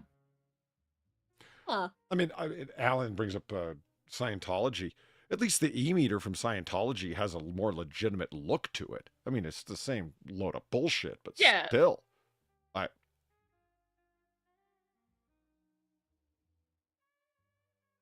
That's more of a device, though, than this. His trade paperback book explaining all this crap. My God, look at this. It's just so like, 1989 text. $35. This book contains a series of notes from the workbench of world-famous artist / inventor E.J. Gold. It begins with his discovery of spirit radio. This device, which uses a modified crystal radio technology to contact spirits, is the first step in the realm of the beta blocker, which produces a special spiritual state of intuition, creativity, and deep meditation. What is the spirit radio? Oh God, look at the list of shit. How far down does that go? Oh, wow. They've got a UFO Christmas Carol. Yeah, that's what I was looking at. It's like, oh, look at that. There's a UFO Christmas Carol. Yeah, nice. it's played on the theremin.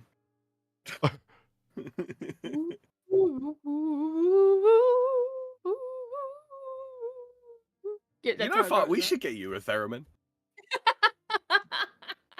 Please start. Put it in your closet next to all the automatons. Oh, great. Yeah, it would just really look great there. Uh-huh. These are the new amulets he's currently working on at his workbench. The Phantom Key Amulet to unlock the hidden door, designed to dissolve obstacles, whether mental, spiritual, or energetic. This amulet attunes the wearer to hidden paths and unseen solutions, perfect for breaking through creative blocks, psychic barriers, and stagnant life patterns. Okay, well, I gotta give him this. I gotta give him this. The Phantom Key Amulet sounds really fucking cool, and I might steal that title. I don't know what I would use it for, but I might steal that. I don't know. The Singularity Stone sounds pretty cool. Yeah, that also sounds pretty It could give you vast powers or kill us all. The Singularity Stone. Yeah. You know? The true Schrodinger's amulet. The concept is the quantum manifestation tool, applying the wearer's focus to collapse probabilities into a single chosen reality. You mean like basic perception does inside of quantum mechanics? I was about to say, so literally they just have you look at things a certain way. Okay. I just have a question for anybody like looking to buy any of these sorts of things. Have you ever tried weed? Yes, and it didn't work for them, obviously. So they've got to move on to beta blockers. If it's some fancy weird colors that they need, have they tried pressing on their eyeballs? They also tried that. It just did not work very well for them. All right, see you later, Frank Teller. Oh, later. You catch you later, Frankie. Just look how shit these are, though. It's great. It's so great. I love it. I love that he's still doing it. Yeah, I love when he gets artistic with the layout of them. Like the DNA activator. Like all right, the DNA activator. Look how he has it clipped off the leads, right? Because this is art. He's made art. You see? It's the DNA it's shitty and it's a scam, but it is art. You have to admit it. It is art that is priced at $375. Isn't that just a pocket lady? A DNA activator? It's to facility activation working with one's DNA directly. including not via just a tiny DNA activator. wormholes. Oh my god, what the fuck? But this is not just a DNA activator. No, it's a hypercommunication DNA activator. Don't fuck with your DNA. Yeah, don't do that. Do not play God with your DNA. It's okay. You might bring back This thing doesn't do diables. anything anyway. You'll be fine. Oh my god. Oh wow, look at the artwork on that. Yeah. Look at that.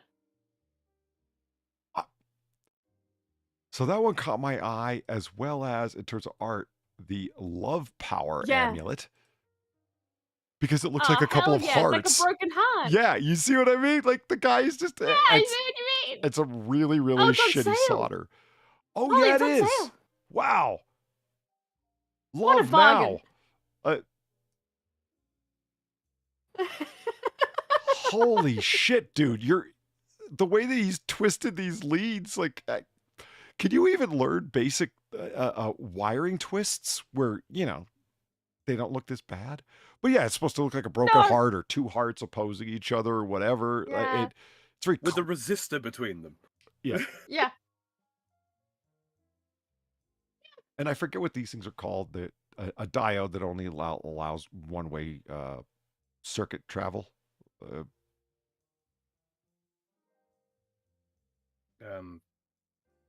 I don't know. And all of them inside of findings amulets that you can get at Michael's. Yeah. Just a watch glass contained by, surrounded by base I metal. think that's really the best part, though, is the fact that genuinely almost anyone could just find all these pieces at a craft and hobby store, right? Yeah. And make it themselves.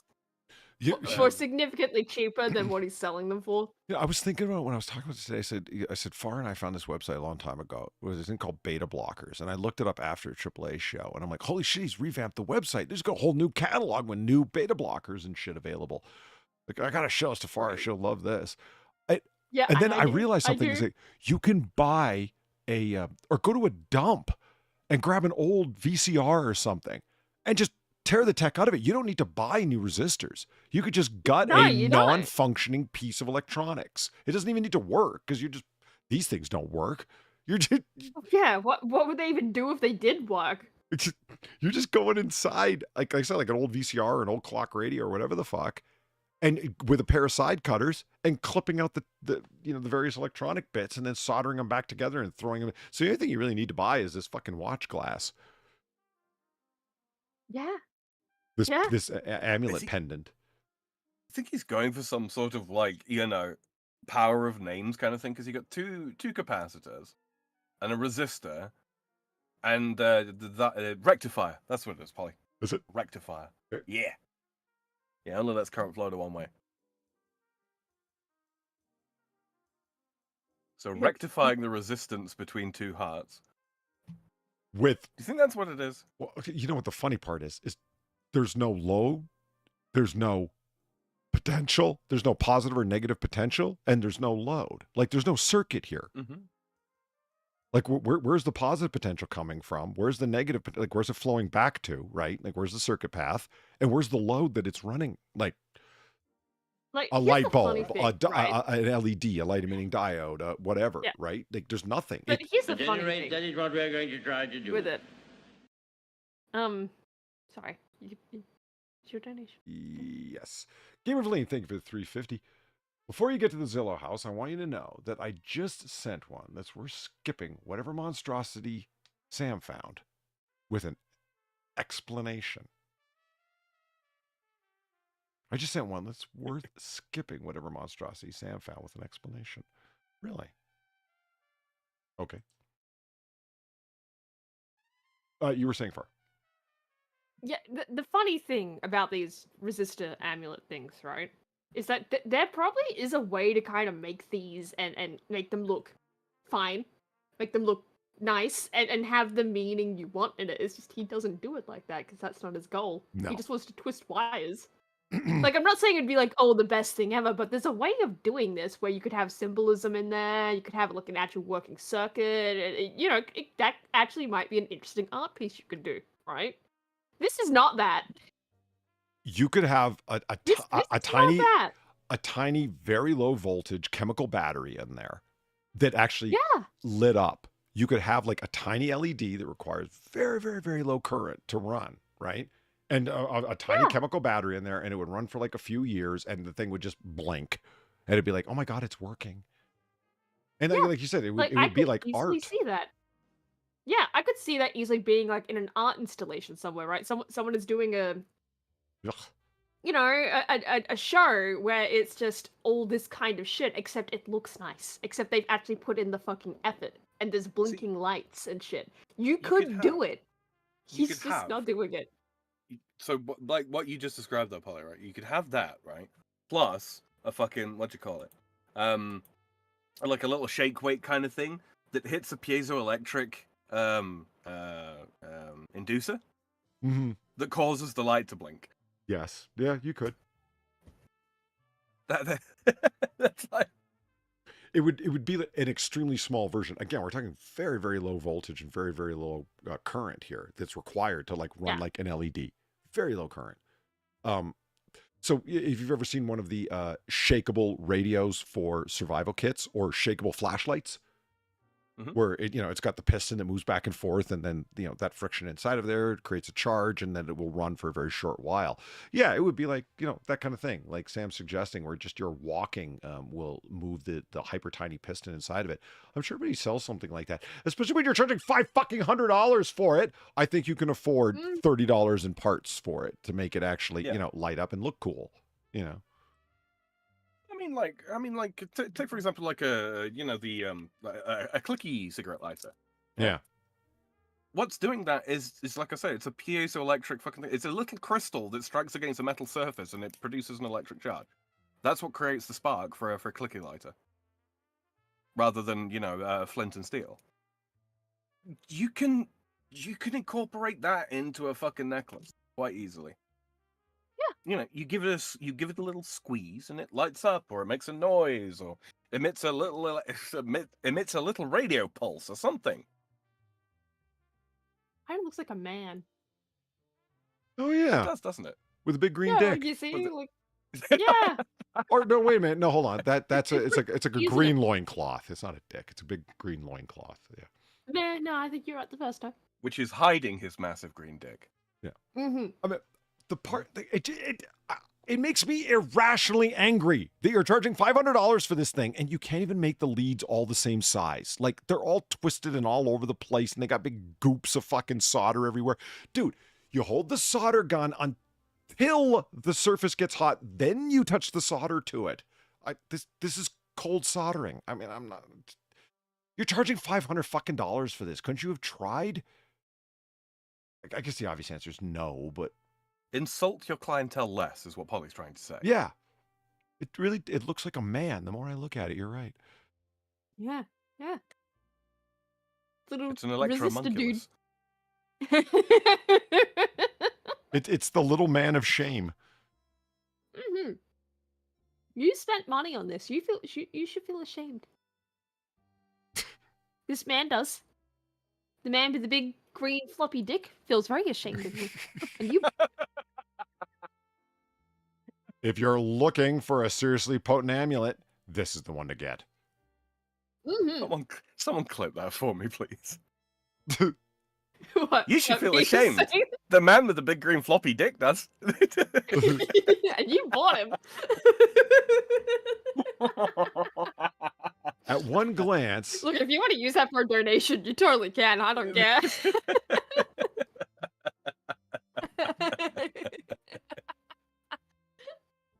Sorry, Polly, you were saying. I just noticed that. It's got an attribute rating system from 0 to 5. See? What? The Alchemy 5, All-Encompassing 5, Aura Enhancement 5, Awakening 5, Barodas 5, Beingness 5, Beta Blocker 5. At one glance at the attribute table to the right tells the tale. On a scale of 0 to 5, the double black diode rates 5 on pretty much every attribute. Oh, God, this is like an everything-proof shield. You know that shit that one kid used to come out with when he was scrapping with people in the schoolyard, and you'd eventually just get sick of his shit and drag him off behind the bike sheds and give him a real ass kicking. And he would claim to have an everything shield? Yeah. No, I've never heard that from anything but LARPers. Yeah. Lightning Where do you strike. think they got the start? Like, Yeah, exactly. You can't hit me. I've got an everything-proof shield. Oh yeah? What's this? Yeah, God, yeah, those kids. Those fucking kids. That explains the lack of your mother's love. Ouch. Yeah, I got excluded from school a lot. Mm-hmm. Mm-hmm. They said, don't use your fists, Sam, use your words. So I used my words. And they did not like that. They didn't like that either. Ooh. This one looks like, what do you interesting. fucking people want from me? Well, stop cursing, Sam. Fuck that. Yeah, the nuns were not happy. Anyway. Are they ever happy? Yeah. Yeah. I don't get told stories of nuns being happy very often, so like, were they ever happy? Yeah. Plenty of nuns are happy most of the time, actually. I'm told it's a very fulfilling profession. What, because they get to cane the children's hands? Well, no, basking in the glory of God's grace, far. It's got to be fairly delightful if you're a believer.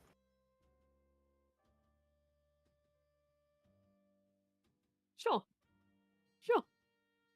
I mean, admittedly, it's not much of a life to spending 8+ hours a day in an office cubicle cranking away at paperwork that you don't give a fuck about. I mean, it's not fulfilling like that. I was literally just thinking that. I mean, chanting and reading ancient scripture, that's pretty shitty by comparison to going through spreadsheets, am I right? God, could you imagine singing 4 times a day? How awful. I just arts and crafts and whoa, how awful. Right. Living at a monastery out well, it wouldn't be a monastery, it'd be a convent out in the middle of like beautiful woods. How awful. When you could be dealing with public transportation to a shitty job and eating instant noodles under fluorescent lighting for your quote unquote lunch, and getting berated by your bitter boss who's as angry about his job as you are about yours. As you go back to your ungrateful spouse who's also bitter about their job, so they curse you out and you tell each other off and go to your own separate areas of the tiny hovel you live in. That's hell, man. You curse your wife and curse your kids, and you'll fucking well curse God too. Were you doing Jordan Peterson there? What was that? I was, yeah. I was struggling to get it out through the last one, but yes. Excuse me. Yeah, there you go. German watch crystals. They actually came out and said it. The funny part is they own next to nothing, and they are pretty happy. Yeah. Well, self-determination is everything, right? It's when you choose to do that as opposed to exactly are forced to do it. Exactly. Voluntary asceticism is better than communism. Who knew?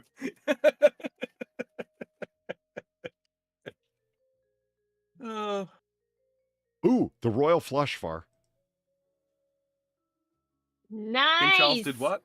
$500. Oh, look at all the shit they've packed in there.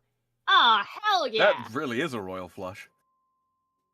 Look, it's coiled and shit. Give your system a royal flush to get rid of unwanted things. Hold on. What are the unwanted things, though? What are they? Unwanted memories and residual impressions. Body thetans. Oof. I am genuinely surprised that this is not called the Amulet of Purging. Have they never played a video game? I don't think so. There we go. Give your system a royal flush to get rid of unwanted things. They make it sound like a bowel movement. Yeah, absolutely. This is a very potent circuitry. And if you want to start a new life clean and clear, a new beginning, keep what is useful and purge what is no longer wanted, this may be the amulet for you.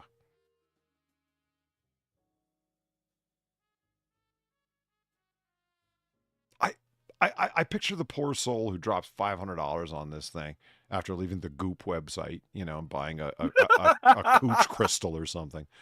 And fucking Kegel balls made out of fucking Gwyneth Paltrow's dandruff, yeah. yeah. And I can't wait for Oh, this thing God. to show up so I can start crapping out my whatever residual impressions and unwanted memories. Jesus, no one willing to spend $500 on that?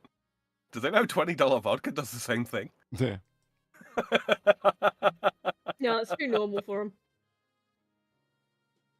Whether you have a question about a particular amulet or would like some help trying to decide between the options, we have experienced folks available to answer your call. Our phone operators use the amulets themselves and have heard testimonials from hundreds of happy customers. They have a background and willingness to help. If you happen to call when the phones are busy, please leave a message. We'll get back to you as soon as possible. What do you want to bet that you call? And it's like, it's always leave a message. And if they do answer, it'll be this guy, EJ Gold, while he's out at like fucking, you know, the grocery store. Hello? Yeah. Hi, how can I help you? EJ Gold here. I'd like to ask about the Royal Flush amulet. Do I have that? Yeah, it's on your website. That thing's still up? Yeah, totally. You actually want to buy something? to get rid of unwanted things. He'll ask you, you know, if you actually want to buy something in the same way that someone would ask, you want to give me $500? Yeah, Ryder, you actually want to buy this? Holy shit! Oh, holy shit. I haven't seen this person in chat for a while. Hello there, the gayest person on YouTube. How's it going, Hello? TGP? Hey, how's it going? Shit, yeah. He says, I need brain power for my Dane Bramage. Don't Our we all? alchemy, our alchemy, 5. Their alchemy, whack. Diarrhea the amulet, indeed. So, Maud, if you ever want to tell someone a story about how you shit yourself, maybe include one of these. I didn't just like shit myself. I like shit myself like spiritually, man. Yeah, anyway, do you want to use my brain power box? I'm excuse me. Oh, Yo-Yo 9. You know what we've never figured out far is where the hell is this company based? Oh shit, look, it's their old You know school what? website. Look. Yeah. Oh, wow. Oh, shit. What are they called? Remember this? Yo-Yo Dine Industries, right? Yeah. Yeah, Yo-Yo Dine. Yeah. Lucky me a moment. Rodney? You can use your Lucky Rodney amulet to find more rare coins of any denomination, but especially U.S. quarter. Oh my god. It's just a coin as an amulet. Wow. Yeah, you could definitely make that an arm. Arizona. They're in Really? Valine. You have a mission. You have to find this guy. You have to find where it's located. Einstein's brain. Yeah, I'm sure it looks exactly like that. Yes, you can order Einstein's brain right now, today. Not the sections of the human brain. Not for $99.95, not for $69.95, just $49.95, no money down, no stretch pay, just a check, cash, money order, or click on the Buy Now button for $49.95 will bring you your very own Einstein's brain to your door. Oh, that was really painful to say. I apologize, chat. That was hard. Sorry about that. Imagine the shock and surprise on the faces of your friends when they find out you have Einstein's brain and you intend to use it. Be the first on your block to discover the universal truths. Here's how it works, friends. It is very simple. It relies on the use of humans by aliens from all over the galaxy and even from other dimensions. Humans have long been employed as unwilling agents to change towards higher levels of technology. Their purpose for doing this is to bring humanity to a higher level of technology so that they can use this planet as a stargate for interdimensional trans-space and time travels. In short, the Motel Association is as usual behind the move. The Motel Association? What the They're fuck? trying So they're beaming fucking these signals into our brains so that we build the receiving end of a Stargate. Okay. Every so often, when a What are we technological waiting jump for? is possible, aliens will attempt to reach some humans. They are by no means particular about which ones exactly, because to them, all humans look alike. Some humans that they manage to reach can be changed, altered by vibrations. This literally changes the DNA of the subject, and the result could be stupendous, as in the cases of Newton, Einstein, and Tesla. All absolute geniuses beyond the scope of measure of human standards. Einstein's brain, the original, not the tiny intricate quantum device I'm peddling here, was removed from his body within 7 hours of his death in 1955. It was then studied, photographed from every angle, dissected, and the cubed pieces were encased in Caledonian blocks. The remaining... Chalcedony? Wait, no. Where's the word? Collodion? Collodion blocks.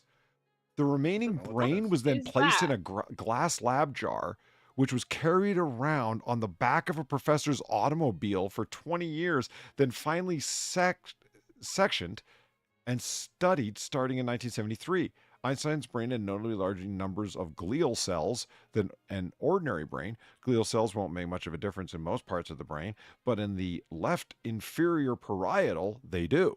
That's where ideas get incorporated and synthesized, mixed and remixed, and that's what Einstein was really good at doing, like Stephen Hawking and Nikola Tesla. Oh, okay, What collodion. is this? Collodion is a flammable syrupy solution of nitrocellulose in ether and alcohol. There are two basic types, flexible and non-flexible. The flexible type is often used as a surgical dressing or to hold dressings in place. When painted on the skin, collodion dries to form a flexible nitrocellulose film. While it is initially colorless, it discolors over time. The non-flexible collodion is often used in theatrical makeup. That explains a lot. It was also used as the basis of most wet plate photography until it was superseded by modern gelatin emulsions. Interesting. That doesn't explain why some simple beads and shit are being peddled as brains. Oh no, basically the collodion blocks. It's they put his brain chunkers in the solution to preserve them. Oh, I see. Formaldehyde wasn't available? I don't think they've been using formaldehyde for quite some time, actually. Really? Yeah. Poppy in a jar comes to mind. No, that was methylated spirits. Yeah, exactly. Well, people are still dipping cigarettes in it and getting high. You ever look at a baby and you're like, F yeah, not anymore. I got it if you ever had a baby. Yeah, and $7. Did it play all the way through, or did it did. Not anymore. Yeah. What, did the scream? Oh no, the scream didn't come through. No. It did for me. Yeah, which means it did for everyone. Okay. Yeah. Okay. Thank you, Game of Valine, for the $7. Okay, I was going to joke about him chasing vortexes in Sedona. I'm guessing there or out by the California border. Come to Vegas when you get to the US. We'll make a road trip. Maybe? I don't know.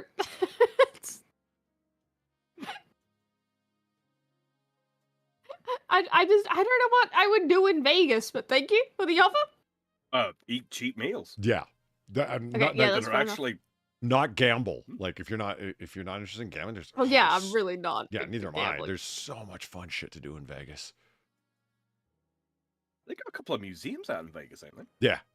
They got museums, and like, musical shows, and I don't mean like, yeah, they have stage musicals, but I mean like top artists that are there for like 6 month contracts of a whole bunch of different genres, comedy clubs, fucking, the list goes on and on. Like if you're not there for sex and gambling, oh man, that place is great because everything other than sex and gambling is there as a support structure for the sex and gambling, mostly the gambling. You know what I mean? So, you know, the cheap food and the cheap hotel rooms and all the comp shit and everything else, those are all like the surroundings and the fun to get people there to gamble.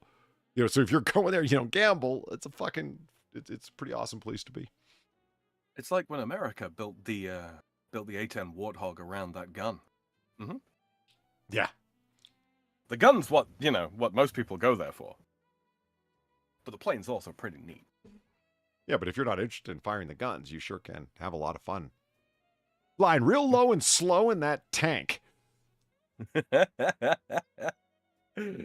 want to fly one. I know. I really want to fly one. I know. I want to fire the gun too. Gun go brrr. It sure does.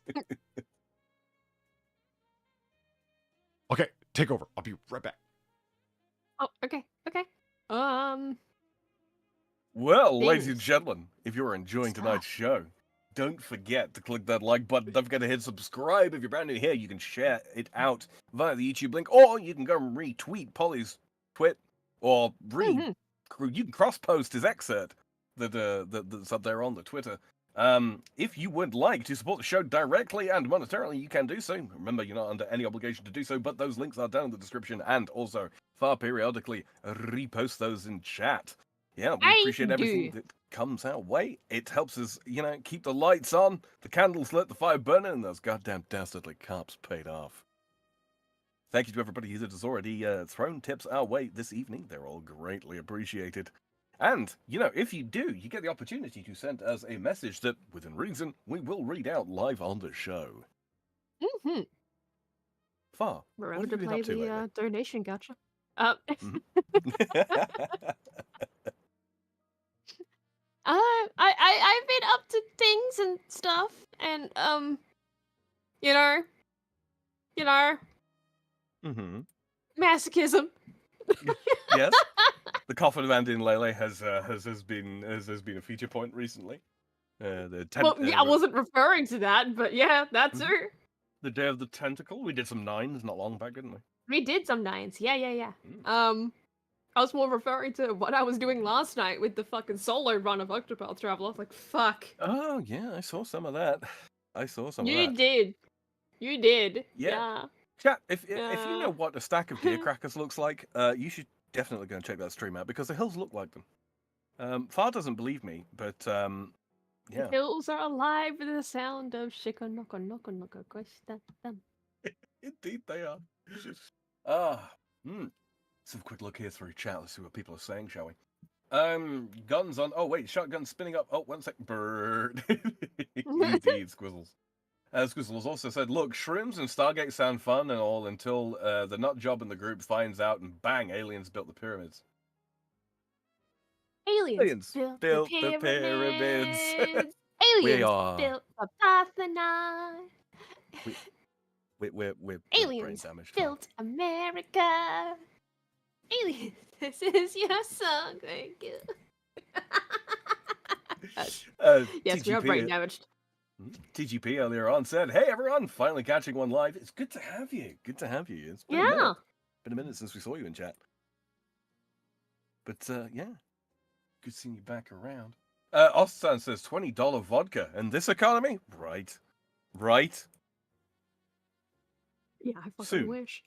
Soon, the prices will descend. Prices will descend from the heavens.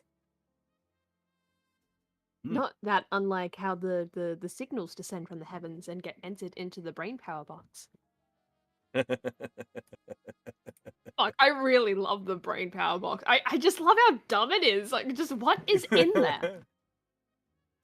I think because I asked that the first time we ever came across this, right? Like, what is actually in these boxes? And I think we kind of figured it out of just, it's nothing. It's literally an empty box. Yeah, it's some, like, squirrel bones and a paperclip. And... Yeah. Well, I don't think squirrel bones necessarily, but yeah, just that basic thing, though, of just, it's fucking nothing. I think that's the conclusion we came to. Lisa says, back in the day, there were watches that kept going from the kinetic motion. Anybody? Yeah, there still are. I've got one somewhere. I should take that out. I don't know about you, Farm, but I don't typically wear a watch these days. No, I don't either. To be honest, it's just easy to look at your phone and be like, yeah, that's the time. Mm-hmm.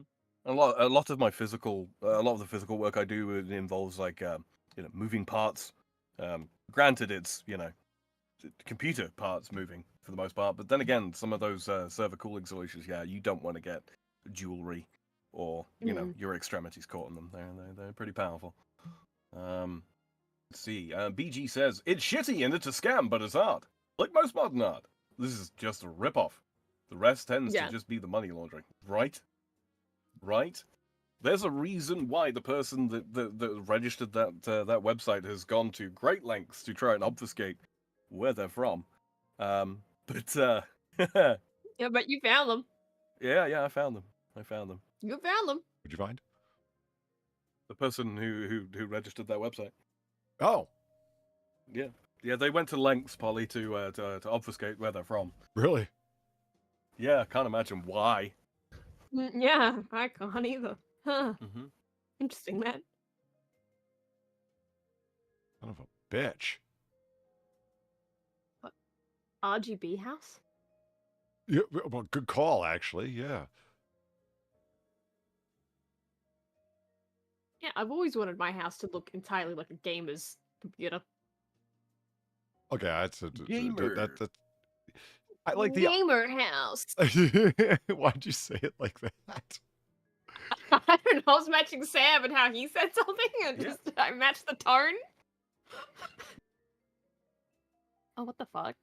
Holy shit! This place, huh? Look at this. This is. Wow, I mean, look, is this look at that. like a bad house, or is this just like holy shit opulence? Holy shit, you have money. Holy shit opulence with a. What is Zen garden? Oh my! That's a greenhouse. Holy shit, Sam! Look at this. Look at a car lift. Oh, they got a fucking 4-poster. Yeah. What the fuck? We can't see it, Polly. Yeah, I know. I'm just. Yeah, we know. we know. Just whole. That's a vanity. Literally. Yeah, that is. Yeah. You know, I technically speaking, I have a 4-post lift myself. It's broken down at the moment. It's not been built, but I do own one. What the fuck? That's got to be like a spray therapy chair. Yeah. Hydrotherapy or something. Yeah. Is that a sex hammock? Yes, I do believe it is. Huh. I mean, come on, chat. Tell me that doesn't look like a sex hammock. Seriously. They can't see it, can they? Well, I just turned it on. They can now. Oh, okay. I mean, look, it's got a muff. Yeah, it certainly does. Holy shit! Look at the size of that mirror, guys. That's not an archway into another room. That's oh god, you're right. I thought that was an archway. No, you're right. It's a mirror. What the fuck? That is a big fuck off custom mirror. Holy shit! Polly, have you ever woken up and just wanted to buy a really nice piece of reflective glass? Then I looked up through my circular custom skylight and realized I already had bought one. It's at the top of my custom circular skylight. Yeah, I'll be right back. Okay.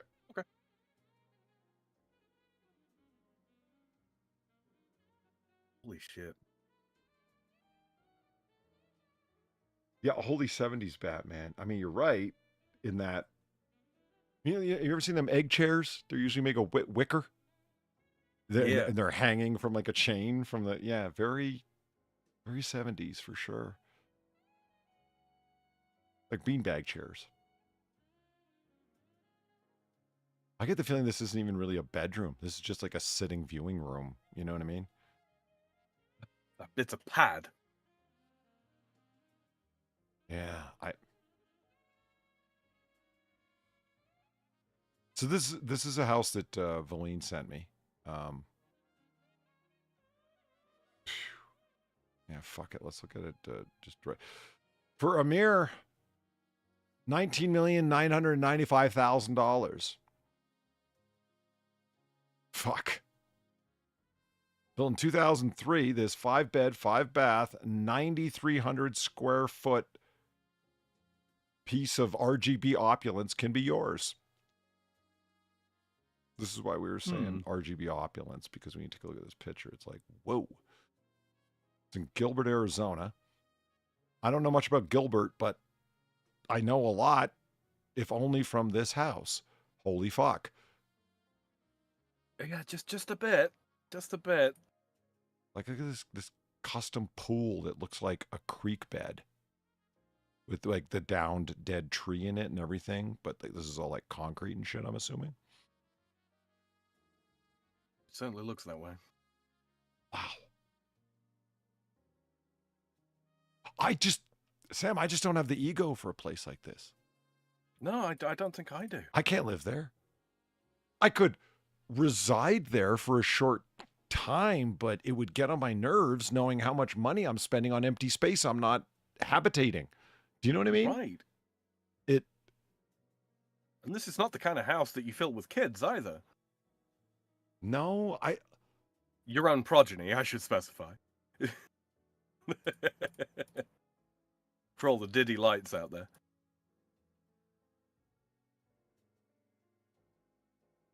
It's a stinger's pad. Swingers in Hello. Well, welcome back. Okay, I mean, I hear you, swinger, but this stinger. Yeah, it is swinger. Okay, fine, far, smart ass. You know what? Yeah, look at you reading words properly and all that. No, fuck you. Look, Phantom Fro corrected. It said stingers. What am I, stupid? I know how to read. I finished middle school. I've heard you read.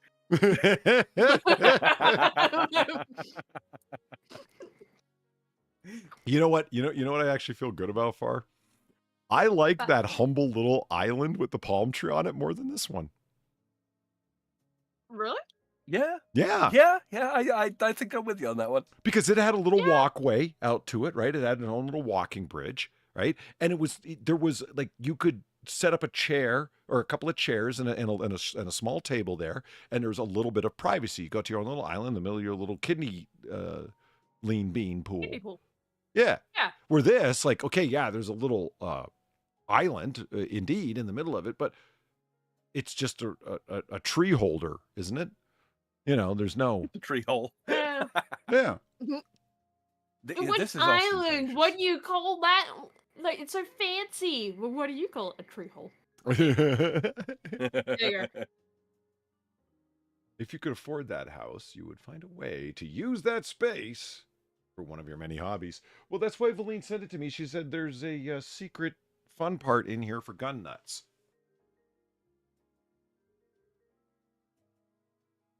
It is Arizona. I am curious. Yes, I've made up my own verb. Shut up. No, wait, curious. Yeah, verb. You've been uncuriated, have you? Nice. I have been. I've been imbued with curiosity. RGB house. Okay. Yeah. It's the gamer house. Oh, well, this really is, isn't it? This is the fucking internet influencer pad. Yeah. Yeah, it really is. Curiosified, if you will. Curiosified. Yeah. Yeah, let's go with that. The large screen share. Boom. No?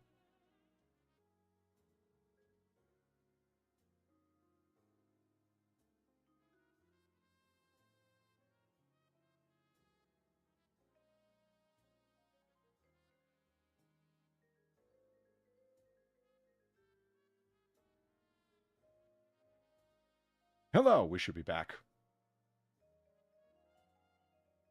Just checking to see if it's come back up now. Yep, we're back. Hello, Cool. chat. Sorry about that. I know. Literally, the Yo-Yo Dine website did it. Seriously, it was. Yeah. Wait, really? Yeah. As soon as I closed. I was making a fucking joke. As soon as I closed that, cleared the problem. Yo-Yo Dine, when we made fun of their amulets, it actually fucked with time travel. Did you see it froze time? You saw it. Holy shit. Those amulets fucking work, man. Holy shit. Who would have thought? Okay. I believe I was attempting to find out what gun nuts loved about this house. That was Sorry, you? Phantom Throw. I just rebooted my router. No, you could have just sat still, man. That was, it was far. I'm eating. Okay. Boom. There we go.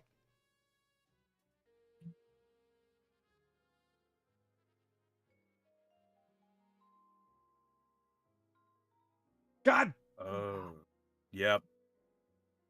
damn it, man. Are we back? Is it still going? Yeah, it should be. Everything should be.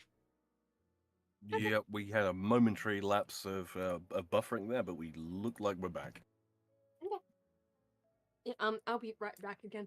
Okay. Okay. Okay. Boom.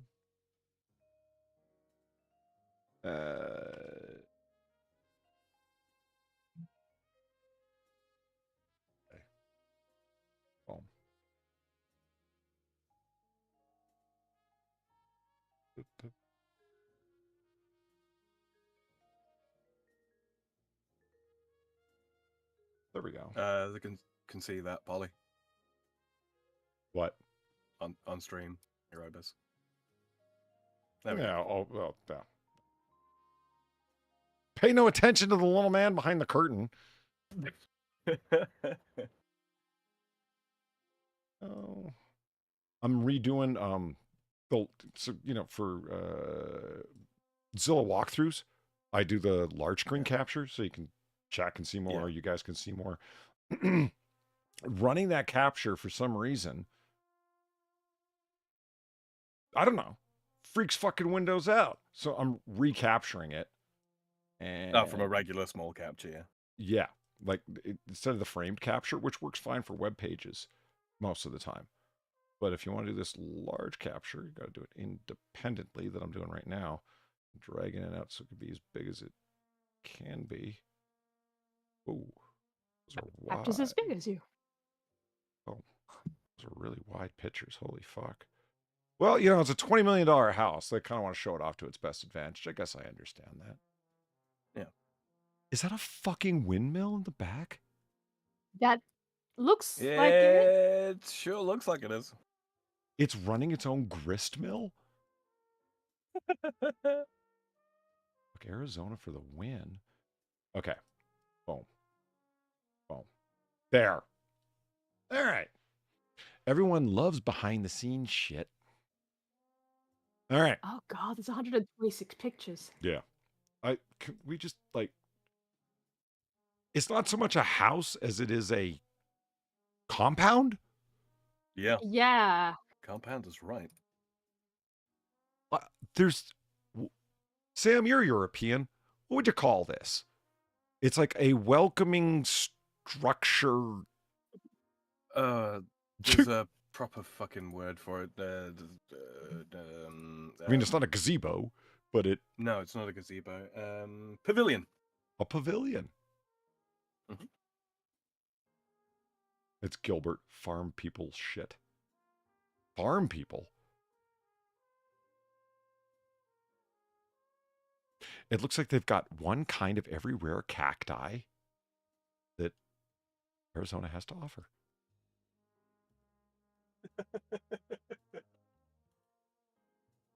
I hate your fake fire. I hate it. That is an exceptionally fake fire. Mm-hmm. You know what I hate about this? Look at the colors. They progress as evenly and smoothly as a color wheel. They really do. Yeah. I despise what money can get you. I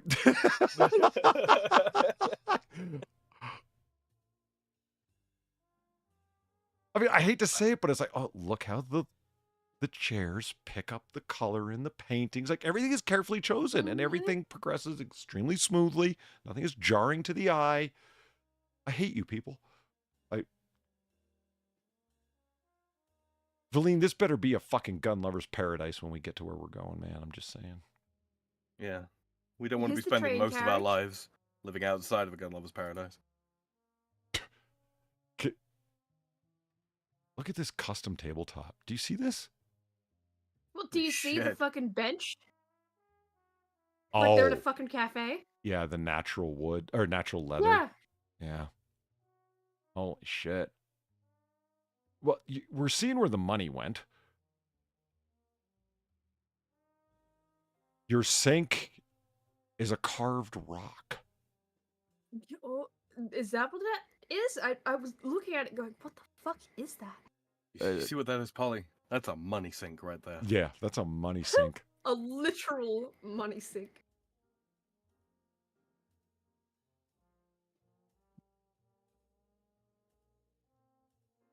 Look at that ceiling. Ah.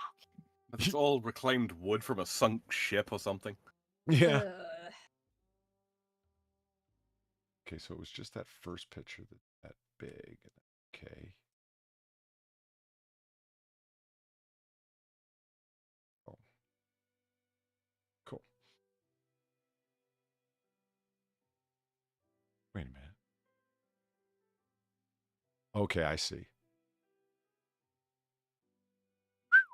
At any rate, that is what we're going to try to do. Boom, boom. Oh, okay. While I was gone here, thank you, Gamer Valine, for the 350. Sorry to disappoint. Most people have RGB pool lights out here. They cost about the same as normal light, and you can change the lighting to match the decor. Just not a pool person. I need to get one of those little plastic kiddie pools and put RGB lights in it, and people will be like, oh man, fuck that hillbilly who lives next door. Just go outside and stand in it Yeah, of an evening and just glare at them through their windows. Oh yeah, like, and I mean one of the small plastic kiddie pools I'm talking about. Yeah, where paddling when I pools, sit down in it, you know, my head's off one side and my leg wearing flippers are off the other. This guy's an asshole. Yeah. Motherfucker's got a snorkel mask on and flippers. I mean, as an otter, that's probably big enough for you, but yeah. And he's wearing a Speedo. An ill-fitting Speedo. Yeah. Yeah, budget smugglers. What is the charge? Wearing a Speedo? A comically undersized Speedo? And Gary Valine, thank you for the 350. Gilbert is Mormons and people that can afford to have riding horses. The houses only go on sale every 20, 30 years. More money than Scottsdale, but fewer sales to demonstrate wealth. Well, you know what? They're demonstrating their wealth here.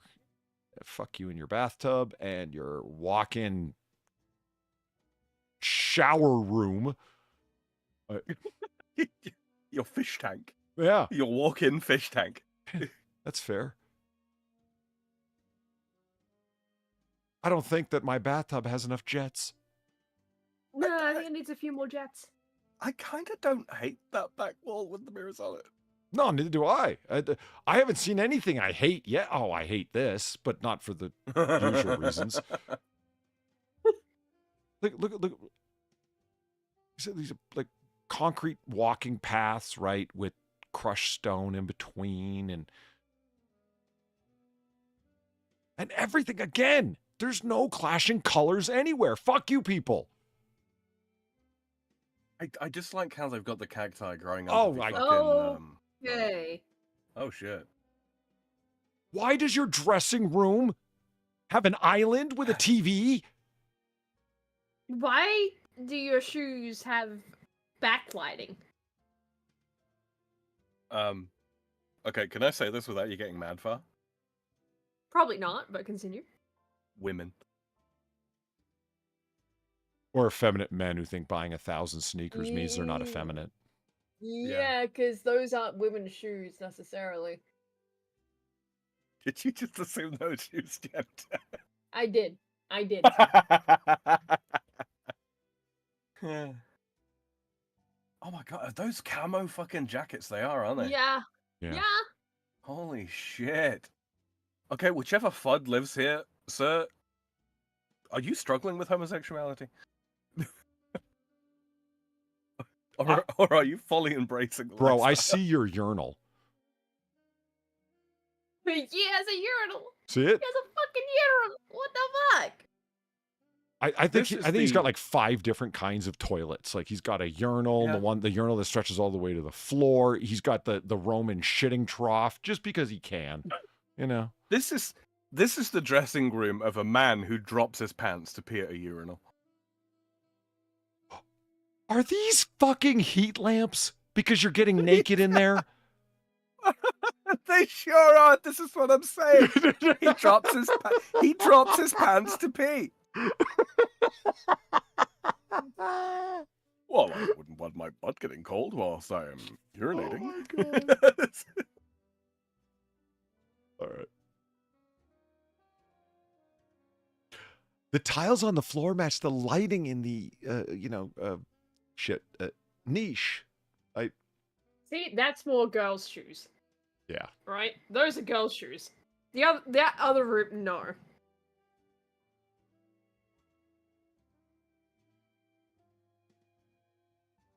You have a 2-level clothing area thing? God, What I've the I've seen fuck? apartments.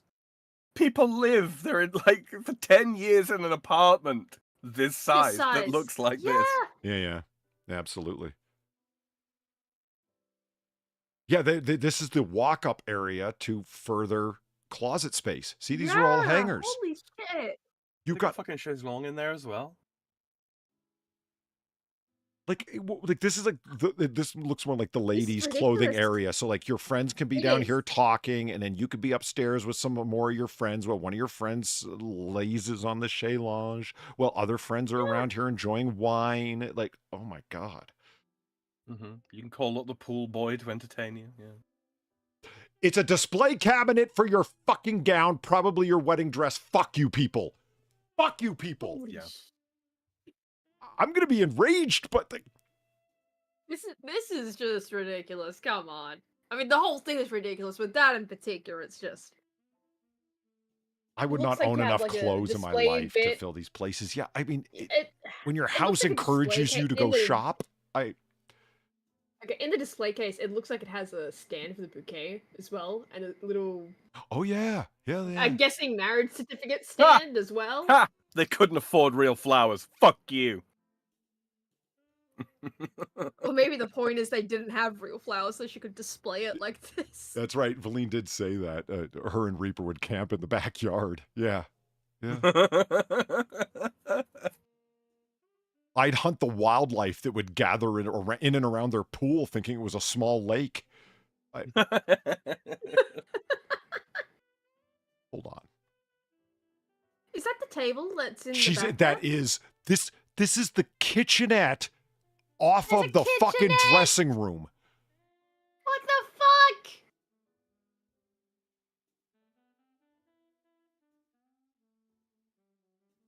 Okay. I mean, it looks cool, but what the fuck am I looking at? I like the decor in here too much. to It's complain. Let's beautiful. move on. The wood, the ceiling is fucking Yeah. gorgeous. Like the wood, the lighting, everything is just, yeah. I love the wood. This looks great. See, I'd be Again, thinking like, what the oh, fuck this is is my the living room? room, and it's like, sir, this is the ancillary wine room. It's not for living in. You know, this is the kind of place where your realtor would be talking down to you. You know. Yeah. Mhm. Oh, what? Is that an old-timey oven? I think it's just supposed Yes. to look What? like one. I think it's a very modern one that's just got like steampunk Alright. accents. Alright. Yeah, this is what we refer to in the business as an auger. That's an office. Okay.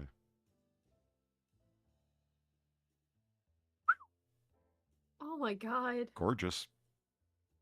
I mean, I haven't seen a ceiling that's lower than 25 feet. Fuck. Well, yeah, could you imagine paying the fucking aircon bill for this place? Holy shit. Yeah.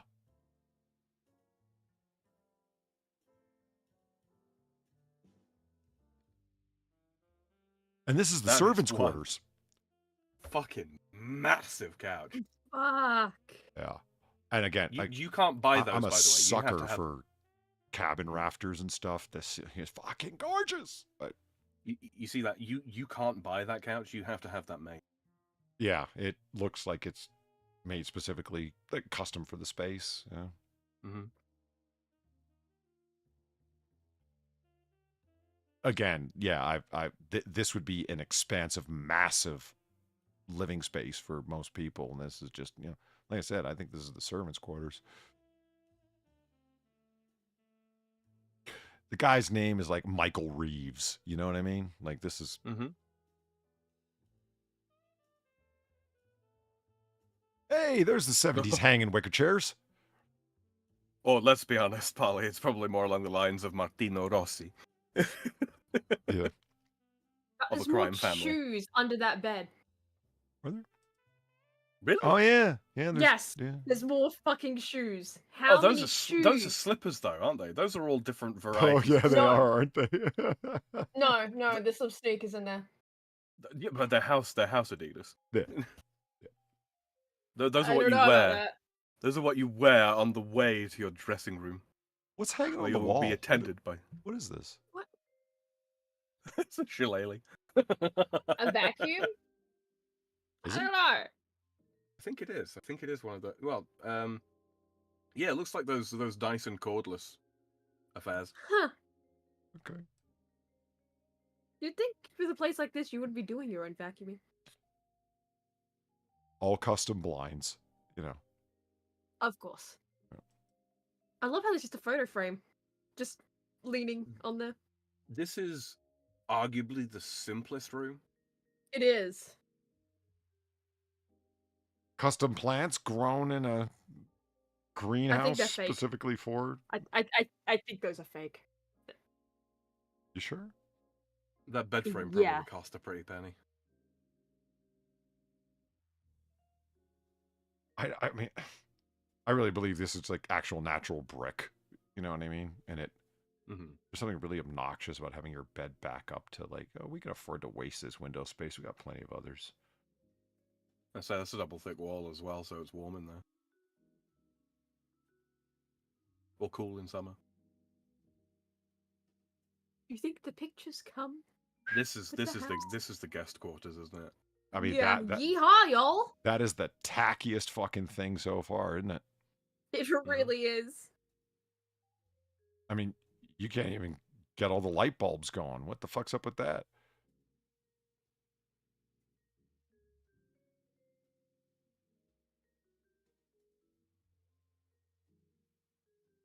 Okay, prison aesthetic. I mean, not as much of prison aesthetic as one of the other houses, but you know, Like this says brig to me. there's a dream catcher on the wall. Of course there is. So there's two. Yeah, it's two bunks, and then you Yeah. have a big bed. Why? I don't get what's going on here. It looks like rungs and then side And posts then you grabbing. go up there. Like, are there additional, like you said, like bunk beds? Are there additional beds up here facing the opposite side? At any Or is it rate, just that is what we're storage? going to try to do. Yeah, maybe it's just climb up to get to where his shit is. Gabriel, thank you for the 350. Oh, the vacuum. Yeah, that Dyson is great for getting up dog hair. I have one. Oh, okay. All I right. see you, Valine. You're part of the problem. I just. Look at the steampunk lights. Very cool, actually. I think I'll fucking block it. Yeah, it is just block and tackle, isn't it? For holding the lights up. Like you, Son of a like bitch. you got like ship's rope. See that? Mhm. With the pulley system in between. Mhm. Fuck. Ah, I hate you. I hate you people. I mean, these are to sit in. Back here, these are the tables for your media managers to sit at.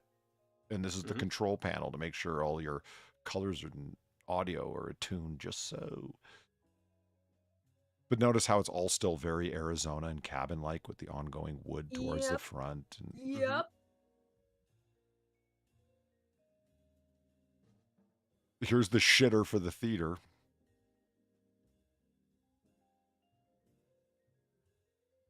Remember, guys, this is only 5 bedrooms. This place. Allegedly. Yeah, but yeah. See, if I saw something like this, I would assume that this was the pool area at a hotel. Yeah, Right. it really does feel like it. It's for a family. I mean, I guess I get that, but What, a family of 20? look at this barbecue pit area. My God.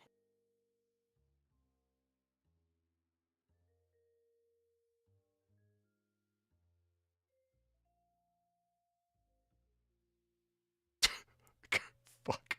Are those stone Yeah, chairs? they are stone chairs, yes. Oh, I- God. And, you know, secret floating Oh, steps yeah. up to the hot tub. Like, Yeah, I'd feel real safe on those steps. Totally. 100%. Sure. That's all right, because if you fall off them, you're either going to land on the astroturf or you're going to land in the water. It's got a moat. Or Their crack fucking your head. jacuzzi. Their jacuzzi has a moat. it really does. Well, Sam, you gotta crack your head on the cement. Good. Good. Do you see the fountain display in the background? See all these squirting water jets? Oh, fuck off. Fucking oh my assholes. God. Oh, but you see this shit at like water parks for like, you know, a whole neighborhood Dude, of you children see to this run shit? around in. You know what I mean? No, dude, you see this shit in the middle of the Perth CBD area whenever they set the fountains going. Like, not in a house. Perfectly manicured palm trees. Yay. Jesus Christ. This house dunks on the entire continent of Africa. We've got so much water in the middle of a desert, we use it decoratively. It's to cool the pool in the middle of summer. I think this is conceived of as a pond. I think the fountain in the middle there is supposed to be helping aerate the water for fish.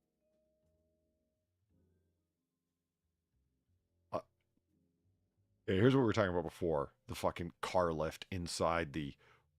Mhm. Yeah, I guess just 4-car garage. Mhm. Or 4-car car hole. They're bloody useful, these lifts. Oh, yeah. You know, you never know when you're going to have to get your personal mechanic to get to work underneath on your fucking $400,000 Bugatti or whatever the fuck. That's a cheap Bugatti. Yeah, there's the greenhouse. I feel like that's undersized somehow. Yeah, it does feel that way, doesn't it? After everything else. Yeah. I will say, of the entirety of the place, there's very little wasted, if that makes sense. Yeah. I mean, the dressing rooms are ridiculously large, but there's very little actual Wasted. things I can point to and say, yeah, that's a waste. Yeah, like, with the dressing rooms, you could probably repurpose that if you Yeah. really didn't want it to be, like, dressing rooms, you know? Yeah. Like, yeah, you easily could. It doesn't have to be a dressing room. But it's not wasted. It's still a room with a function. It's not completely trashed or anything like that, like we usually see. The pool fountain, we have an aerator in our pool. Like, if you don't have, like, fish there, what purpose does an aerator serve in a swimming pool?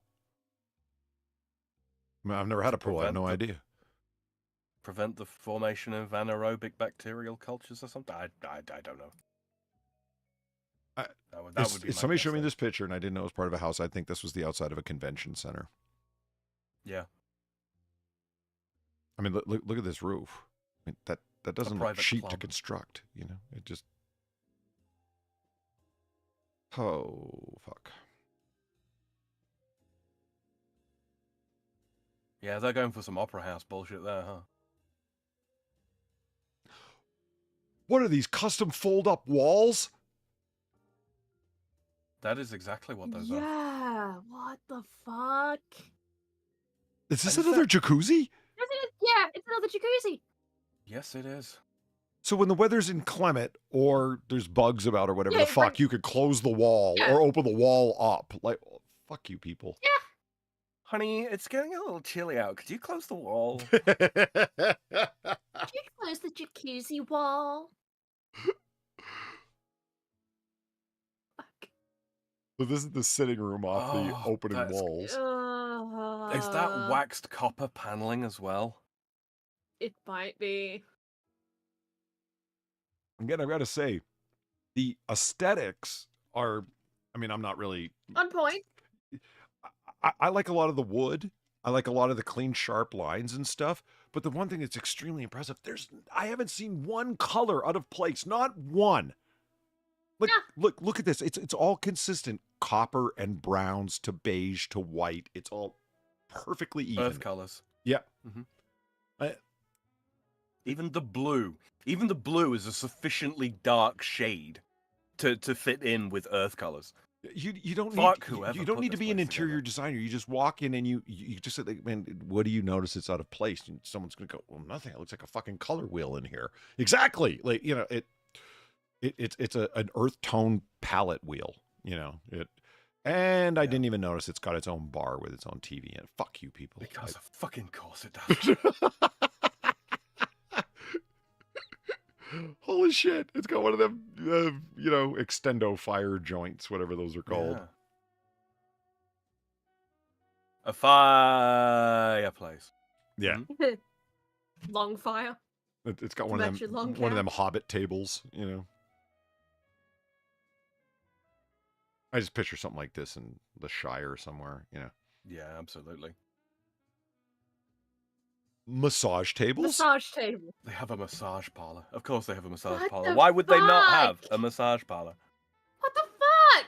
We haven't gotten to that spray jet chair thing Far and I were looking at yet. Oh god, yeah, we haven't, have we? Is this one of the fold-up walls? That is what we're going to try to do. I don't know. I don't think so. I'm not seeing any articulation in it. This is normal in Arizona. People blend turquoise and copper a lot here. Thank you, Valine, for the 350. You know, I could see that. It's desert aesthetic. I'm not sure that's the word for it, but yeah, it's turquoise and copper. That fits very much with the Mesa aesthetic. Mm-hmm. That's a good descriptor for it. Sunsets and sunrises in the desert, the reddish of copper. It fits very well. Yeah. Yeah. Oh, fuck you. Oh, look at that wood. Yeah. Fuck Oh you. my god. That's pretty. Why? It's pretty gorgeous. Why is right? Why is it there? It felt like it. Christ. Fuck you. It felt like it.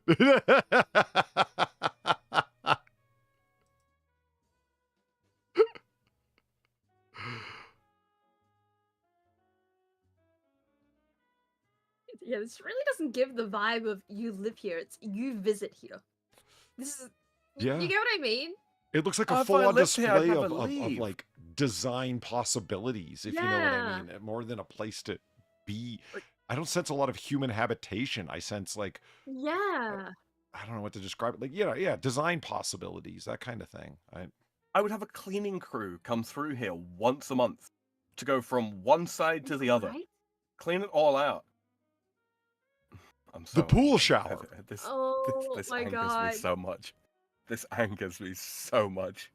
It's look at the stone floor and the wooden bedding just when you're walking out and to and from your pool. Like, because of course. This is so you can shower on the beach before you get in your pool. Oh, No, it's fuck so you can shower after you you. get out of your pool.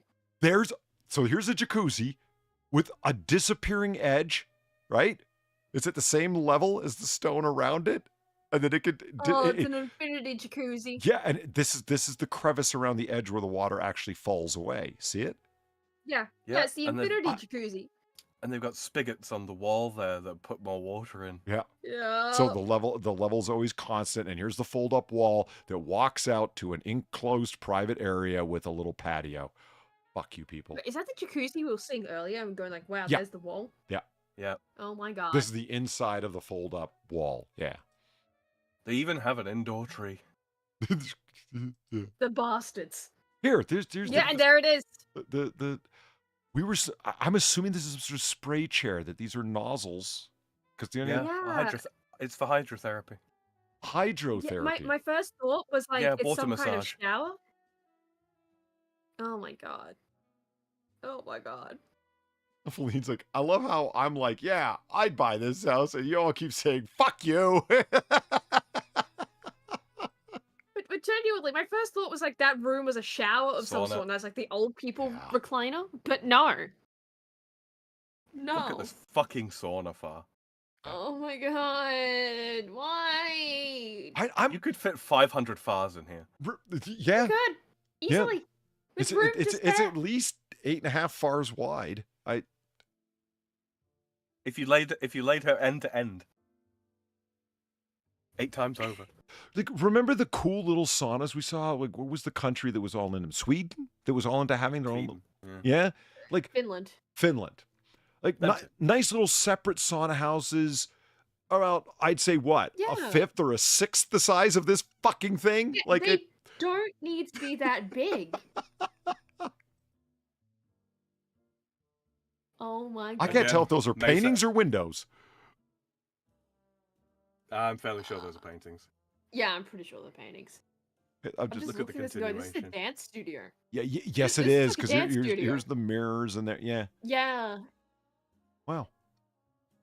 Fuckers have a dance studio. And they have a security camera too. Look at the top. Oh yeah, they do. Look at them. Yeah. Yeah, they have a fucking security camera, because of course they do. And there's the sex swing? Yeah.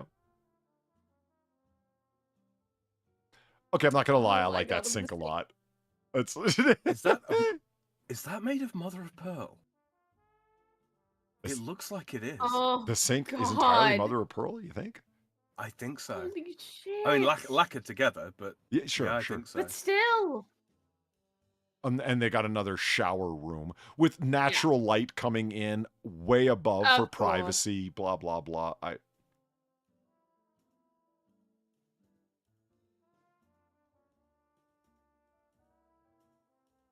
I'm lost. I don't even know where we are. We need like a video game map up in the top left-hand corner of the screen to tell Yeah. us where we're at.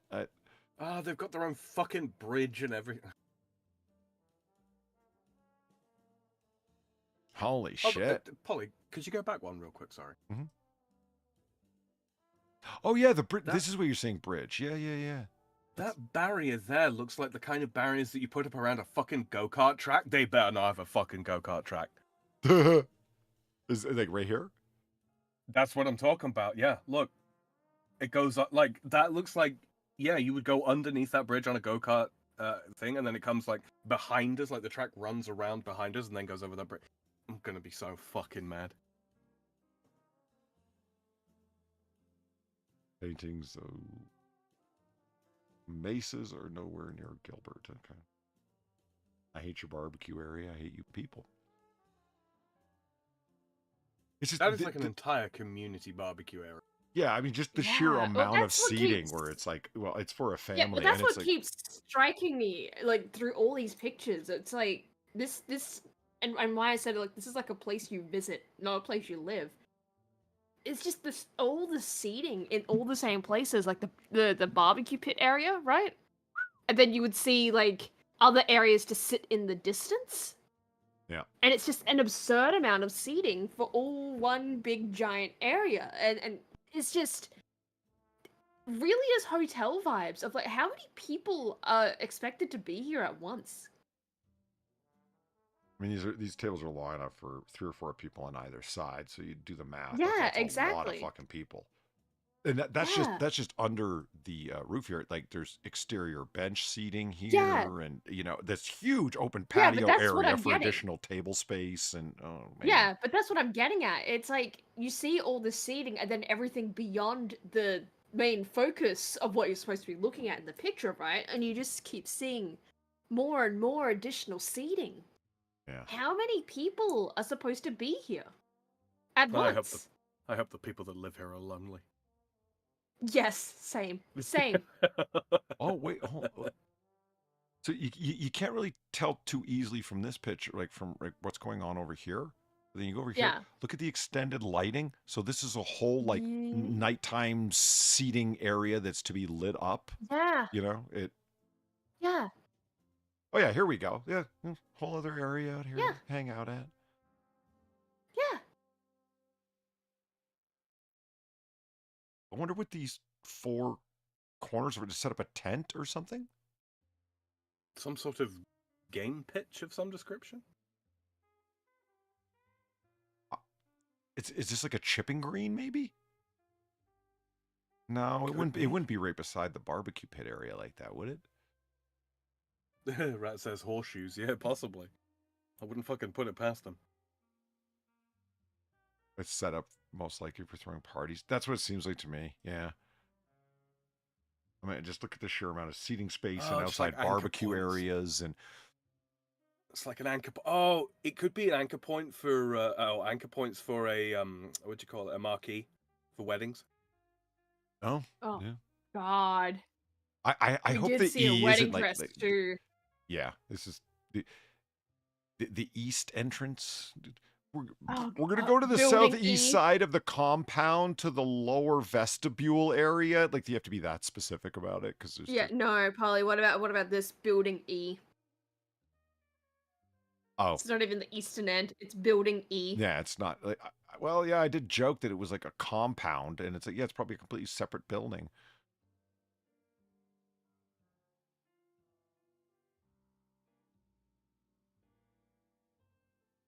Wait a minute. The wall's just license plates.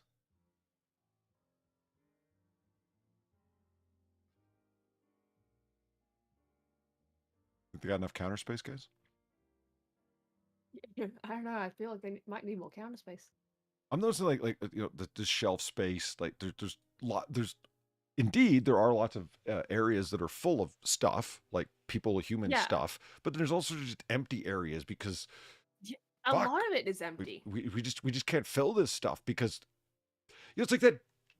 It's like the joke that happens in Tim Burton's masterpiece Batman from 1989 when Vicky Vale goes to stately Wayne Manor to have dinner with Bruce Wayne.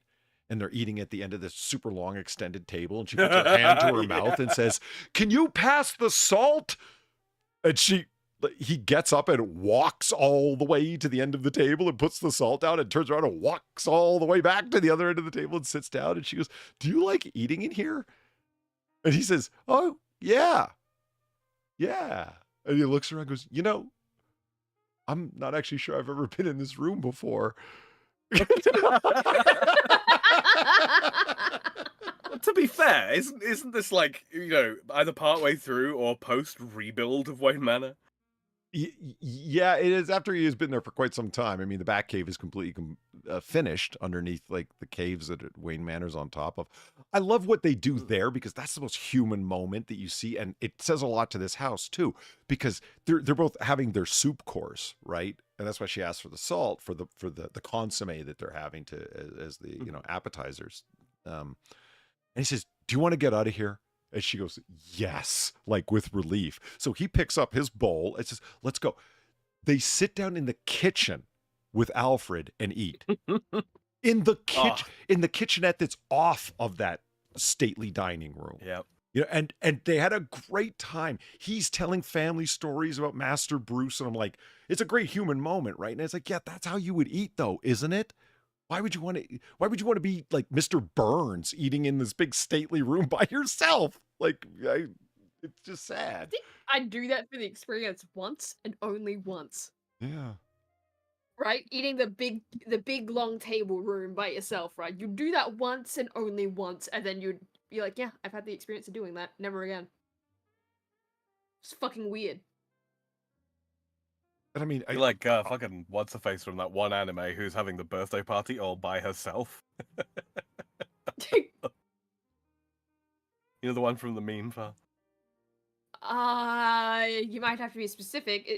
Does she have green hair? By any chance? Are you guys seeing the indoor mini golf? Yeah, I'm seeing the indoor mini golf. My lord. What does it say burned into it? Is that a fireman pole to the left? Oh, yeah. I don't know. Is that what that is? You can just zoom down from the top floor? Reaper, we're looking at the house that we'd all be camping in the back of. Yeah, well, I just can't tell. It kind of looks like it. Oh my god. Oh my god. We have more cladding. Look at that. More what? Look at the top. Look at the top. I'm looking up, yeah. Yeah, the pipes. Right? Yeah, just oh my god, that's another They're house going- like that. Yeah, but it's thematic, isn't it? That's what's happening. Yeah. I guess, yeah, but it's still just like that. Okay, yeah, I've another one for my list of houses I've seen that in. Oh, this is a Okay. music production room. Those are speakers. Those my are God. console like transportation units. No. Oh, it's right. a full-on It's dance studio. That's why they have the musical yeah, stuff that over is. there. It's a ballet studio with the bar. Or, Yeah, with the bars, or yeah. maybe not ballet, but a dance studio. Yeah. No, yeah, ballet use the bars. Here you go, Ollie. This is the picture that I had in mind in question. It's Union from Konosuba's birthday. It's a very Oh. fucking sad scene.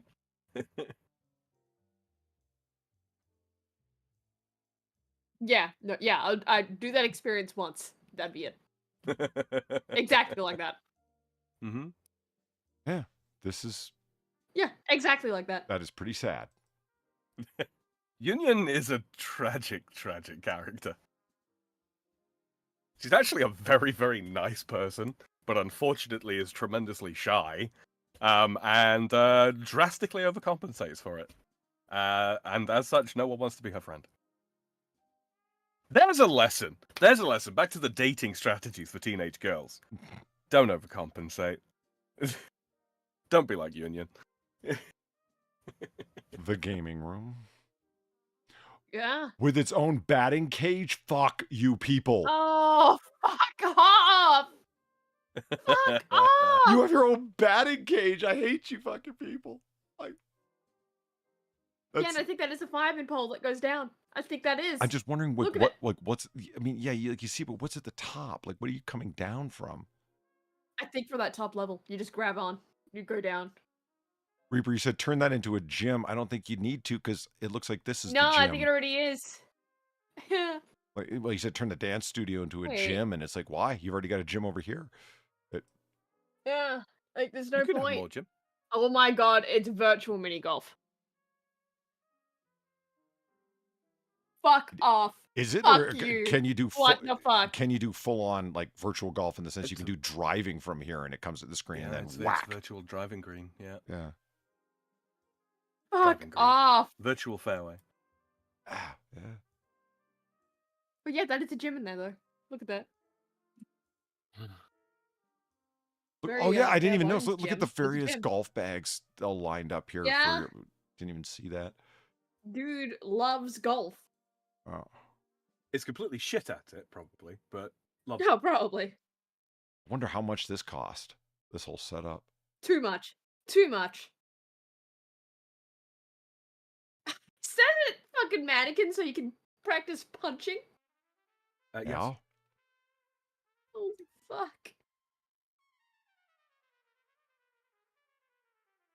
See, Far Train's on ones that's just like a mannequin from the waist down. So she practices her shin kicks. God. What's going on in this room up here, this window to look down? Is this for the sports room manager? What the fuck? Oh, Personal trainer's office, yeah.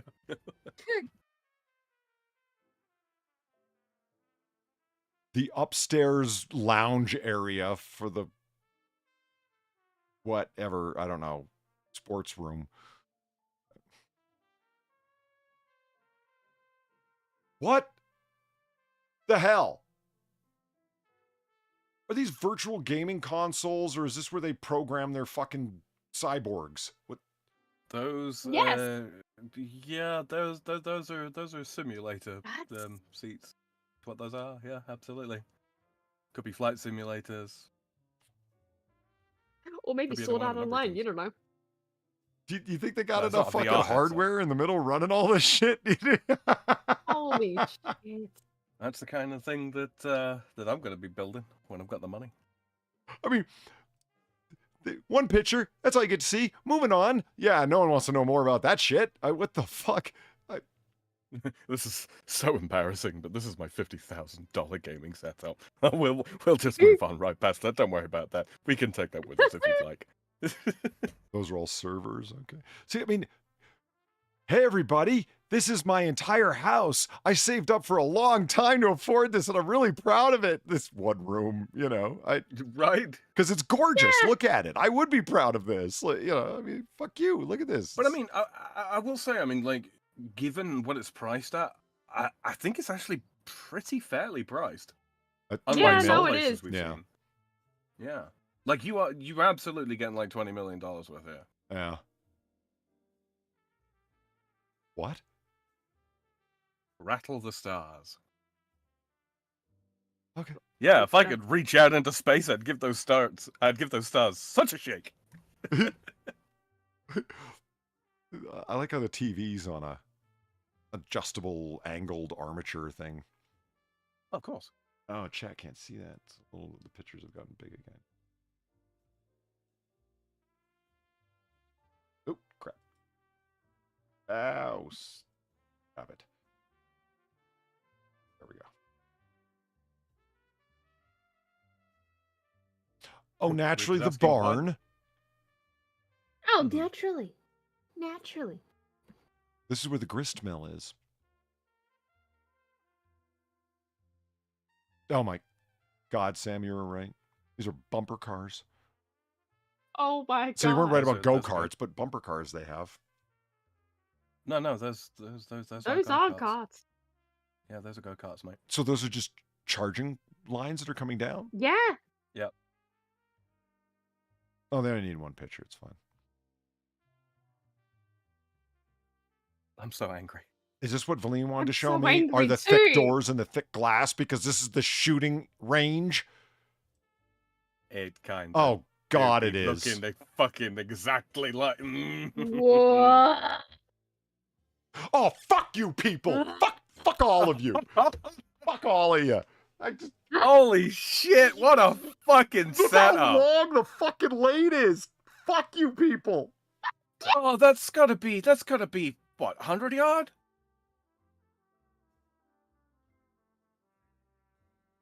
Holy shit. I am irrationally fucking angry. I don't think it's irrational. That is a beautiful facility. I mean, look at that. And it's in your fucking house.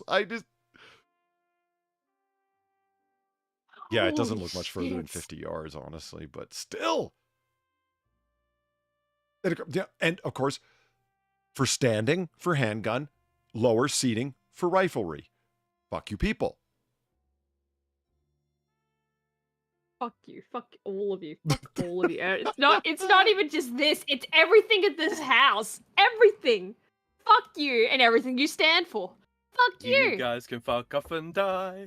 Oh, look at the guys can fuck off and die. Look at the detail. They're the adjustable height tables that you could flip up so you could just straight up walk down if you want.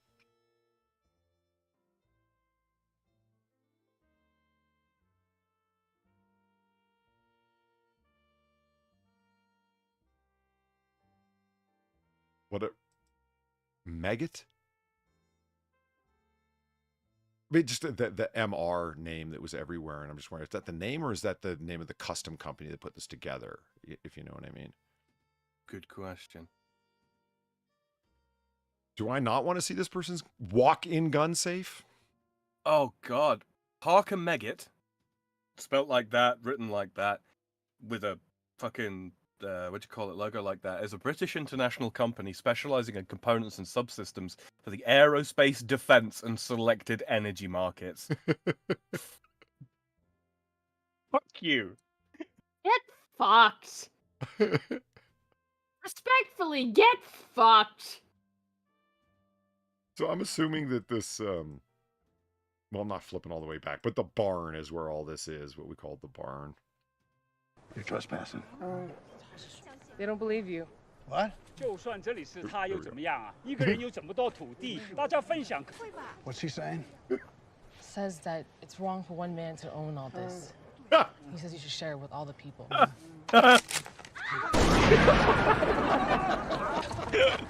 This is America. We don't share land here.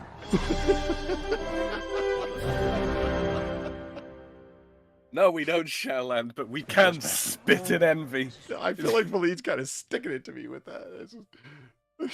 Behold, Hoisted the upon your own sole petard. reason I went over Sam's house, which I also knew about.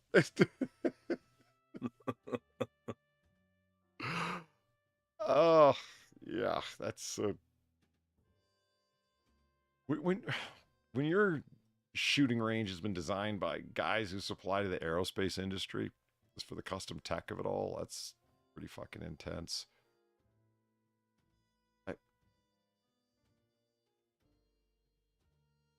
There it is. Oh, the beginning of the go-kart track, I guess. Yeah. Yep. Do you think they play Mario Kart music when they play with the go-karts? They fucking better.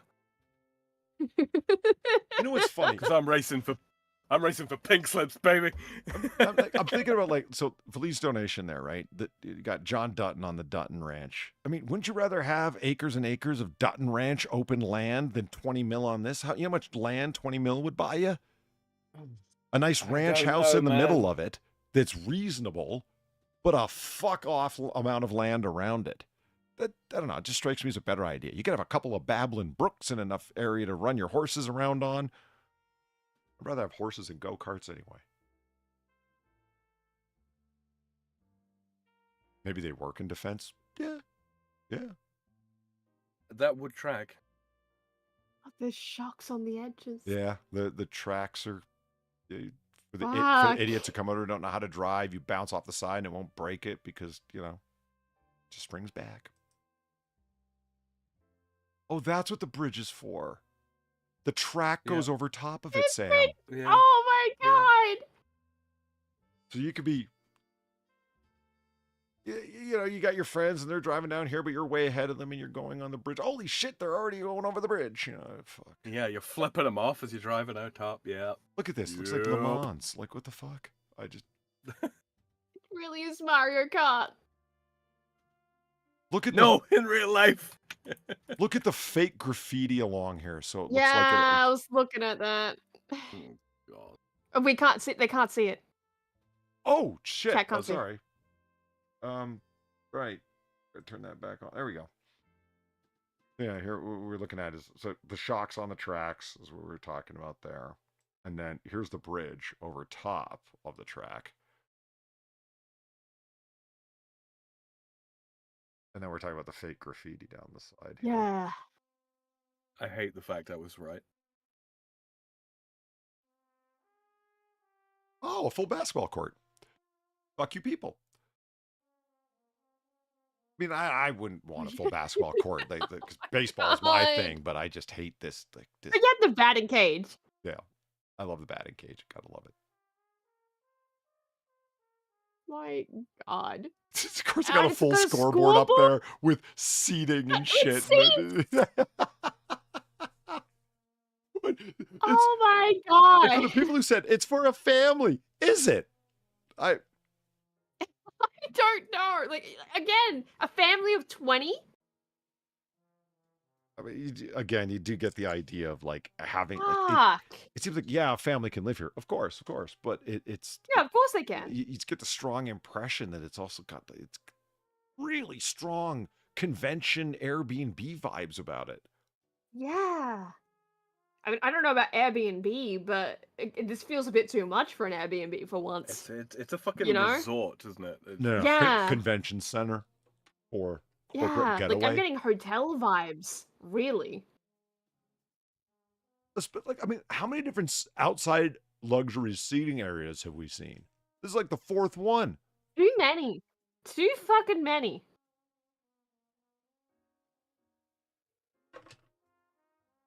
Like this, you charge like fucking $500 a night at this place, don't you?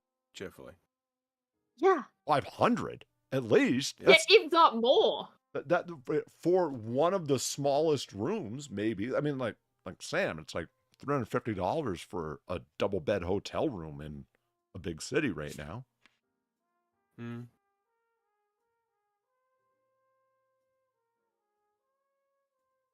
So the pavilion, the walk-up pavilion, I didn't realize has a just custom circular pool that you walk over just to go through the pavilion. I mean, you can't swim in it or nothing. It's just there to be impressive.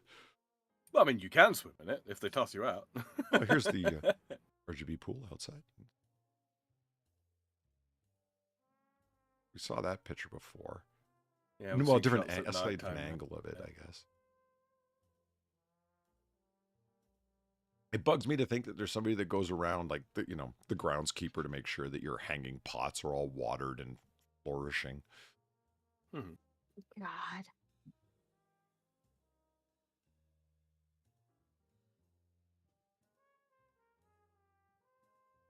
The woman who lived here was named Guinevere. I I don't know, I just picture that's what her name is. Guinevere. Yeah. And whatever family she was born to, they're of the something. Right. The Robinsons Yeah. of Manchester. Like, they're of something. Yeah, yeah, something like that. Yeah. Like there's a family history going on that's long and illustrious. Mm-hmm. Oh, you didn't mean like de la then? No. I didn't mean what? You What? didn't mean, Guinevere de la something or other. No, I was just I have thinking, no like, idea. when I saw this picture of, like, the pool and you could see the TV bright in the background like this, it's like, I just thought, like, this is so ugly. Like, you're out here and you're relaxing by the pool and you're some big military contractor and you got all this big fuck off money and you look up and, oh, Guinevere, dear. Yes, Rupert. Because I picture the guy's name's Rupert. Whiskey. I don't know. Whiskey. Last name Murdoch. Well, you know what? Rupert Murdoch does have this level of fuck off money. He does. Yeah. Son of a... Yeah, you know what? Hold on. One more time. Son of a bitch. Whiskey and a whiskey. Oh, wait a minute. There we go. There. Son of a bitch. I got a Judgy Pacino for this whole house, man. Right? I Yeah. think we all do. I think we have our own form of judging from each of us about this fucking house. Of just, my God. My God. Ossan says, if it's owned by Megit, it might be a company retreat, team building exercises, synergy, solution forward thinking. If it is, That's why a are they selling it like nice this? suggestion, actually. That's not bad. It really is a Yeah. corporate think tank, but not a think tank in the sense of like a DC think tank. It's like a retreat, a corporate retreat to go and think up new strategies, a way of rapaciously pillaging, But if it is, what's with the dressing rooms? That's I don't know.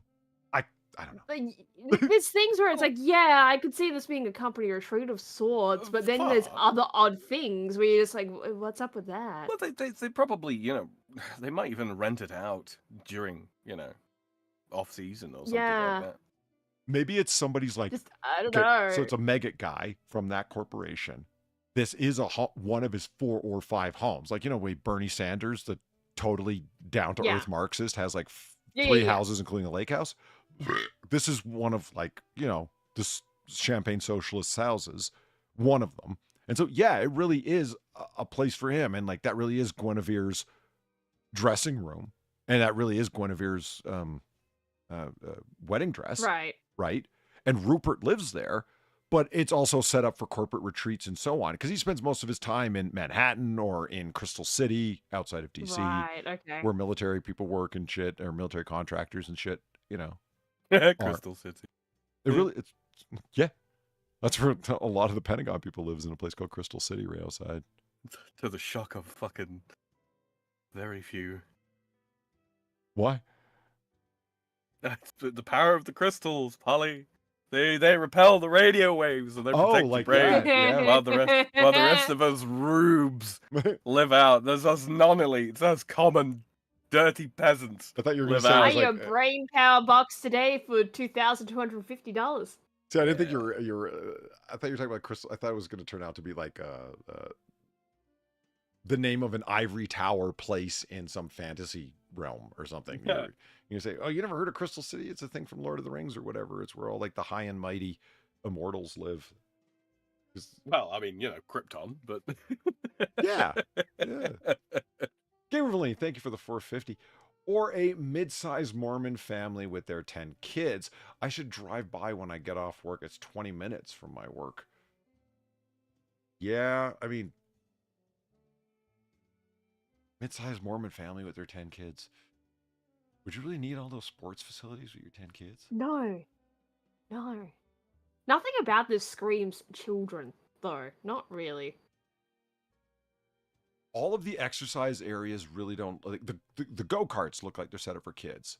And maybe the basketball courts. But other than that, I see really adult-oriented sports stuff. Like the golf place, the gym, the dance studios, the 2 dance studios. Those all seem minimum teenager.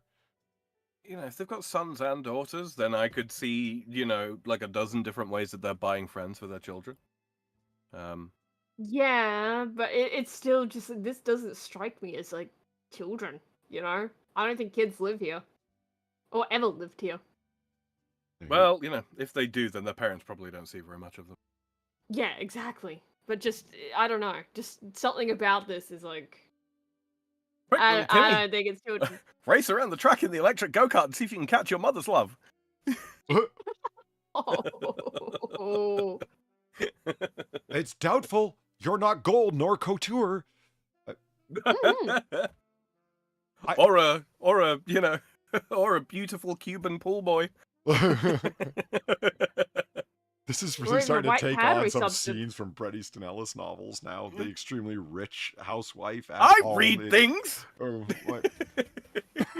See the sliding doors? Like, they're all folded up here, right? And when they open, they get the curving wall, and when they all open up, this walking patio that goes out to the center of this a pool area, and then a walk straight across to, this is the lit up barbecue area with the picnic tables and stuff. But it's also got, like, either way concrete to walk around the outside. But this comes right inside to that TV room to walk around, and just damn it. Oh, here we are back to the room with the cool table. Oh, yeah. Long fire again. Yeah. And another different angle of another shot. Yeah, the disappearing edge jacuzzi. Yeah. Infinity jacuzzi. Yeah. Okay, so yeah, here's the Are those fountains on the edge? They sure look to be. Fucking Christ! Are those water fountains or are those salt fountains? I don't know, and I don't care. It's a fountain. No, fuck you. No, you're right. It's a salt fountain. Look at the bottom center of the picture there. That is clearly salt. Oh, they've got a salt fountain. What the fuck? I've never seen a salt fountain in my life. What the fuck? Until now. Yeah. What the fuck? Yeah, you're absolutely right, Valine. It's night shots to show you the lighting and the look and the layout and how the ambiance. I mean, we got to appreciate there's all sorts of ground lighting, embedded ground lighting that's coming up to illuminate the trees and the surroundings and so on. So I get why they're doing night shots. Doesn't make me hate them any less. The beginning of the go-kart track is nice. This makes me hate them more for knowing how to show this place off. Also, that's another security camera up there. Yeah, well, it's so you could follow around the people going on the go-kart tracks from indoors and bet on the children or something. I don't know. Yeah, sure. Yeah, and let's see what Marco, that beautiful Cuban pool boy, is doing with your wife when she thinks you're not looking. Far, there wasn't one cuck chair in the whole place. I know, that was the sex swing. That could count as a cuck chair. Every one of those security cameras is its own cuck chair. Yeah. I remember when I emigrated that bitch out of Russia. She said she loved me. And now she's only got eyes for Marco. Shit. Look at all the houses around this place.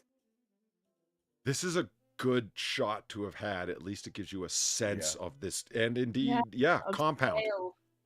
Fucking compound. Can you imagine living next door to these assholes? They had a camera in the gun safe as well. I didn't notice that. There was a lot of cameras around, yeah. Personally, my fence would be taller. If you're going to have a fucking compound like this, you might as well pretend you've got Athens and turn it into a city-state with high walls. Fuck it. Are you kidding? I'd have the fucking walls of Constantinople around this bitch. Yeah. I'd have armed guards patrolling it. Why? Considering like the amount of like expensive shit you've gotten here, I am actually shocked that is what the fences are. Yeah, they're pretty low, all things considered, aren't they? Just kind of ranch Yeah. fences, if you know what I mean. Yeah, you would think they would make them higher so people couldn't just, look in and be like, oh, this looks like a nice thing. This looks nice. I might just go, break in and take that. You'd think, right? With the amount of wide glass windows and doors they have? I don't know. It's like, it's its own private gated community, and then this is like a sub community inside of it, and they've got their own set of like ninja action men guarding it. I don't think it is, because look at the houses behind the compound here. Those are normal houses. There's no real dividing fence for it to be a gated community, really. Yeah. Kirill Soldier, thank you for the buck. There is a Crystal City in G1 Transformers. The episode "The Secret of Omega Supreme" it was protected by Omega Supreme and then destroyed by brainwashed Constructicons. I appreciate your G1 nerdery, sir. I should watch G1 over again. Good nerdy fun. Yeah, but after we've watched Red Dwarf, obviously. Yeah, when are we getting back to that? Yeah. Fuck. Pressure. Hassle. Hassle. Nag. Can you guys see where the track is? The go-kart track? I thought it'd be a little bit more clear in terms of where it runs through the property or whatever. Right in the back right corner. Oh, yeah, it's right. Yeah, in the back. Yeah, I see it. I don't. I just see the pool. Yeah, and then go further back. The red and white barriers. Right at the further back here? than that. Right back. where you back there. Yeah. That'd be it. It's on the far east corner. Keep going. But we're leaving your property. No, man, you're not. Just keep going.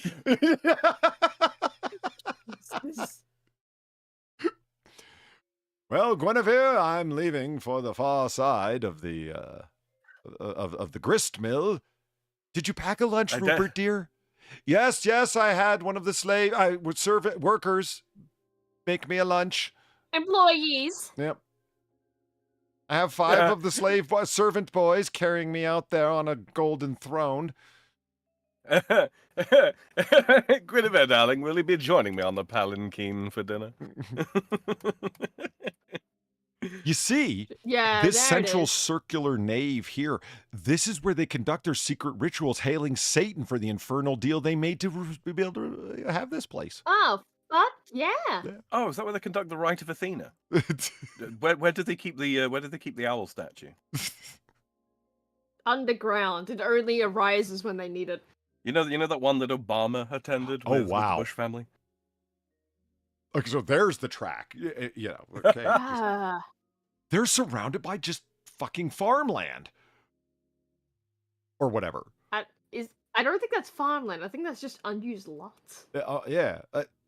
Do you think farms. Do you think this rich fucker just bought all that fucking land so no one could like build anything? I would.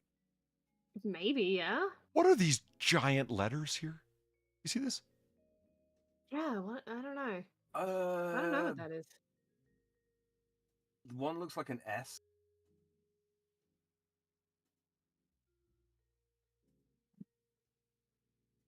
S A. Can't quite make it. Yeah, that is a. Letters? Are they not aircon units, probably, perhaps? Maybe. Oh, so they're not. You don't think they're giant letters at all? I don't know. Yeah. They look like the exhaust units of aircon. For aircon. Seeing the size of that track now, the person has to be a deep enthusiast because it's a fuck off amount of waste of space. But unless you're an enthusiast, then it's not a waste at all, But I mean, what else do you put there, though, right? Mini golf course? Not a mini golf course, but a mini golf course. If you're a golf fanatic, I think that'd be a better use of space, like a 3-hole course or whatever. You know what I mean? Like a number of chipping greens and shit, a short driving area. You wouldn't be able to hit very far, but still, again, I've driven golf carts a number of times, but not one. That's a lot of maintenance. You know what I mean? That's a lot of money. Again, if you're an enthusiast, hey, if you got the money, go with God, more power to you. But I just don't have that kind of enthusiasm for driving stupid little electric cars that don't go that fast. Are you kidding? What? Them things can break 100 miles an hour, Polly. Cheerfully. Like, cheerfully. Not going around this corner, you can't. Well, not going around. Well, no, perhaps not. Down that long straight, though? Oh, yeah. Well, you know what? Okay, fair enough. Okay, yeah, now that you say it, it's like, yeah, why wouldn't you be able to get a little cart like that to go as fast as you wanted it to go? Okay, fair enough. But I'm just not a driving enthusiast in general, so. No. I could be. Yeah? I could be. Oh, yeah. How Euro of you. Well, we do many things better, Polly. Don't worry about it. So what I called the barn is really the main port for the car operation, I guess, it looks like. I suppose you could keep horses there, right? Instead of having I would. Mm-hmm. It's like, what else are you going to put in this big space, you asked? I mean, this whole looks kind of like a quarter of the property, I would say. Yeah, the back quarter, what's wrong with a giant greenery area? A woods, as it were. Maintenance. You would have to irrigate it. I mean, this is Arizona. Yeah. I mean, it looks to be about an acre, give or take, that track space. We'll find out in the land description, I guess. Yeah. So I think the whole thing is probably like a 3 or 4 acre plot, right? I'll be curious to find out, actually. I don't know. I'm not good at gauging the whole acres thing to... Acres odd. I'm sorry? Acres are difficult to sort of eyeball. Oh, fuck, there's the... Is that the fucking basketball court? Right here? I think it is. Yeah. It looked like it was a lot more indoor than that. That's got the roof over top. Yeah. No, it is. It is. Gee, do you think this slide set's ornate enough, huh? Jesus. No, it needs to be more ornate. Honestly, that's the cheapest piece of outdoor furniture they've got, I think. Yeah.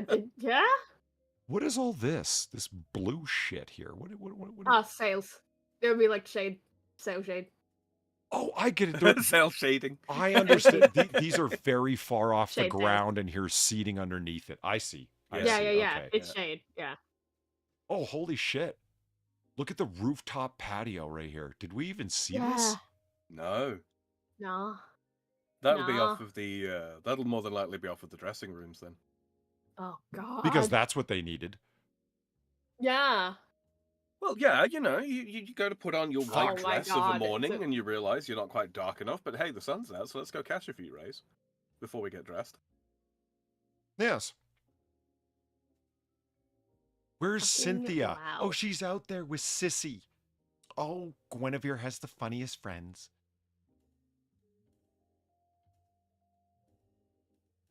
Rupert, dear, I'm not content.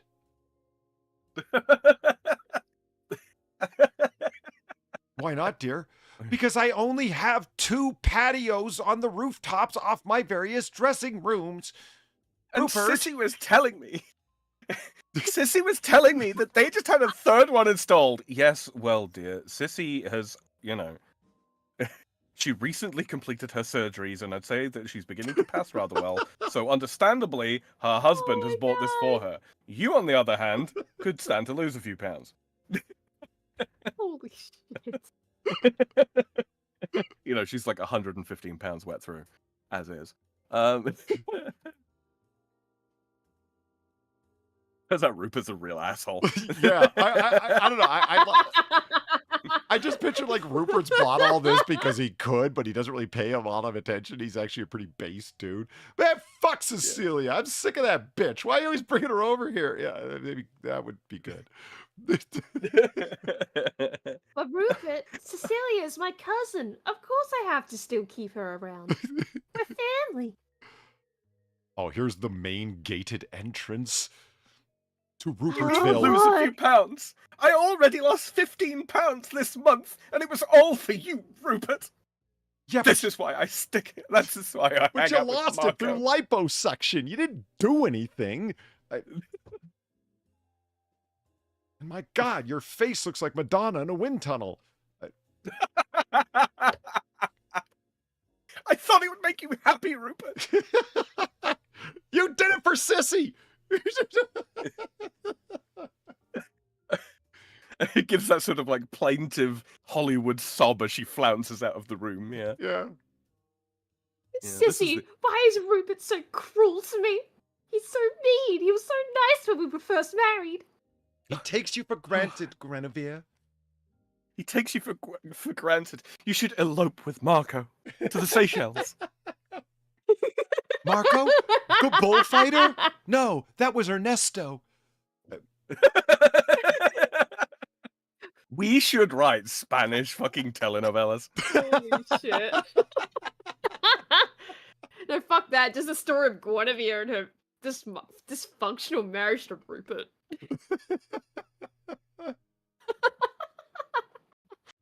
And it becomes revealed. It becomes revealed through a series of plot twists that they are distantly related to Mr. Caddington, who is also from Arizona. But he gave up the life of a wealthy man. Oh, hey, it's Rat's birthday. Happy birthday, Rat. Oh, it is, isn't Happy it? birthday! Happy birthday, Rat. I'm sorry to show you this house on your birthday, but we all feel sad about it, except for Valine, who just is enthused at what she might be able to buy.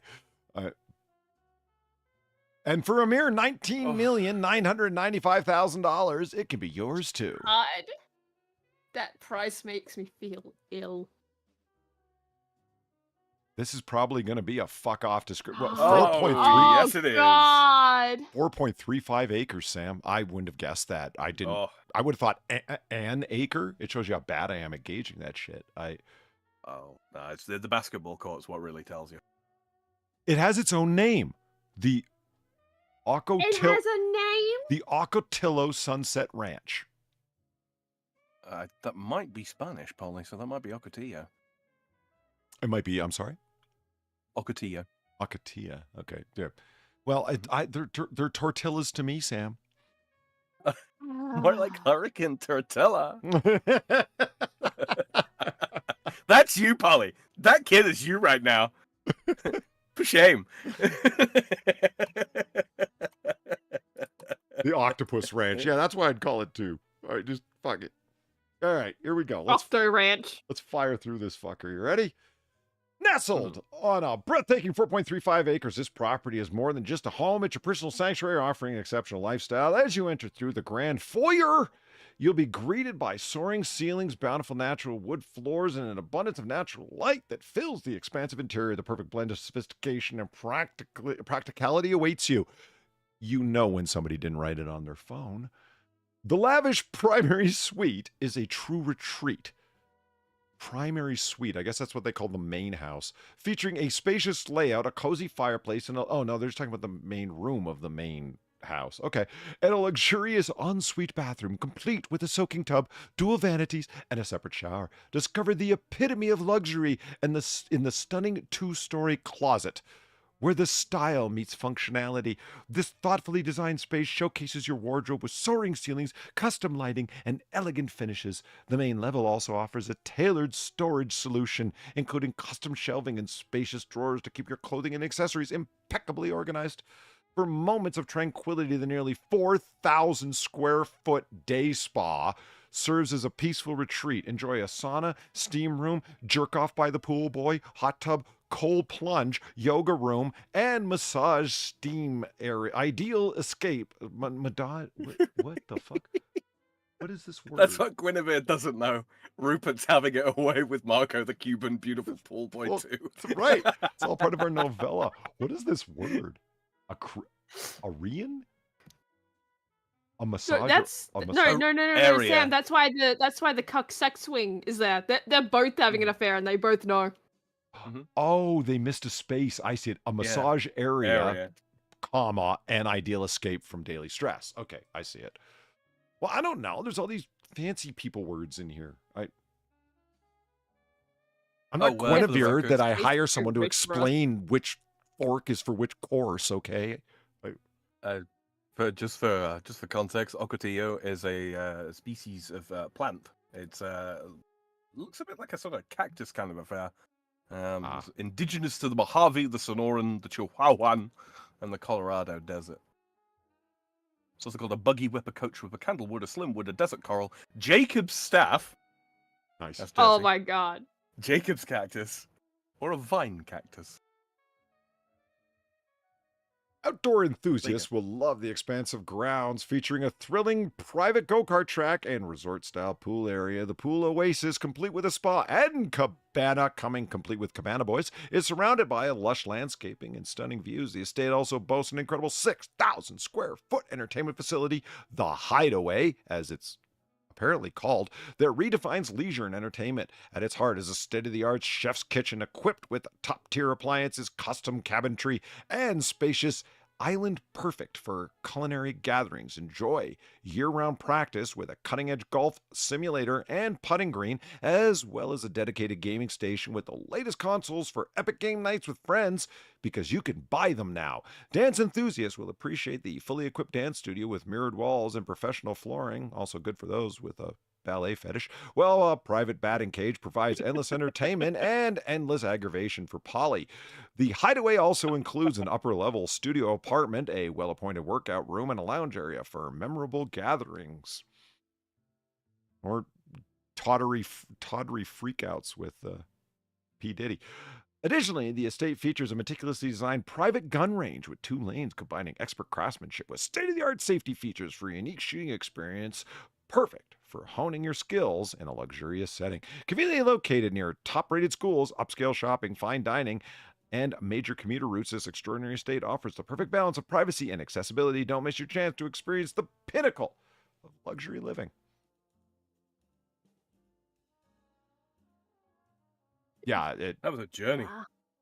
Yeah, I feel like I've just reached the other side of an intense journey. My god. I can't believe there isn't. Yeah, we have a last name for Guinevere now. Guinevere Caddington. This is just... I'm surprised that this estate doesn't have its own HOA. But... Guinevere Hole de Caddington. She married into the Caddington family, not knowing what she was getting into. Right. 9 garage. The wealth all stems from the cat church. There's a total of 24 parking spaces, an RV gate, a garage door opener, extended length garage, circular driveway, attached car cabinets, an overheight garage, storage, side entry vehicle, golf cart, electric vehicle, charging stations, 5 garage spaces, 9 carports, 14 covered car spaces, and an additional 10 uncovered spaces. Whoa. Horses can be raised? Yes. I like that. I like that. Just, yes. Yes. Sure. Has view? Yes. Yes. Has private pool? Yes. Has a spa? Of course. Yes. Guinevere would not settle for anything less. Of course not. Guinevere is a refined lady. Does it only have the one? Does it only have the one roof terrace? Are you retarded?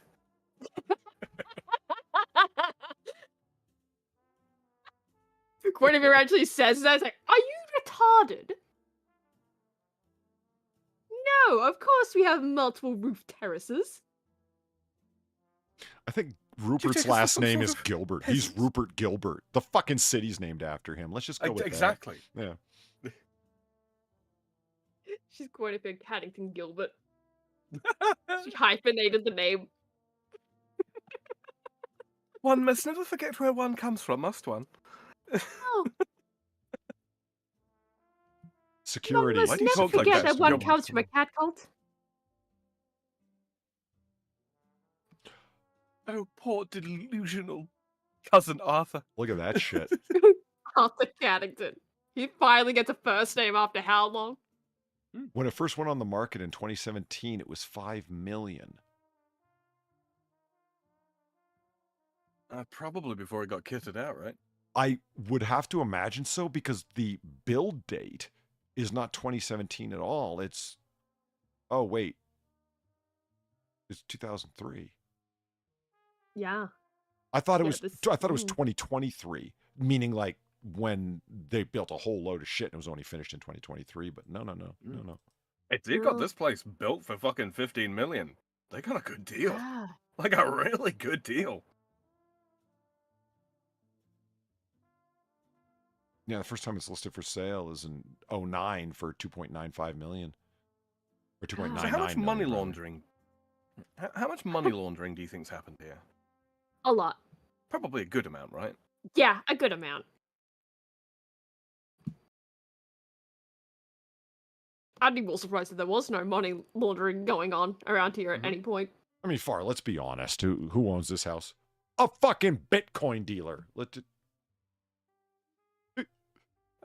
Yeah, Mexican cartel member. Could be. Yeah, I mean, it is Arizona, right? So, yeah. Right. And as we know, they have allegedly received help in crossing the border. Allegedly. I have no evidence to that effect, but I have heard that allegedly Arizona state government's been helping them in. Wow. I'm just looking at, all the properties around it. Good. There's a lot of variation, actually. Like a $650,000 house is next to a $2.2 million house. Yeah, but that could be the fucking pool shed for as much as we know. Yeah.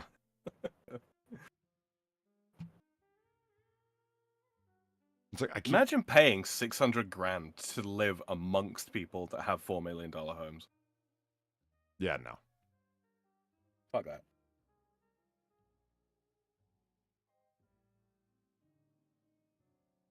This, I hate it. I fucking hate it. Look at I love the fact that we now have Guinevere Caddington Gilbert. Look at but this I hovel. fucking hate it.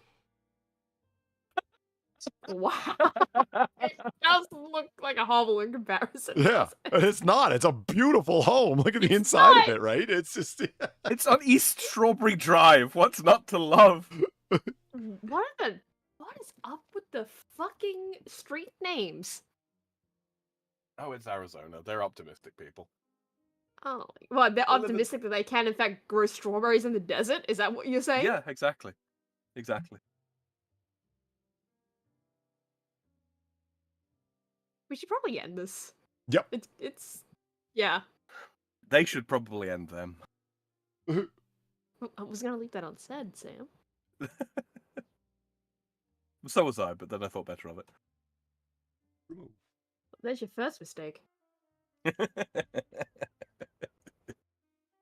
Well, Valine, in Minecraft. Thank you very much for that. That was fun.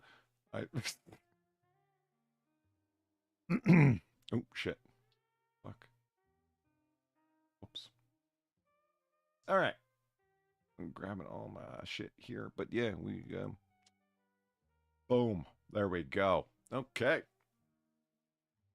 And that does bring us to the end of Last Call here at Noir Bar, live from the Shays District in Noir City. I'd like to thank everyone for coming out tonight for our own little brand of 1940 booze-fueled banter. I'd like to thank Far and Sam for keeping me company tonight. It's been fun, guys. Yeah, right back at you, man. Yeah, it has been. It has been.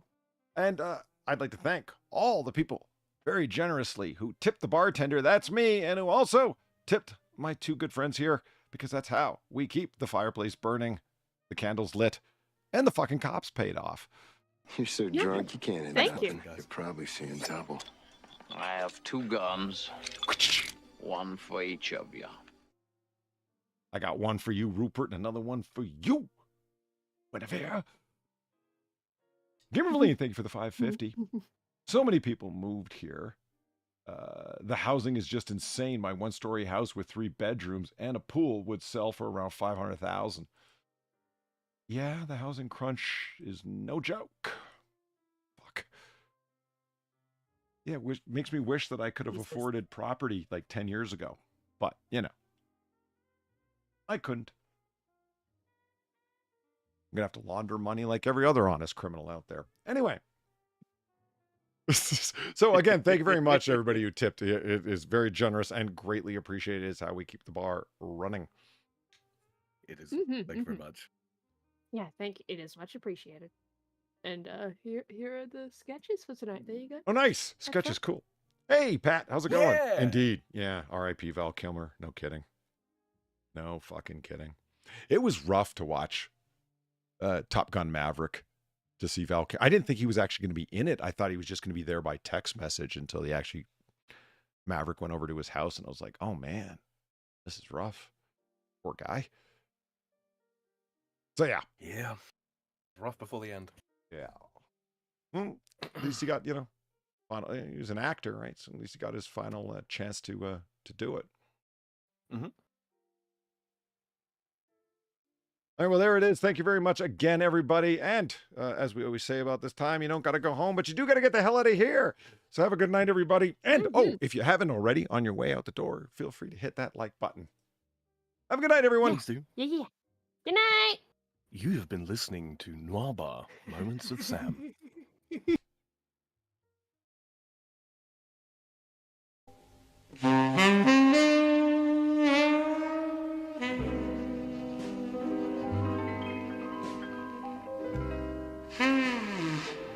Hmm.